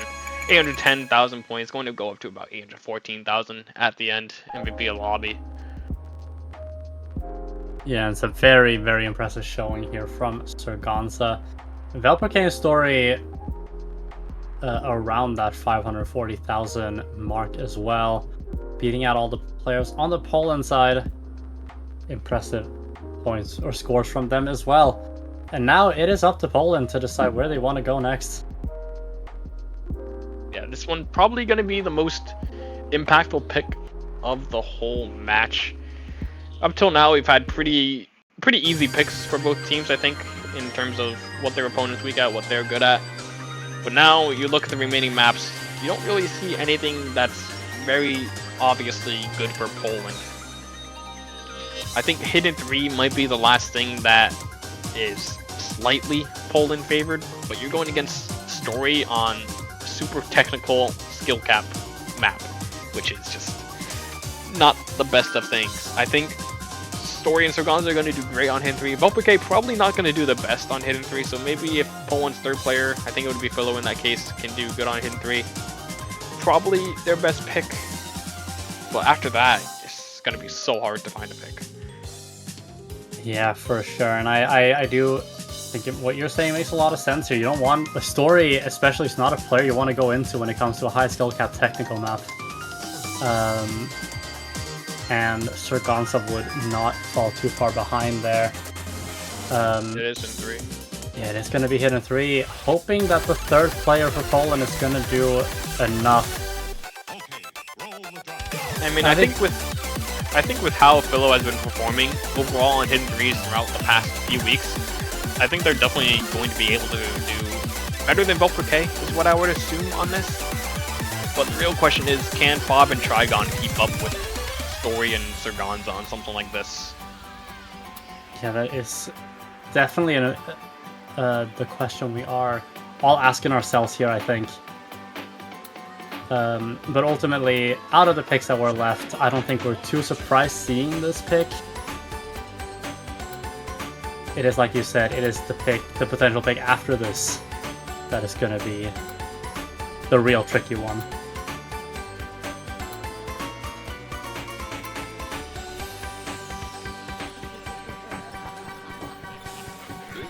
Should be played at high volume.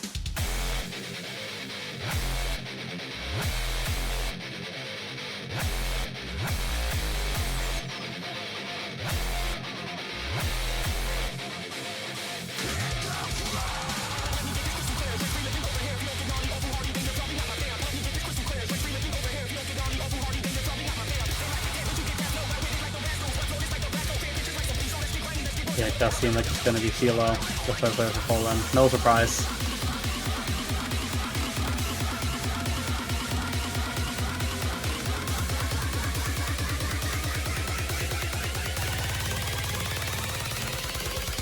Here we go. MP Star 5. This map almost pushing the 4-minute mark. So not a short one by any means.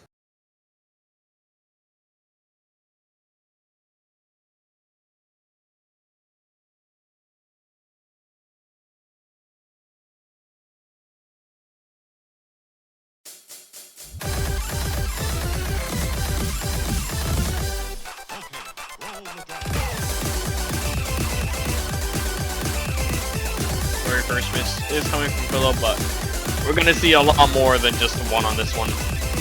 Probably gonna be a lot of misses all throughout. Sagan's a trade one of the misses. Yes, indeed, and we're gonna reach this first break here, and they're gonna see that it's 2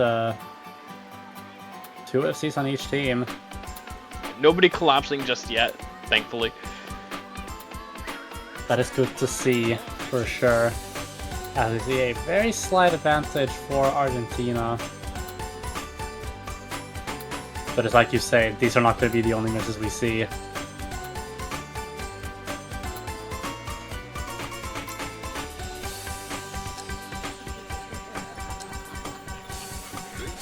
should be played at high volume.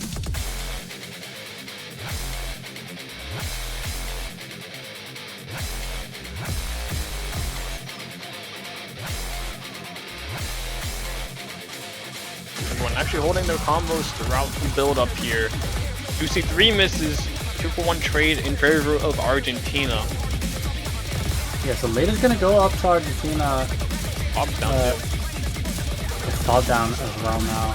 That's good point out. And that's going to give Argentina a bit more. The Story and Veltro are going to fall. Stopping the bleeding a little bit.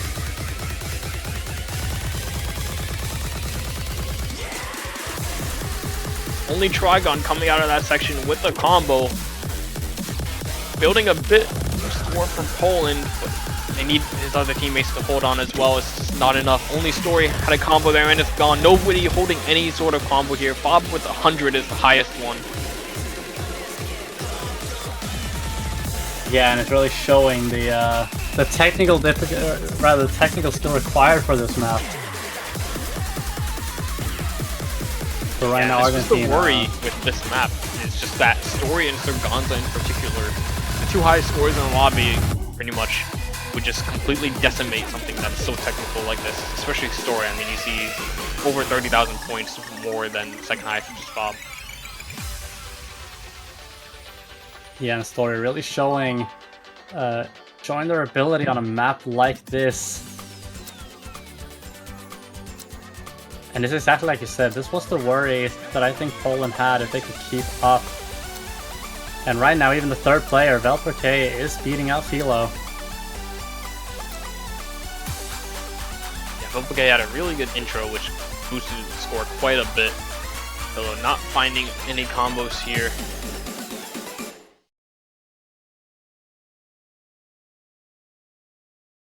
And we see Bancho a little bit of an issue here. Hopefully it'll be fine. Hopefully no Polish internet or South American internet hitting us. That would be such a shame. That would be a real shame. Seems like But here we everybody's go. Yeah, here we go. Getting back on our way.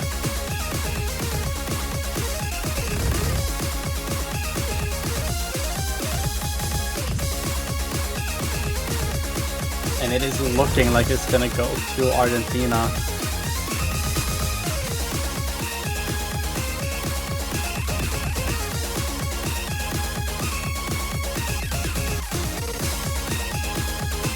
I mean, it is possible if Argentina gets like a triple miss on this ending. Story is one of them. Veltro drifts as well. actually- Hold on. Actually, No, Oh, not enough. yeah, not enough time. But I mean, it was pretty close, all things considered, at the ending. Yeah, it did get quite close there. Only about 2 missed difference, all things considered, between the 2 teams. So, very, very close. But it is the first break point in Argentina's favor, and now Poland just has a massive hill to climb. Yeah, for sure. They're gonna have to pull something really good out here to get a break point back here. I think Argentina probably well aware of the strengths or the advantage that they have on Poland here map-wise. The real question is, where do they go with this one? They're going to be seeing a timeout from Argentina. I mean, if you're on your final pick, not surprising at all to get a timeout in. No, definitely not. Want to make sure you don't pick the wrong map. really want to be sure that you seal the deal here as well as possible. Now, for the remaining maps to actually seal the deal on, it's going to be pretty tough, honestly. I think Mixed Mod 3 might have the highest potential to seal the deal on for Argentina. You think about just how much the Hard Rock player got gapped on Mixed Mod 1 for Poland, and you kind of got to assume the same thing will happen on Mixed Mod 3. I think it's definitely their best pick that they could go for. Other really decent pick I think would be Nomad 1 for Argentina. I think you don't go to Hard Rock 3 just due to how coin flippy Hard Rock 3 is as a map. You would definitely go either way, even if Poland's not the strongest on it. You don't really want to go in there with a gambler kind of mindset on Hard Rock 3. Yeah, and it feels like double time as a whole is just something they should maybe try to avoid as well. Mostly because Argentina not really the most confident double time team, all things considered. They're not confident on the higher approach rate. And Poland as well, not really confident on the double time. So both teams kind of just avoiding it, except for the GT4, which I think was pretty clearly Poland in favor just due to the style of map it was. Yeah, absolutely. We're gonna see what they end up going for once their timeout is done, as the Polish team will have a conversation in the game chat. I do not speak Polish, so I don't know what they're talking about. Seems like they're talking about the map rule though. Asking to pick Nomad 1.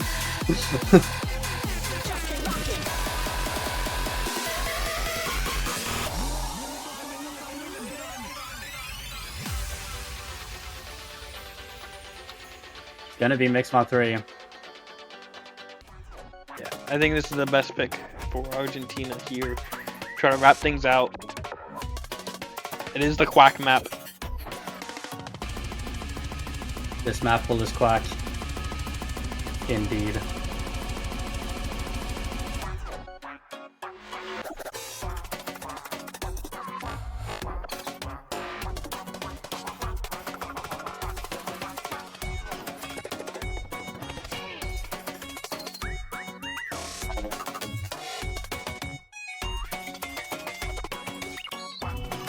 Does feel a little bit like the lineup's going to be similar to what Mixed Mod 1 was.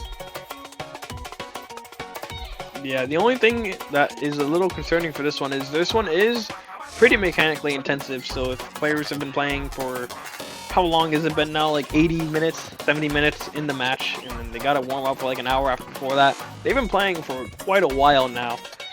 Your fingers might start to get a little tired. The historian is saying his finger hurts for Nomad 1. This one, not too mechanically different from Nomad 1, I don't think, in terms of the requirements needed. So, might see a little bit of fatigue coming in for this one. And it's definitely something to keep in mind for sure. While Argentina seems favored on the map, as a whole, fatigue is definitely a factor. And if Poland can hold on to that, maybe there's something for them to grab on this map. But it seems like the teams are going to be the same with the mods as well.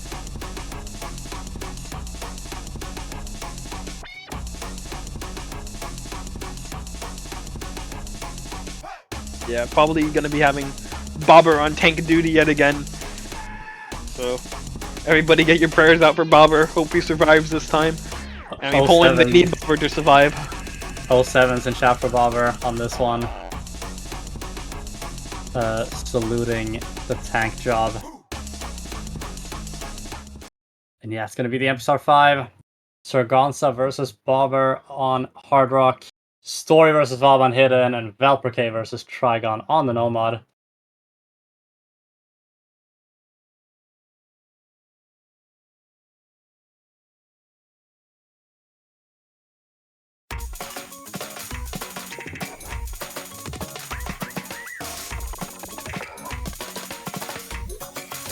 See a couple misses early here.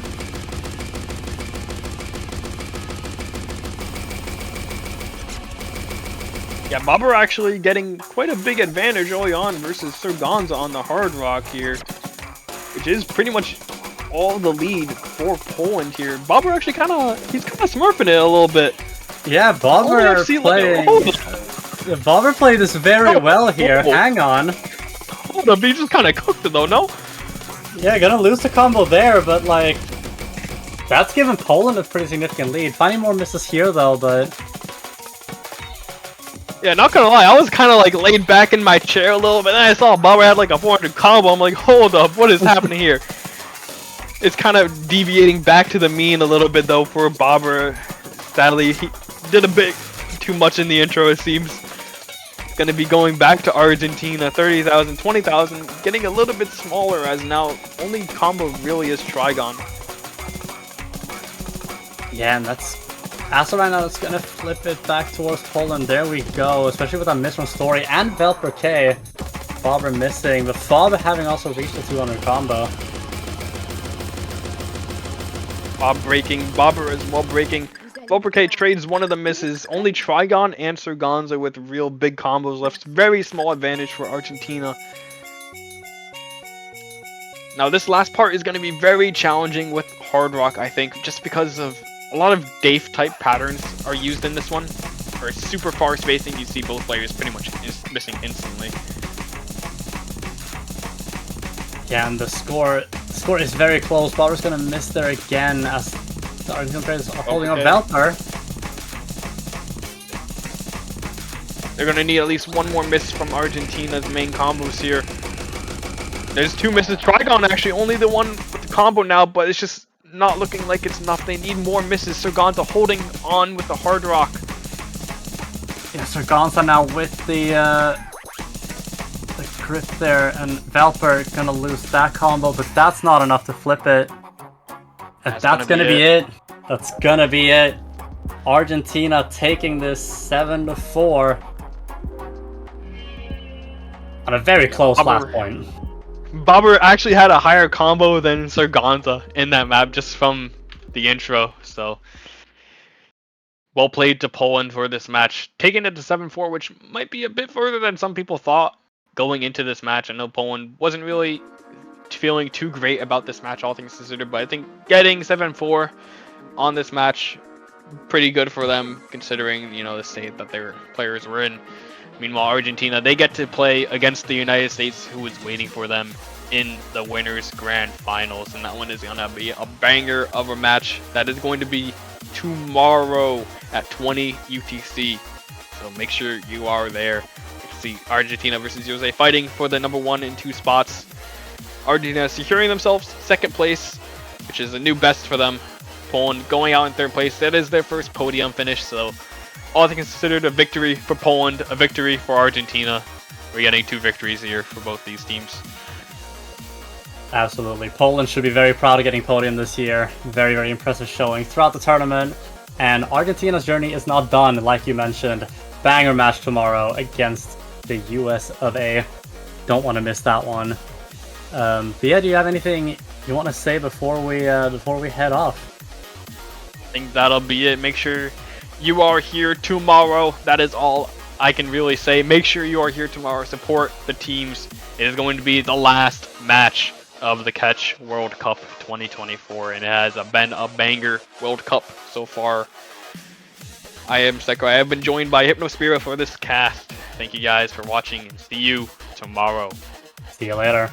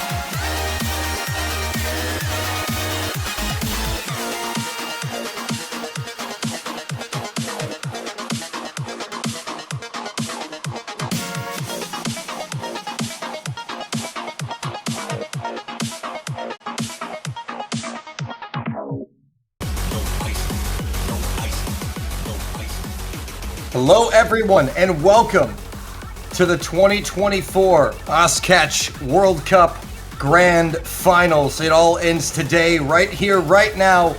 A new champion in catch for the first time in 10 years. I'm Dolan, and I'll be joined by Snow Leopard and Ash Ketchum for this grand final between the United States and Argentina. How's it going? Oh, it's going great. I'm excited for this one. How about you, Ash? I'm super hyped, man. I don't think I've been this excited for a long time, man. I mean, this is what it all comes down to at the end of the tournament, right? This is what we all wait for, and that just is so amazing to see. You know, a seed 7 make it this far. Big shout out to Argentina, and the crazy thing is they have a real fighting chance here against seed 1 United States. This is gonna be a banger of a match, no matter what. I'm super hyped. Yeah, as you alluded to, Argentina kind of shocking the whole world, Snow Leopard. Yeah, Argentina hasn't been in the top 3 since 2013, I believe. So this is huge for them even getting here. And like you mentioned, they have a real shot at maybe taking it all. The United States definitely want to take it all themselves. They've been in the podium for, since 2020, I think. But they have never taken home the dub. Always failing out at second place or third place. So it's going to be huge for either team. Yeah, a lot of history going to be made here in this matchup. Argentina making it all the way to the grand finals, producing the biggest seed disparity in a grand finals matchup in Oz history since we've done seeds in qualifiers, seed 1 versus 7. That's quite the gap, but Argentina have been essentially the talk of the World Cup. They've been the Cinderella story that have time and time again won matchups that people didn't expect them to, aside from the winner's bracket final against the United States. But now they get a chance at revenge as we do see the bans come out. Nomad 2 being banned out by the United States. Double Time 1 banned by Argentina. They will also snipe Nomad 4. Right, going for the Convert pick here against the US. I do believe that Argentina has a really solid roster for this Nomad 4 Convert here. And also, it is one of the maps in the pool that is sort of less punishing. It has pretty forgiving patterns compared to some of the rest of the maps in the pool, so it makes a lot of sense being the lower seeded team here going up against the US and picking Nomad 4. I'm a fan of this pick from Argentina. Yeah, I think it's a good way to start it out. Like you mentioned, a little more forgiving. Try to ease into it. Not get anything too crazy going at the beginning of the match. It's going to be a long one. A lot of points on the board to gain, so I like this pick. Of course, picking the Convert, that is going to instantly bring Rosselt in on the side of the United States. But this has been the trio for Argentina that has gotten them all the way to the grand final. Surganza, Velperkay, and Story have been essentially the story of the tournament. Yeah, you could make a documentary just on those 3, to be honest. they've been going so hard. We're going to be making a lot of puns with the name Story this broadcast, so just be prepared.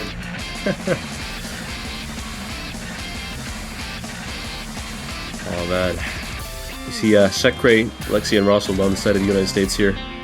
No surprises, I presume, man. Yeah, gonna get right into it here. And Rosselt hitting us with some interesting characters, but we're just warming up the fingers. Himself, yeah, an interesting character. Yeah, that's a great point. But getting into the grand finals here, it's underway. Opening pick from Argentina as we get some client diff. Now it's officially a grand final. We've had we gotta sync up. Yeah, I mean, it's the beginning. I gotta. It's not CWC without technical difficulties, as we've said since 2018.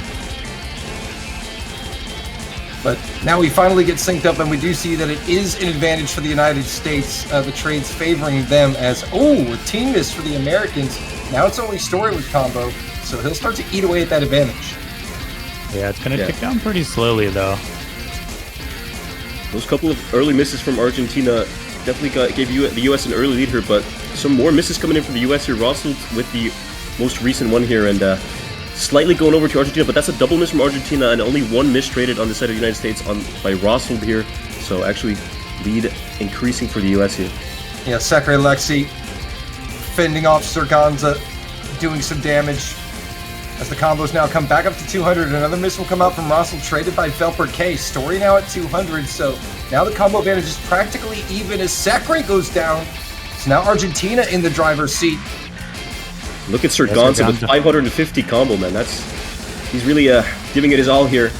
Unfortunately, Story and VelperK below 200 combo, but approaching it slowly but surely. As Serganza actually finds a drop there, and that's going to be huge for the US. Yeah, but unfortunate for Argentina, they dropped that score difference down to about 29,000, which is the lowest they've had it in a while. A couple more misses going to come out. Still favoring the US, though, 2-1. Now, just like that, Sakurai Lexi finding their footing once again, and that's some serious damage on the board. 76,000, the difference right now at the break halfway through as we get a little bit of client lag. But as you said, Snow Leopard, Argentina had that gap down. They had it narrowed, and then the double miss came out. Yeah, they dropped it about 30,000 the first time, a little under 30,000 the second time, but it is now up to the highest it's been, just shy of 100,000. About a third of the map left to go. Argentina still have a chance, but they need to start clawing that back. It really feels like, you know, when Argentina get those opportunities, when the US misses, they really need to hold on their own. As we've seen, you know, they've had their opportunities, but unfortunately found misses in those crucial moments. And with a little left of the map here, Story finding a miss on this sort of easier part is not going to help them at all. And the US's lead keeps growing and growing, above 100k now. Yeah, now it's starting to get into pretty dire straits here for this Argentine roster. 120,000 points, and this is Argentina's opening pick. Not exactly what you want to see if you're an Argentine supporter, as VelperK goes down, traded by Sakurai and Rossel. Could be the start of something, but Argentina would need a complete meltdown from the American side to take this back. Yeah, they're just running out of time here. Belper's going to go down as well. Could be the end of the story. It's Lexi cooking up quite nicely there. Will finally go down, but nearly 900,000 points towards the end of the map to secure the opening break point for the United States. And it will be 900,000 out of Lexi. Yeah, matched by Serganza. We should add a brilliant performance, kind of really sneakily on that on the blue side there. We didn't pay too much attention because the point was kind of already in the bag, but a 902,000 score out of Serganza is quite nice as well. Yeah, that's very impressive, and I mean, honestly, it actually got pretty close towards the end. I think it was like 100,000 point difference, and then towards the end it went down to 60,000. So, I mean, maybe if the map was a little bit longer, or, you know, I mean, so many what ifs, I guess. But at the end of the day, the US took the break points to start off the match, and that's a really good momentum boost for the US. It's going to be Nomad 3 picked here from the United States to lead off. So, Leopard, what do you make of this one? Well, obviously, this one being the follow-up pick from the United States, they had it picked straight away, so I think they're fairly confident on it. Didn't take any time to think about it. I mean, we hardly even got to see the scoreboard before that swapped out. So I think the U.S. are feeling pretty confident on this, but from that last pick, I think Argentina losing that break point, not good, but it wasn't a complete blowout. The U.S. had a lot of misses. It got kind of close a couple times, so I think that is still some decent news for Argentina. And if we refer back to the previous match these two teams played in the winner's bracket final, it was a very close match. I mean, the closest 7-1 I think I've ever seen in the history of my life. Yeah. There are many of those maps that were determined by less than 30,000 points. So, but the factor we're going to have to monitor on the side of Argentina is the fact that it's Serganza, VelperK, and Story. It's that trio that's consistently playing. We haven't seen too much of the other players on the side of Argentina, so we'll have to monitor that fatigue as we get into round number 2. Trent checking in for the United States, relieving Sakurai. Yeah, that is one big advantage the U.S. is going to have over Argentina, is that full roster of 6 players that are deadly on their particular mods. See some more misses coming out.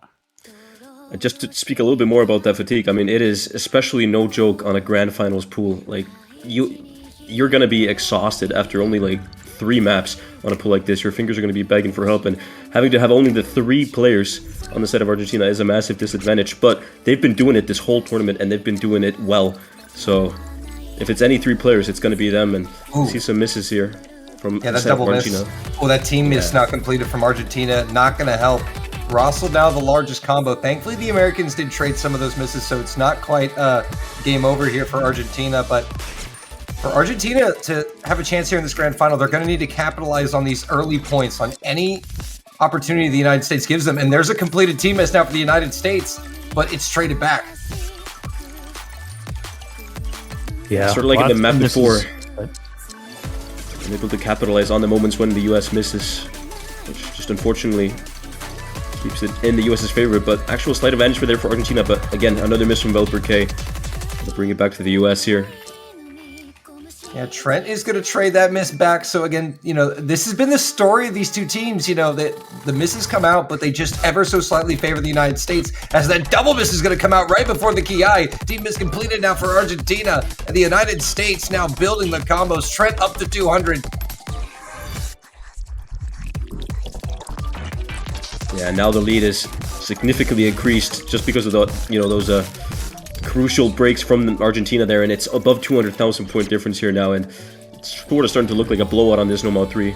Really solid pick from the US here. That makes sense. That's all that can be said, yeah.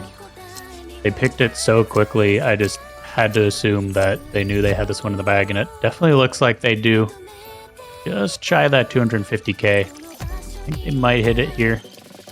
It's dancing around, it's teasing us. There we are. That double miss from Argentina. Snow Leopard's prophecy is going to come true, and 250,000 points, 260,000 points even at this point. And Argentina still finding drops on this ending here. And Lexi is absolutely cooking with this 750 combo. Yeah, Rossel also matching Lexi's score here. And I mean, Story on the side of Argentina basically matching all of the US here. Definitely not a bad score from Story, but I mean, it's like you have 3 stories plus a little more on the side of US, so it's practically impossible to beat that. Yeah, again, it's just that consistency around 270k. I mean, look at these team scores out of the US. They're all at like 880 or higher, essentially. Lexi with 901,000. And again, it's not even that these Argentine scores are that bad. Velper's struggling a little bit at 699. But I mean, an 827 out of Surganza and an 874 to Story is respectable. But the Americans just really consistent on that. And like you said, Snow Leopard, they had it scouted. Yeah. That one, they picked it way too quick for it to be close. I'm not surprised on that, but I am curious what Argentina is going to hit back with. We've seen 2 no mods. Looks like it's going to be mixed mod 1. I do like the mod switch up, if I can speak. Let's see what goes down with the mixed mod. And snow mod not going super well for Argentina so far. Yeah, and for Argentina in this grand final, momentum is going to be key. They're a team that has essentially been able to take advantage of extreme momentum this whole World Cup against major opponents. So going mixed mod to maybe try to get the specialists more locked in. Argentina, like you said, sort of been dubbed a giant killer title, having taken down Seed 2 and Seed 3 in the winner's bracket. And now, against Seed 1, momentum needs to be on their side if they want to have a fighting chance in this matchup. And Mixed Mod 1 could just be the start of something. They'll have to lock in and do what Argentina does. A little bit of technical difficulties here. We do see it's going to be Lexi versus Story on Hidden. As anticipated, likely going to be Surganza against a Creeper on Hard Rock, and Trent against Velper-K for No Mod. Having a little bit of trouble loading Surganza at the moment. Yeah, hopefully he's connected. If not, we're definitely going to be getting, an MP aboard. Okay, Yep, we lost Surganza on launch there. We'll get him lined up, and we'll get him started again. But now we know all the mods are going to line up here. What do you make of it? I think, I guess a little bit to be expected. We see a similar mixed mod lineup here on the side of Argentina as we've seen, I believe, for the most part. And the US bringing out their hard hitters. Creeper on that Hard Rock.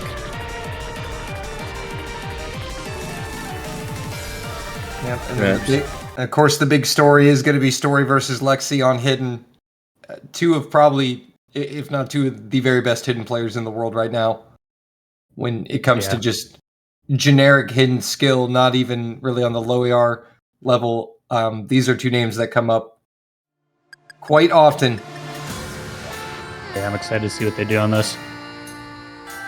When you think about hidden players, first thought that comes to mind is probably Lexi and Story, actually, so that's a really good point you make there. That's what I'm saying. These are probably the first two players that would come to mind in terms of like tournament hidden play right now.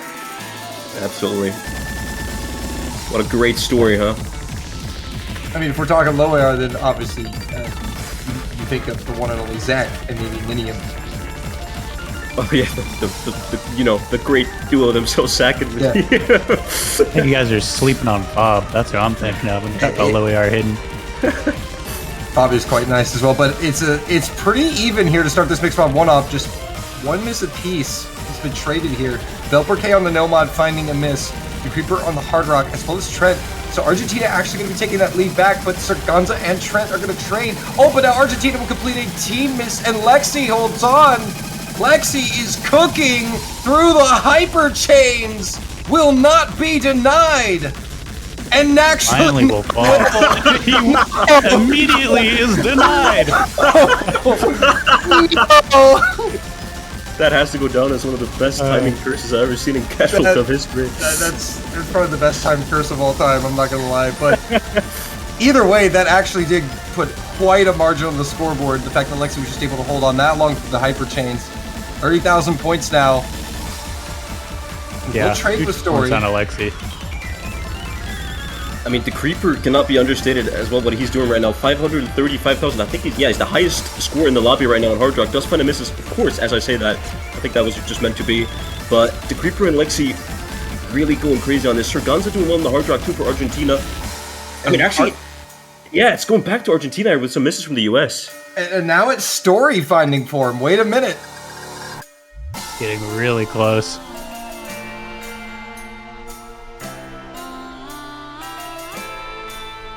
Argentina, they have that combo advantage ever so slightly. Don't know if it's enough to flip it. Oh man, it's going to be very, very close as these combos kind of equalize here. Argentina has the slight combo advantage, so it's going to get very close if nobody misses or trades anything back. And we have a quarter of the map left. Don't blink. Story into Creeper trade. It's still going to be close because of that. Everybody else 200 or above. Lexi and Sarganza. Trade. Another trade. Lexi. But like 200 combos here from the US. The Creeper trade missing will change that though, and it's going over to Argentina here. Trent Velperk goes down along with Trent. Oh My goodness! Wait. Argentina have to win this. This is absolutely vital for Argentina. The Creeper and Trent go down. Argentina find form. Story and Velperk holding Sarganza, and now Velperk down. It's Lexi versus Story. Story down. Lexi the only one left, but Argentina may have done enough. And they've gotten themselves a point against Seed 1 United States in the Catch World Cup Grand Finals. This is huge for Argentina. This is exactly what they needed at this moment. And talking about momentum, I mean, how big is this for Argentina right now? Oh my god. Absolutely massive. Absolutely huge. It's practically a repeat of winners finals between these two teams with the point differentials, but finally Argentina are the beneficiaries. Yeah, 2-1. a nice cool 15,000 score advantage. Barely stealing that away, but I mean, they had it for a bit at the end. Wasn't quite a steal, honestly, but yeah, well played by Argentina there. Much needed point, like you said. United States taking a little more time, but not too much to go to double time 3. Definitely going to see the Creeper in for this one. What do you guys think? Yeah, this pick makes a lot of sense. I mean, obviously Argentina going for the ban on DT1, the higher AR DT being 9.4, but this one's 9.1, but it's actually not just high AR, this one. This one's very, very snappy. You need to basically spam your dash button and break your fingers, basically, to play this map properly. This is honestly, probably Ladies one of and gentlemen, we have a substitution for Argentina. Nullcat checking in to this grand final. Uh-oh, here we go. As well as Colin for the United States. Wait, Velperk is getting a break in the grand finals? I mean, that's huge. That's massive for Velperk here, and Nullcat I mean, after this, they'll be able to say that they played in the Osukats World Cup Grand Finals. This is a turn of events here, and I'm here for it. You know, there could be a little bit of strategy here by Argentina. Maybe Velperke just not feeling as confident, and Nullcat has decent enough scores where it may just not matter. They both average around the same scores, so might as well give Velperke a little rest here. And that's always good to see. You love being able to see that out of Argentina, because that's the one thing we worried about was the core three having to play every single map and get fatigued. So seeing a substitution, that's a great thing to see for Argentina. Absolutely. Yeah, I think that gives them a lot more hope to make it through this whole match.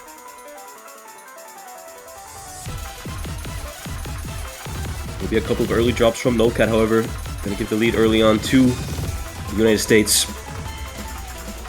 Yeah, Nullcat and Story going with Hidden. Not really a surprise with Story, but of course some players should prefer throwing on Hidden because it helps with reading. Yeah, has recovered now. Well, as I say that, Nullcat finding another miss. Did have a bit of a recovery there.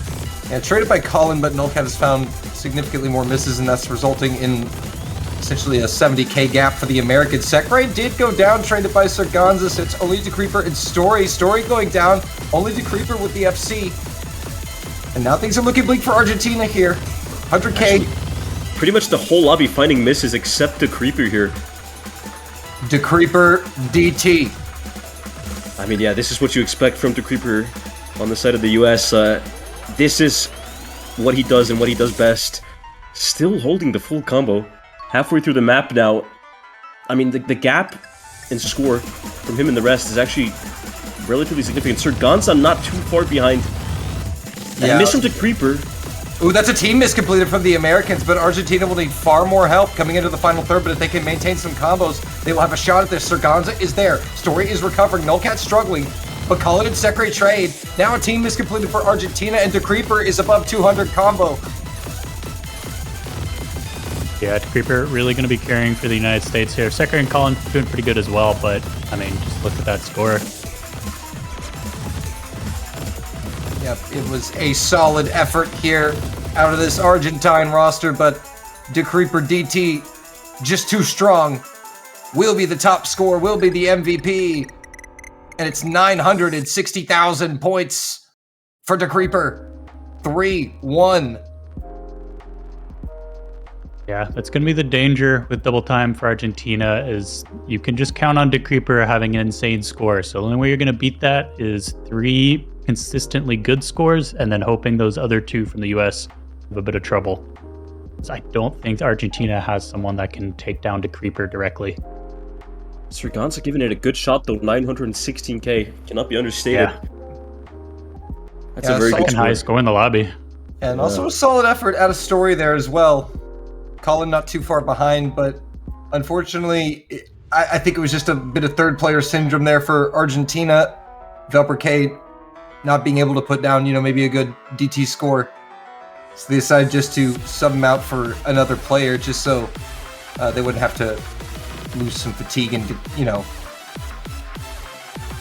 tire out the hands. I still think it was probably a good choice if they were confident that that map was just going to be a loss.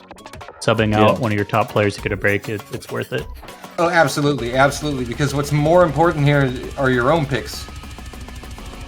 Yeah, exactly. And I mean, I think they probably had an idea that they wouldn't contend too much against the US on DT3, so yeah, just a strategic break, I presume. I can only presume. Yeah, Velperke back in now for Mixed Mod 3. No surprise there. And it seems Argentina will pick Quack. Actually, for me, this is one of the maps in the pool that Argentina has a very big chance on. I think Sargonza is able to hard rock this probably really well. Hopefully I'm not jinxing him here. And Velperke on Nomad should be able to shine on a map like this. Like, this map is not... It's definitely more sort of hard rock and hidden, challenging. Whereas on Nomad, it's one of the simpler maps in the pool. And as the third player of Argentina, I believe in Velperke on this, and I think Argentina have a big chance here against the US. A huge chance. I'm excited to see how it goes. Yeah, I would say that Mixed Mod is probably Argentina's best bet here. They have a really good roster for Mixed Mod when you consider the fact they have Sargonza on Hard Rock, Story on Hidden, and Velperke no mod. I mean, that's been kind of the recipe that has carried them through a lot of the tournament. They're a great Mixed Mod team, so it doesn't surprise me. But Separate Lexi Creeper is probably one of the only other Mixed Mod lineups in the tournament that could beat theirs. Yeah, they're definitely not going to let them take it for free. Argentina need to work for it. But like you said, I think Mixed Mod definitely going to be a solid mod for Argentina this match. Yeah, they were able to steal the last Mixed Mod. Yazzie are official for this Grand Finals, sending them on their way for round number 5. As the duck stares into all of our souls, welcoming us to the gauntlet of Mixed Mod 3. Yeah, now the World Final, the World Cup Grand Final has truly begun. Always got to have one of these kind of maps. I'm a big fan of it personally. You know, the duck just adds. It does. It's charming in a way. But early trades here from the Creeper and Story. No misses from anyone else though, so it's going to be equal. But Velperke is going to find a miss there as I say that, and that's going to give the lead to the US early on, especially with that added miss from Sargonza on Hard Rock. Yeah, we got Sargonza against Sekre on Hard Rock there, Lexi Story on Hidden, Velperke to Creeper no mod. One more miss is going to come out, slightly favoring Argentina. Going to bring that score lead back. And they have it. Miss. Yeah, Argentina has taken up the lead with those double misses from the US. Velperke is going to miss, but it's going to be traded by Sekre. And but Story's missed there, and from Sargonza, that's going to be huge for Argentina. And that's a team that's now completed for Argentina. US is going to be able to capitalize on that and increase their lead now. It's the Creeper on the no mod, the pillar of consistency right now. Really popped off on that DT map, and now is finding form here. Fired up, he's ready to go. Couple more misses coming out from the rest, though. Gonna favor Argentina once again as they take the lead halfway through the map. Yeah, the issue here for the Americans is that Sekre and Lexi are consistently finding misses and can't seem to really maintain 200 combo. Argentina have done a really nice job hanging in there as Lexi goes down right as Argentina reach 3 combos above 200. Yeah, Story 100k above Alexi, which is huge. Oh, that double miss from Argentina is going to change things right into this kind of these quick little dashes. He's gonna go back over to the United States here, but a miss from Sekre is gonna flip it right back over to Argentina with a little bit of a stutter there on the client. Yeah, I was like not too sure how many of those were actual misses, but there was at least one in there. We'll find another, and Argentina now, coming to the end of the map, have a 1 miss lead. And it doesn't look like the Americans are going to be able to do anything unless like a triple miss comes out. Oh, that's a double miss, but it's traded by Lexi. I don't think that's going to be enough, but a couple misses from Velperke there at the end, and it's not enough. Argentina will be taking their own pick here on Mixed Mod 3, going to make it 3-2. They're intentionally doing it so the gap is 15k every time. They have to be. Like that's like almost the exact same gap as the last one they won by. Wait, yeah, it actually is. Yeah, it's like 100 off, I think. Yeah, that's almost the exact same number of margin. It's super close, yeah. But, I mean, even though Argentina did take that point, you look at the Creeper score at 2 miss on Mixed Mod 3 here with no mod. Creeper definitely found his form in this match. Unfortunately, though, Argentina just a better team score, and Story against Lexi, the story of that had a good ending for Story. Yes. Yeah, that time it was a good ending for Argentina there. It was Sekre and Lexi struggling on that one, just a little bit more than anticipated, I would guess, for the Americans. But overall, really nice team performance out of Argentina. And Mixed Mod seems to be going their way, so we can probably anticipate Mixed Mod 2 being picked by them at some point later in this match. So that's 2 points for Argentina here. And, I mean, it's already a better start to the match than in the finals pool against the US. Yeah, absolutely. This is a much better start. They've got 2 points on the board.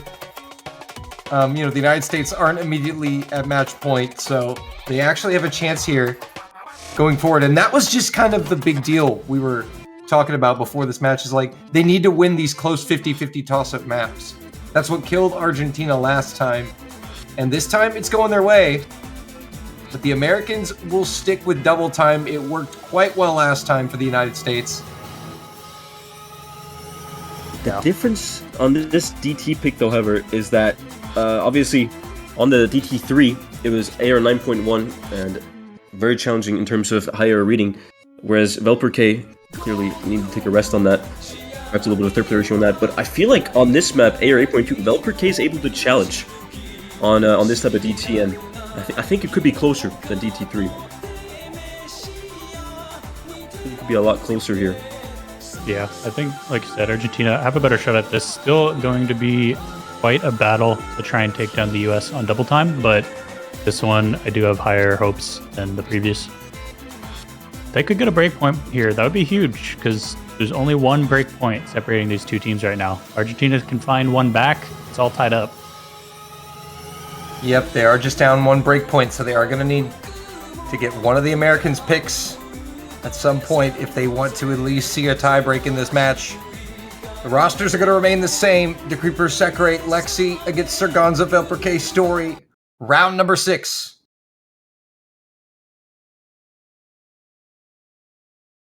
An interesting thing to note here, Story electing not to take Hidden on this double time map. I understand that. This map is very snappy, it's very precision heavy and reading intensive. Hidden, even if you're a Hidden main, I don't think Hidden's going to help you on this one, to be honest. Yeah, much lower approach rate as well, so you don't need it as much to help out with reading. Maybe an early miss from Sekre. A couple early misses likely to come out here as the players get used to the approach rate. Decreeper also finding one as well as Story. Going to trade one back. Slight advantage for Argentina. Now Gonza's down. And that completes the team miss as Velper-K finds a miss, but already at the start, Velper-K doing a lot better than the third player for DT3 of Argentina, and actually lead in favor of Argentina here. That's a double miss, though, from Argentina, only traded by Sekre instead of US. And Decreeper going down now was the only US player above 200 combos, so now Argentina going to be locking in that score gap a little bit. But the team miss comes out, and it's Lexi and Sekre now with combos. Third of the way in. Another double miss from Argentina is not going to make it any easier for them, and we need a trade from Lexi here. Any player that can get a combo really of like 400 or greater is going to be absolutely massive here. Yeah, right now, Decreeper, Lexi, and Velper-K keep swapping who's leading the lobby. It's Decreeper again for now. A lot more misses coming up from Lexi and Velper. Decreeper and Sirganza matching each other at 300 combo right now. That's absolutely vital. But Sirganza will go down. Decreeper immediately after. The United States now 85,000 points in front with the third of the map remaining. Argentina are going to need some help, but we've seen these score leads vanish before. All Argentina needs really is perhaps maybe two players holding a solid combo, because we've been seeing misses go back and forth here, and you know. And here it comes. Right as we talk about it, here it comes. No, Sirganza. Oh, Sirganza goes down now. Argentina with no combo. You could say right as we pick it up again, they miss. Yeah, right. They had it for a couple seconds there. They had it. They're listening to our live feed. They have to be. Absolutely. But now it's Lexi with 200 combo into the ending sections, and unfortunately for Argentina, nothing they can do now. And Lexi, excuse me. Sirganza actually comboing through his part 2, but Lexi getting it all. Lexi just casually leading the lobby now, above Decreeper on double time. What was that? What is Lexi doing? He's a madman. I think that was called taking it to the hoop. Is what that was. That was down the lane. Dunking on the hoop. Slam honestly. jam, breaking the backboard. Lexi says, I want the MVP slot. Give it to me. We'll outdo Sirganza. As well as Decreeper, who put up brilliant scores. But now it's 4-2. Argentina up to pick next. They're going to go with Hard Rock 1, so they've still got some picks left that they're willing to try out here. Because it only occurs when you love something more. Yeah, once again, I mentioned this for the US earlier, but Argentina immediately having a pick in mind, I like the look of that. Give some confidence off. Yeah, and honestly, the picks that Argentina have been going for just make a lot of sense too. Like, you know, the mixed mods, they pick them without hesitation and then do just good enough to get the points on them when they need them. And Hard Rock 1 is one of those maps that I really like from Argentina too. I know for a fact that the whole Argentinian roster can get an insane score and is perhaps even capable of seeing this map. Although I doubt we'll be seeing that in a match, but I mean, this is one of those maps that Argentina needs to pick against the US and hope that they can just slightly get the better end of the tail. And you know, I actually also like this pick out of Argentina, considering that Sekre, all things considered, has not played bad, but hasn't had too many big pop-off performances. The past few maps has kind of struggled, he and Lexi. So maybe now picking that Hard Rock 1, maybe now going, hey, they're not playing so well, and then let's try Hard Rock now. But of course, Sekre, we know, one of the best HR players out there. You have to be careful when you're picking into him, even if you have a player like Sargonza. Yeah, like I mentioned, I think that is a good strategy, since Sekre underperforming a little bit, and he's kind of that Hard Rock champion for the US. He's underperforming, go for Hard Rock. You can take it on. And I think what really seals it is that it was Sekre and Lexi as well. Because, you know, also you got to talk about Lexi, too, when you talk about Hard Rock. Lexi, not only just one of the best hidden players in the world, can hold his own on Hard Rock as well. So the fact that it's those two specifically struggling might be what's leading Argentina to pick Hard Rock 1 here. But on the topic of Hard Rock in the United States, obviously the Creeper was playing Hard Rock for Mixed Mod for the US. So I think the Creeper's been playing really well past couple of maps. I think we're going to get an abort here. I think Gonza not on the right team color, but we'll get that. And Velper K is still playing double time somehow, so we're going to get a little panic button clickaroo so we can get the players back in the proper dimension.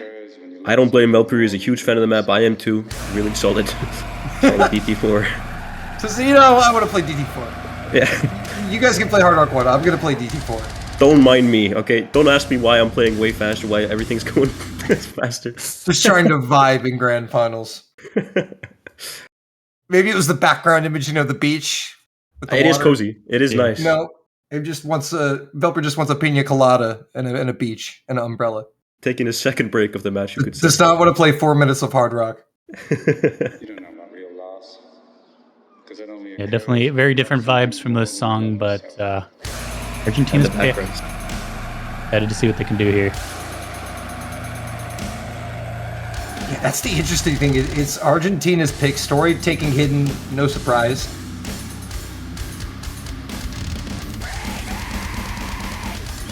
Early miss up Lexi.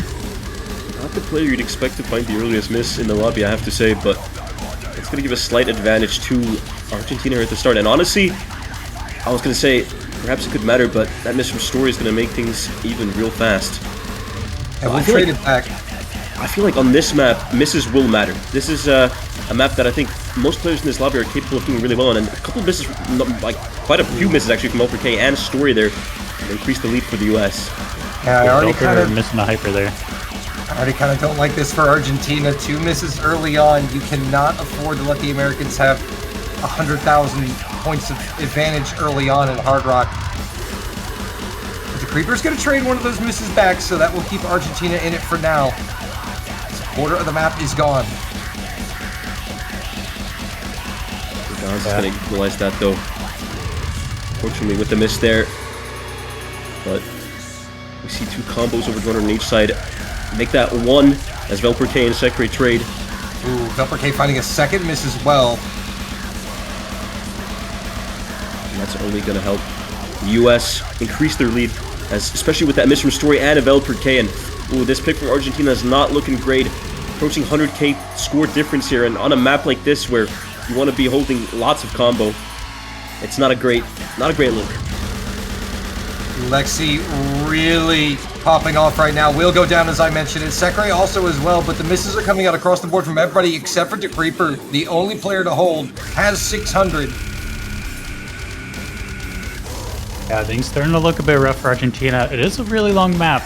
We still have 2 minutes left, but that is a huge score lead, especially for such a long map.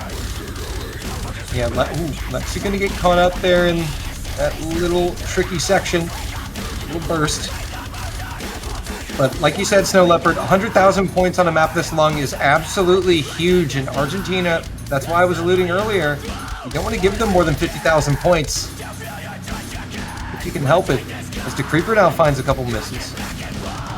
One of them was traded by Velper K, so not going to be too big of a blow for Argentina here, and approaching the break, getting into the final third. 103,000 points on Hard Rock 1 in a map. As long as this, it's going to be really hard for Argentina to get themselves up from this. They're going to need some sort of meltdown from the side of the United States. Yeah, there's some hope there, but it's going to be a bit of a long shot. And that break being quite long as well with the slow part after. Only a quarter of the map left here, and with the 100,000 points between them, it's really hard to imagine a reality where Argentina comes back from this, unfortunately.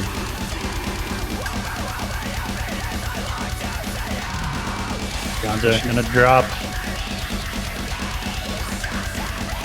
And that's not gonna soften the blow at all here. And into that final 30 seconds, and I think at this point it's getting safe to say that Argentina doesn't have much of a chance to come back. And even with that miss there from the Creeper, it's gonna be traded immediately anyway by Surganza. And a solid 100k difference throughout the last sort of 2 minutes of the map. And USA, I'm gonna say confidently, take this break point from the Argentina here. Yes, Sakurai doing a phenomenal job recovering from that miss to come back and take the MVP slot in the lobby with 960k. I mean, it was a risky pick with Hard Rock for Argentina going into Sakurai, Lexi, into Creeper, but the Americans unfortunately had an absolute field day on it, despite a brilliant team score out of Argentina.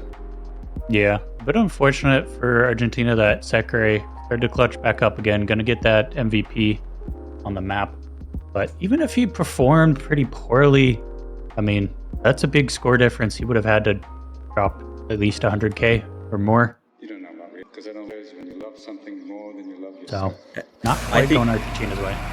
Yeah, and this is sort of that was sort of a crucial point, I believe, for the US, especially, you know, considering it's their pick now, and if they win this, then they've secured themselves a match point status in the match, and you know, that means that they've guaranteed a tiebreaker at the very least, which I don't think is necessarily what Argentina wants. Yeah, especially considering the fact that Argentina are coming up from the losers bracket, means that they would not only have to win this match, but win one more time to win the World Cup. And the Americans will go with Hard Rock 2. Yeah, it's starting to look like a sort of a Sisyphus story for Argentina here. However, speaking of story, if anyone's going to make that story happen, it's going to be Story. Sorry. Hard Rock 2. We need a player to rename themselves Banner so we can make Banner puns. There we go. There we go.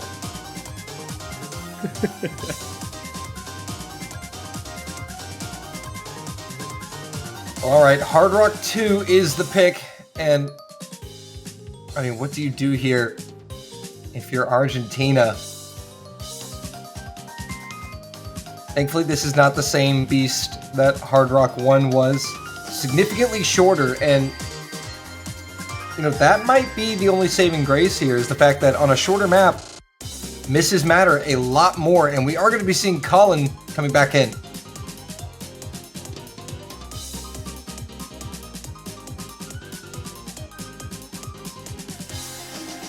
Yeah. Although, well, so it's a shorter map, but it is also CS7, which is oof. They'll be fine. Yeah, I mean, there's very a reason precise gameplay. Absolutely. This is grand finals after all. You know, when testing skill sets, you want to find the peak of what you can really test, and it doesn't get much higher than CS7 on a Hard Rock map. Sakurai, Colin, and Lexi for the United States against Surganza, Velper K, and Story of Argentina. Now, Story playing hidden, I would say that's to be expected, but on CS7, that seems a bit risky. Gonna find an early miss. We'll be traded by Lexi, though. Yeah, even if you're one of the best hidden players in the world, that's pretty risky. There's a really small fruit to catch. You don't want to make it any harder to see them than they already are. Another miss here from Sirgonza, going to be handing the lead back to the United States. Only Sekre still maintaining that FC. Everybody else has missed at least once.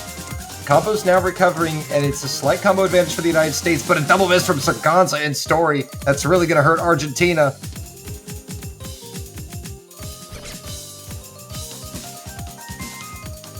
Yeah, a couple more misses here from the side of Argentina, and only traded by Sekre. Now Colin as well, but Lexi holding a really solid combo for the US. Going to be keeping them in the lead, although advantage Argentina right now. With those misses from Sekre and Colin. Yeah. With that miss from Story, though, it's going to bring it back to the US. That combo for Lexi actually is huge. It's the only thing that was kind of holding Argentina at bay, as Lexi will now go down. The team is completed. And Argentina has one combo in Sirgonza, so there's still a little hope. Halfway through 80k. They're going to need some help, but they're not too far out of it. Yeah, actually noticed. Yeah, sorry. That Lexi huge combo, they were at like 130k score advantage. Lexi drops, it went all the way down to 70k. So. I was just gonna mention that, yeah. So that actually makes me feel a bit of hope for Argentina here. As long as they're able to hold, then the US finds a couple of misses. I mean, it's not over. But it's not over until it's over. It's Story really struggling, finding a miss right before that break. The lowest score, the hidden might not have been the call. Yeah, on a CS7 map, you really have to question it, but now, hold up. Argentina with Sirgonza and Velperke. It's only Sekre. Colin now getting up to 200 combo. Velperke going down. If we see a team miss here, a double miss from Sekre and Colin, the big combos from the side of the US, and that's going to be huge for Argentina at the end, but is it too late? Story has gone down. Yeah, and that has been the story of this rivalry between Argentina and the United States. It's just too little too late for Argentina to come back. See, why is it... When you made a Story joke, that just went so smoothly. When I made it, everyone went silent. Anyway, keep going. He's the one and only Doland, the master. I don't write the rules, man. But yeah, sorry. That is going to put the United States at championship point here. Since they are the winners of the winners bracket in this grand final, if they take one more point, they will win the tournament. Argentina will need 5 consecutive points in a row to force a bracket reset. Yeah, a lot of pressure on the shoulders for Argentina, but also United States. They are hungry for that win. They have been trying to get that first place for so many years, always to be shut down by South Korea and or China. But this year looks like it might be their year. They're going to go all out for this point. Argentina, their Hail Mary attempt will be Hidden 3. The AFB map, Rusty and AFB's dichotomy. Is this the beginning of a fairy tale story for Argentina here? Or will the US take it home, ending it with a break point? We'll have to find out. We'll have to find out. But I like the pick. I think it's unfortunate that it took this long for Hidden to kind of be picked. But, I mean, at this point, you have to go for broke if you're Argentina. Yeah. I'd like to say go for the mix mod, but, you know, Hidden's just remained untested. And you just can't afford to leave a mod untested. Yeah, I was going to mention the mix mod too. I'm kind of surprised they didn't go for it. Though it is AR8, so that might be a concern for their no mod and their Hidden player. Could be why that's going to be left on the board. It's Hidden 3. This Hidden roster, we're getting Decreeper Hidden, ladies and gentlemen. Oh, let's go. In the grand finals. Let's go. You know, surprisingly, I'm not that surprised actually on a map like this. I think Decreeper's skill, like just technical skill overall, will prove to be crucial on a map like this. And I mean, his Hidden isn't actually bad at all. I imagine he's going to play this map like he's playing it no mod. Oh yeah, absolutely. I mean, and the AR is right in Decreeper's wheelhouse. Like, if you're going to put Decreeper in on a hidden map, an AR 9.5, that's something he'll be able to sink his teeth into. Absolutely. But it's the length that's going to be the 10.5 hidden. Yeah. AR 10.5 hidden. There'll It's going to be Trent and Lexi. We get to see Trent again in the grand final, joining Lexi. This is a pretty formidable hidden roster, but thankfully for Argentina, they have one of the best hidden players in the world to counter one of the Americans' best hidden players in the world. Okay, so Ganza having a bit of internet issues. Is back though. Hopefully can stay in. Interesting. Argentina debated on calling a timeout there right before, but elected to wave that off, and we will be getting underway for round number 9. Yeah, I think they were going to use that to give Ganza some time to come back, but made it back just in time. They get to save that timeout. But to make use of that, they need this point. Here we go, round number 9. The first match point for the United States. They send in Decreeper, Trent, and Lexi to try to seal the deal on their first World Cup title. Sir Ganza, Velper-K, and Story will try to stop them in their tracks.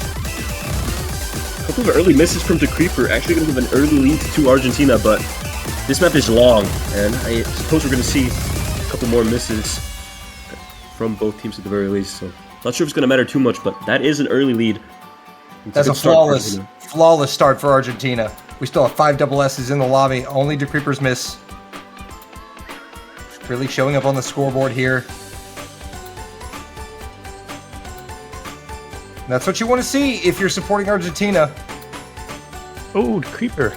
Yes, right at like 193, I want to say. A rough spot to miss. Can increase that lead some more. Yeah, missing on this part is very unfortunate as slowly building up the more intense sections here. Yep, gonna have to solidify the mental and put that miss behind him. We're getting up into the Decreeper speed though, so already looking a bit more confident. Trent and Velper, Sir Ganza as well. That's gonna even the score gap if all those combos recover back to 200. The miss there from Trent's gonna help Argentina increase their lead a little bit, but just like on the mixed mods now, we see Story and Lexi battling it out on Hidden. A double miss from Argentina, actually a double miss from US as well. Lexi versus Story.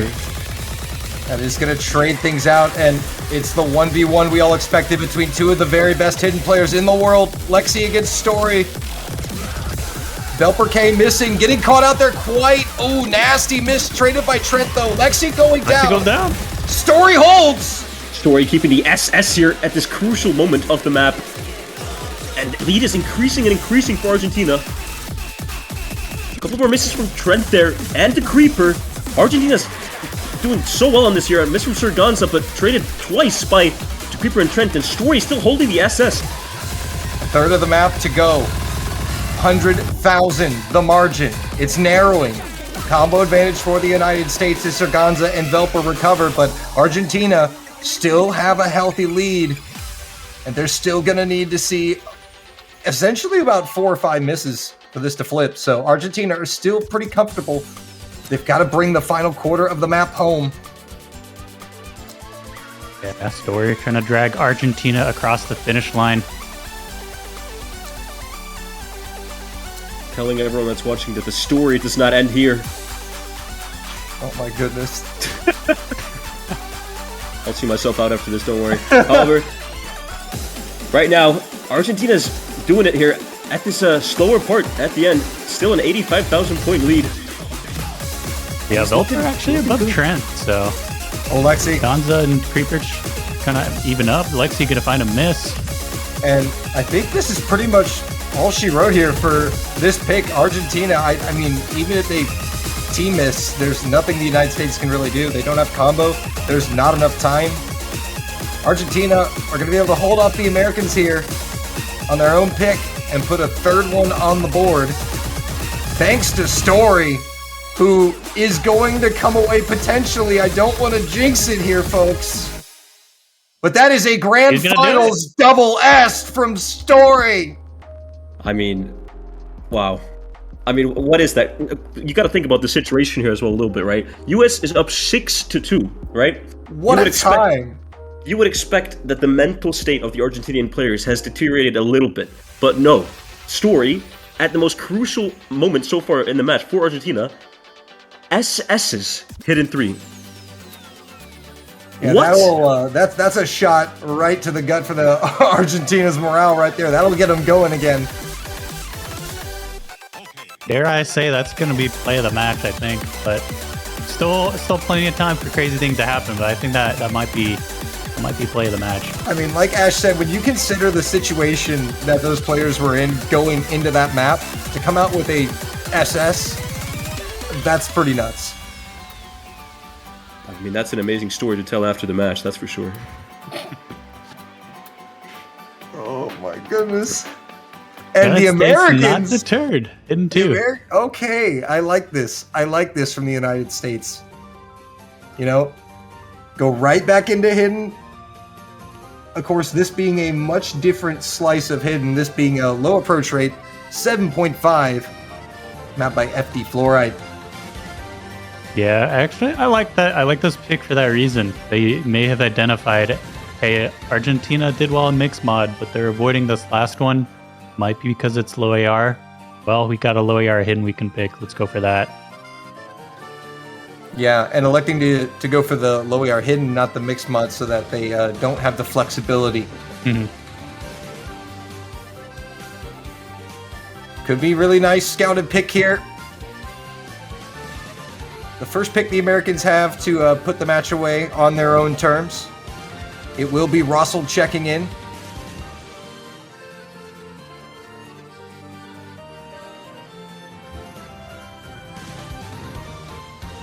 A little bit of a concern for the Argentinian roster on this one. Do they have a 3-player roster that can perform up to the U.S.'s standard on this? That's I'm not too sure. It's a really solid pick. And now, the United States captain trying to call back Zach, former longtime World Cup member for the United States, played 10 years. The Hidden 2 juggernaut would be quite nice right now. And maybe it's their way of paying homage to their former teammate by trying to win the World Cup on a Hidden 2 pick. Was it 10 consecutive years that Zach played for the U.S.? Yes. Yeah. Insane. Did he get 11? I think he might have gotten 11, but I know he at least got his 10. All I know is he's been doing World Cups longer than I've been playing this game. So. Yeah. I imagine that's the case for a lot of players in this game. Probably most players, yeah. Yeah. And for the Americans, it's going to be Lexi, Russell, and Secre. Against the core roster for Argentina that has seen them all the way to this grand final. Story, Velperke, and Serganza.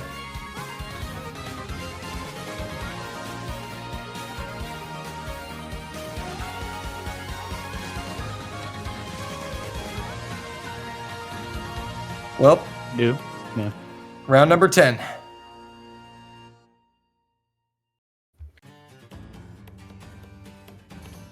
Can be a bit of a shorter one this time, though. 2 minutes, 30 seconds. We'll make things a bit dicier. And it's really going to be all in this first 30 to 45 seconds. That's going to really set the tone. We've got to have a good launch on these Hidden 2 maps. Early miss from Velperke. And finding continuous misses. Yeah. Traded by A Secre. bit of a rough launch. This was the concern for me here for Argentina. Do they have a 3-player roster that can match the U.S. on this? Although Russell just found a miss as well, but misses from Velperke and Serganza just a bit more than Russell and Secre. Yeah, Lexi and Story doing their the thing. double S. Yeah, they're just chilling up there. No misses. Oh, what was that? As I say that, Lexi gonna find a miss. Only Story with that full combo. Not Yeah, now Velper really struggling. Argentina now with combo advantage. Story going to slow that down with a miss of his own, but Serganza, the only one with 200, going to be pulling things back towards Argentina as the chain misses come out from the United States as well as Velperke, and it is only Serganza with combo. Story recovering up to 3 digits now, and here comes Argentina. Ooh, that miss from Story is going to hurt though, but a miss from Russell and a couple more misses from the U.S. is actually slowly putting it in favor of Argentina here. It doesn't matter. Nobody can find combo on the American side, and Serganza is just refusing to miss. Will finally go down, but has pulled it back level on his own. And given Argentina a shot to stay in this grand final. Velper and Rossfield trading misses on this part here. And Sakre finding a miss as well, so even if Velper keeps missing, it's gonna go back to Argentina. And oh now, my god, 2,000 points, 1,000 points! It's dead level. It's dead level. It's a full reset trade from Sekre Velperke. Surganza leveled the score gap by himself, and now who's going to be the hero? Lexi goes down. Story Surganza, 200 combo. They're doing damage. The Americans letting it slip away here. Lexi and Russell, double miss. Sekre's bleeding. And Story now also finding the miss. That's a team miss now for Argentina as well, but Sekre and Velper trading a little advantage from the US, but a miss from Lexi. Wait, it's coming back a little bit. They're going to solidify a score gap of about 25k, but if Argentina can hold on through this final sections, they'll have another point. 30k. Lexi goes down. Russell there with combo. Misses are coming out. Russell goes down, and Argentina are going to take a break point back from the United States on Hidden 2. 28k the margin. What is going on here? Argentina staying in the game. I mean, Velper must be like bowing down to his teammates right now. That is an insane performance from Story and Surganza, 2v3ing basically the United States on Hidden 2. That is insane. How are they still in this? That is... I'm speechless. Yeah. I mean, they just clutched up. They clutched up when needed. Yeah, Story started struggling, Gonza clutched up, and then at the end you could see from that graph, Gonza, I was going to mention it, but there's too much going on. Gonza started struggling a lot, just lost his rhythm, but just in that moment, Story picks it back up. Huge team performance there from Argentina. And now into the final round of picks for this match. One pick apiece left for each team. Argentina. A situation in which they probably did not expect to see. Many people didn't expect them to make it this far into the match, but they find themselves down 6-4, still in this grand final, with a chance to send it to the distance here. What can they count on to convert against the United States? Hidden has looked good. There's Hidden 1, there's Mixed Mod 2, and No Mod 1, as well as Hard Rock 3, and Double Time 2. 5 maps remaining in the pool. 1 in each mod bracket. It's No Mod 1. We're going for Interesting. The coin flip. I was wondering if they're going to go Hidden 1 or if they're going to go, hey, low AR Hidden, we at least got 1 on it. We got 2 people that can do the low AR. Mixed Mod 2 might be a possibility now, but it's going to be the No Mod 1. I kind of like this from Argentina. That's kind of really a gangster level pick. They're going to just leave it all up to fate on the coin flip map. Here's the thing though, if Argentina wins this, imagine what that will do for the Argentinian momentum. Imagine what that will do to the US as well. And both teams still have their timeout left. No timeouts have been called. Argentina was thinking about calling it before the last map, waved it off. And wait, Velper looks like they do want. Yep, timeout is being called now from Argentina. You knew this was going to be a factor at some point. You got to calm the nerves. And, maybe they could be trying to ice the Americans. Yeah, let that last loss sink in. You know what's really funny, though? The past 2 maps where the US was on match point, Argentina didn't call timeout for that. I think they were secretly confident that they could have, taken those points, and that they did. Just a little speculation. It could be. Also could be, that they wanted to save in case of a technical difficulty. I think Surganza is having some connectivity issues, but, it can be used for a variety of different reasons. And now Argentina trying to play a game, play a mental game now with the timeout.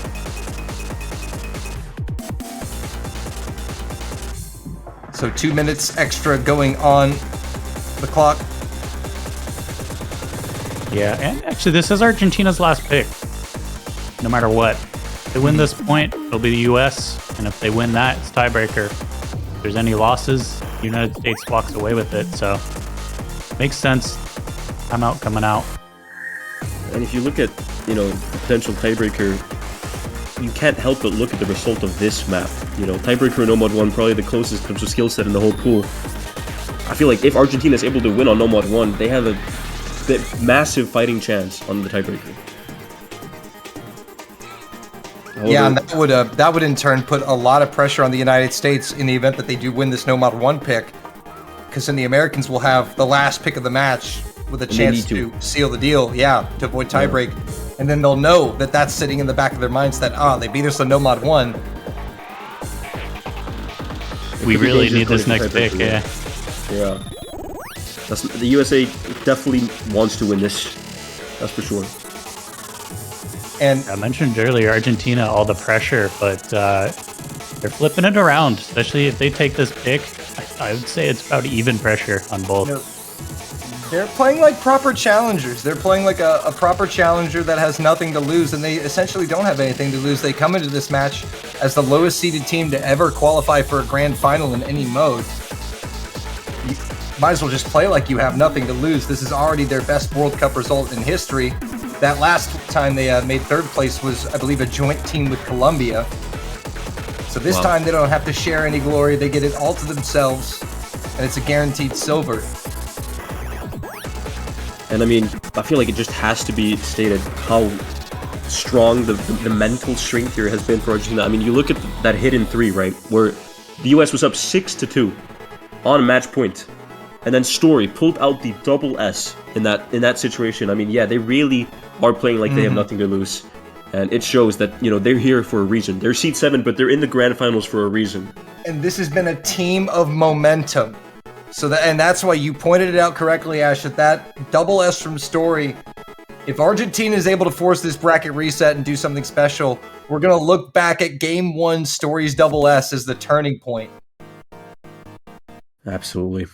But again, all of that means nothing if they can't convert this pick right here and take a break point and send it the distance. All right. Looks like the timeout slowly coming to an end here, and we're going to be getting into No Mod 1. This is one of the more intense maps of this match. I mean, we've seen a lot of intense maps in this match, actually. Maybe I shouldn't say that, but it really feels like this could go either way. This is the coin flip map, and when it can go either way in a situation like this, 6-4, you can't help but feel a little nervous for both teams here. I mean, this is it, really. Round number 11. DeCreeper, Lexi, Secre for the United States. Story, Serganza, Velper K for Argentina on Argentina's No Mod 1 pick. 3.5 minutes could potentially stand between us and new world champions, or will the United States be forced to their final pick of this Game 1? I think the real question that is on all of our minds is, does the glass slippers still fit for Argentina? So far, yes. Creeper could be that first miss.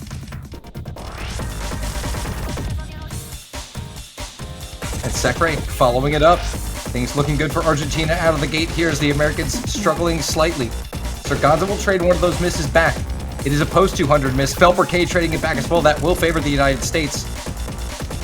It's only Lexi against Story. How many times have we said that this match?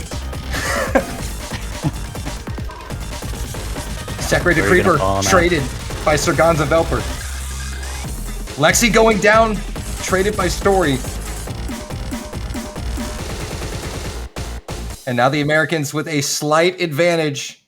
And I mean, like you said, guys, this one's a toss-up already. The way you can tell, the way they're trading, it's anyone's game as we get some Bancho moment right here. Come on, Bancho, it's grand finals. Got a lot of map ahead of them. Somebody smack the side of this TV.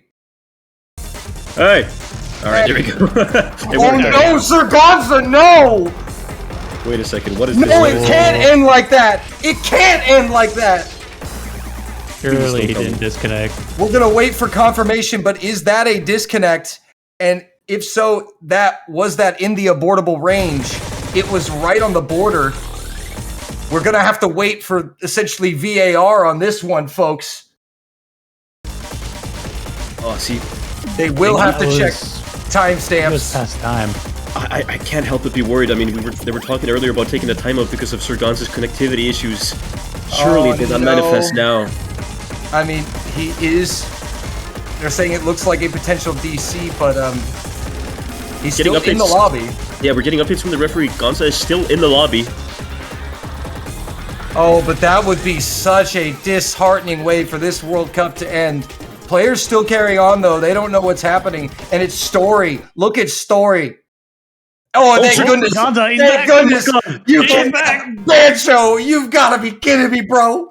Come on, Bancho. There's no way. Don't play with our hearts like this ever again. Bancho with the play of the World Cup just stole it from Story. He said, you like that double S? Watch these elite level mind games. Look at he's comboing too. He's actually comboing. So Argentina could still be doing pretty good here. We have no idea. In the grand finals, this is professional esports, ladies and gentlemen. He's almost caught up. He needs about another 30 seconds. He's a quarter of the map behind still. Look at the spotlight on Sorganza. I mean, I imagine him looking back on this VOD being like, what? this most important match of these players' life. Yeah. Our official is absolutely telling them in the chat, please do not leave the lobby. Please remain where you are. Oh my goodness. And he's okay, he's catching up. We're about to get synced up here. We're finally gonna understand. Oh no. Wait, what's going on? Okay, and oh dear, it's not looking good for Argentina. Looks like Mrs. did come out, and it's 130k in favor of the United States. And the Americans seem to have just been popping off. Lexi and DeCreeper and Sekre. And it could be their moment. This could be it. In 2016, they qualified for finals week for the first time. In 2018, they've made it to the top 3 for the first time. And now in 2024, they will stamp their name in history to become just the 4th different nation to win this tournament and the first new champions for the first time in 10 long years. To the end, they will come to the map and see that the journey has been completed and the United States are your 2024 Osketch World Cup champions! My god, talk about goosebumps. Wow, there you have it, folks. Yeah. The United States, finally, and deservedly so after this Catch World Cup, you have to say, getting their first ever Osu Catch World Cup victory. And I mean, you have to think that Dolan had that written down. That was an amazing speech. I got goosebumps listening to that. And I know because you're American, that was straight from the heart. Truly an amazing moment to witness if you're a fan of the USA here. And I mean, they've done it. After many years of challenging, the United States has done it. And Argentina really gave us something to cheer about, made this match a lot more competitive than some may have anticipated that this match was going to be. A 7-4 result as the 7th seed is nothing to be ashamed of, and they'll walk away with a silver medal, but there are your champions. The United States, Sekre, Trent, Rossold, Colin, DeCreeper, and Lexi taking it home for the United States. And can you believe we only have 4 different winners of this tournament now? That's crazy, yeah. Sekre and Lexi, they've wanted this for so long. They've been talking about just one more year. This is the last year. We're going to get the gold and then retire. They finally did it. I believe we will be getting a tiebreaker showcase. But Argentina taking home a silver medal, I don't think that's something anybody had on their CWC bingo card at the start. So you really have to give massive props to Story, Sorganza, and Velper K for the work that they put in, and the rest of that Argentine roster.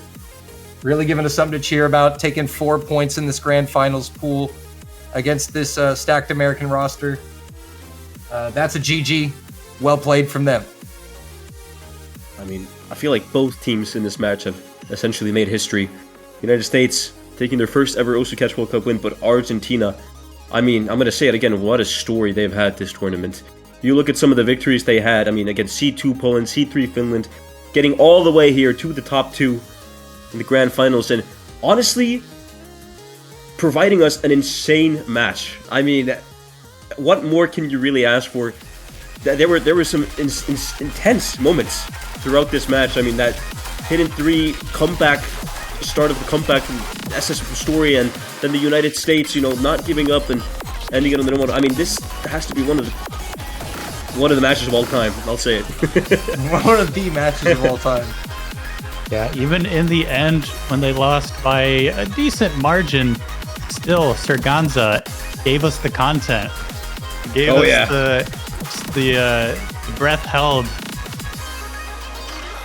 And, you know, I feel like going into this match, some of the viewers may have seen the seeds and thought, oh, well, this could be a bit one-sided, but it was absolutely not. I mean, I haven't been this entertained watching a match in a long time. And Argentina can, you know, leave this World Cup feeling like they've achieved something brilliant, because they have. And now we will get to see the custom Grand Finals tiebreaker for this year's World Cup, showcased by our Grand Finals teams. Also needs to be said, congratulations going out to Poland for winning the bronze medal this year. They finished 3rd. And after this, we'll see, I'm sure, the graphic that will have the podium. We got to congratulate Poland as well as Canada, who finished 4th. Yeah, Poland, that was their first podium finish ever as well. They got that 5th through 6th slot a couple times. Didn't even get 4th before, though. So, huge performance from Poland this year. Definitely congratulations to them as well in that 3rd place. And all right, here we go for a tiebreaker showcase. We'll see what these players have left in the tank. Nullcat checking in for the tiebreaker showcase to say hello one last time. I mean, Nullcat can now say that they did play in a Catch World Cup Grand Finals match. You know, on that DT3, they showed up. And they can say they played a Grand Finals tiebreaker too now, you know. oh, absolutely. On stream as well. On stream, man. With Relax? Am I seeing that right? With Relax. What a legend. What a legend. Perhaps telling us all to relax after that intense match, trying to calm our Story nerves. double S, nah. Nullcat Relax, yes. Now this is the play of the tournament. Oh man, this I feel like this is honestly just great. What a legendary move. It's just a solid vibe. I mean, this World Cup, it was kind of turned on its head upside down from the start when we saw the absence of 2 major players in the Catch World Cup. No South Korea, no Italy. So we didn't know what we would have in store for us, but the storylines that we ended up getting in this World Cup were absolutely amazing. Storylines. The word. Thank you for explaining it. Gotta get one more in. But yeah, no, Poland, surprising seed number 2. That has to be the highest they've ever seeded. Can't remember what they normally seed. But yeah, normally a lot lower.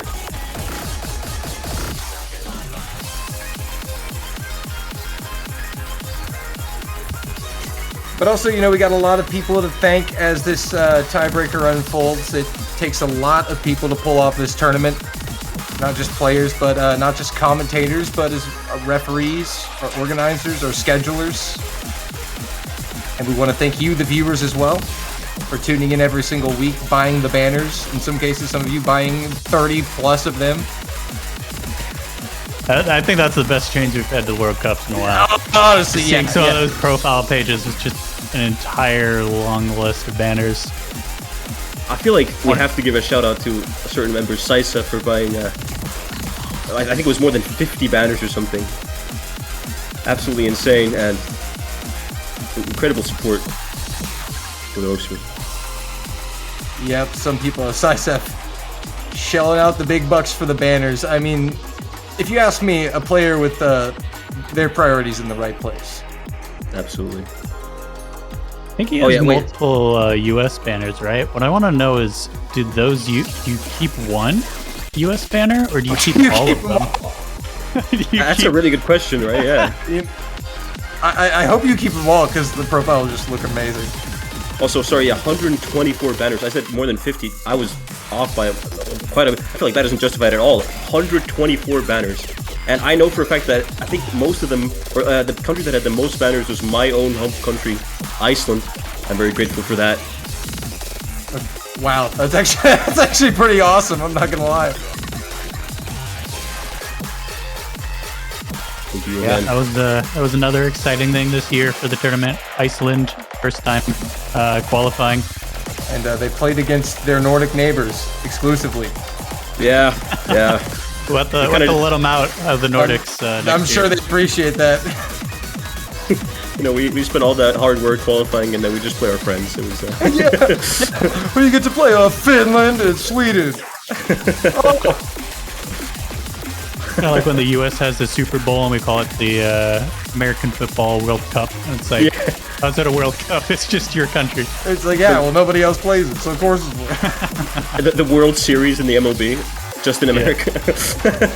it's not like Japan plays baseball or anything, you know. It's the World Series, all right. Iceland World Cup experience, just Nordic. But meanwhile, Sekre trying to cook a little bit here on that last section. Most players have about 500k at this point, but it's actually Story who is cooking the hardest here of the players that, you know, don't have relax. I mean, I guess we could say Nullcat's technically cooking the hardest. Yeah, I'm curious what his score would be. It's a nice 0 multiplier for that mod, but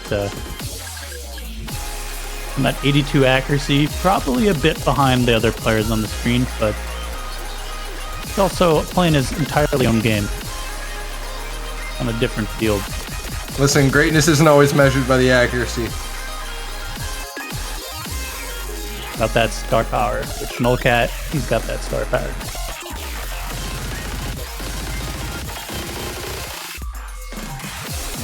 Man, okay.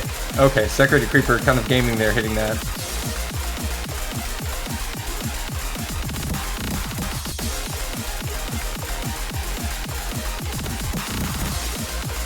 But another World Cup come and gone. Up next, I believe we are going to be having Mania 4 Key, and I know we also have the Laser Grand Arena coming up as well. So be sure to check out the news posts for more information on that. Yeah, if you haven't heard about that, that's really exciting. When I first saw it, I was really excited. We're finally going to get a laser tournament. We need to start us some new crazy stuff, so definitely check that one out if you missed it earlier. And if you haven't followed, make sure to follow this Twitch channel so you don't miss any of the World Cup action or any of Laser Grand Arena. Check out our B-Stream channel as well. Make sure you're followed there. Yeah, a lot of exciting stuff going to be happening for Osu and Osu Live. I mean, yeah. The first official tournament that isn't a World Cup, I believe, for Osu? Yes, I believe so. Laser Grand Arena. Oh, Story. Oh my. Oh my goodness! Gotta take that lobby MVP, so that just goes to show, man. Argentina made it to the tiebreaker. Story coming in with a... It would have been a run for their money. Yeah, they would have done a solid job here. Story with 976,000 points. That's ridiculous. And the American's going to end it on a when you see it moment. You love it. Oh, we true. appreciate it. Yep. I guess They you did could the say thing. at the end of this tiebreaker, Story gave us a really good bedtime story with that. Okay, no, I think I'm done. Oh my goodness. I think I'm done. Get this guy out of here. I think we've officially stretched it. Roll the credits! But what a World Cup it's been. Yeah, thank you guys all for watching. We mentioned all these other tournaments coming up to check out. In the meantime, if you're looking for something to do, maybe try out Catch if you haven't tried it out before. Seen some crazy stuff that happens over here, so give it a try. But I think that's going to be about it for us. It's going to be it indeed. Just eyeballing some of these scores here. Sirkanza with nearly 900k. Sekre right behind. All in all, a great World Cup. Another CWC in the books. And there is your podium. The United States taking home the gold. Argentina the silver. Poland the bronze.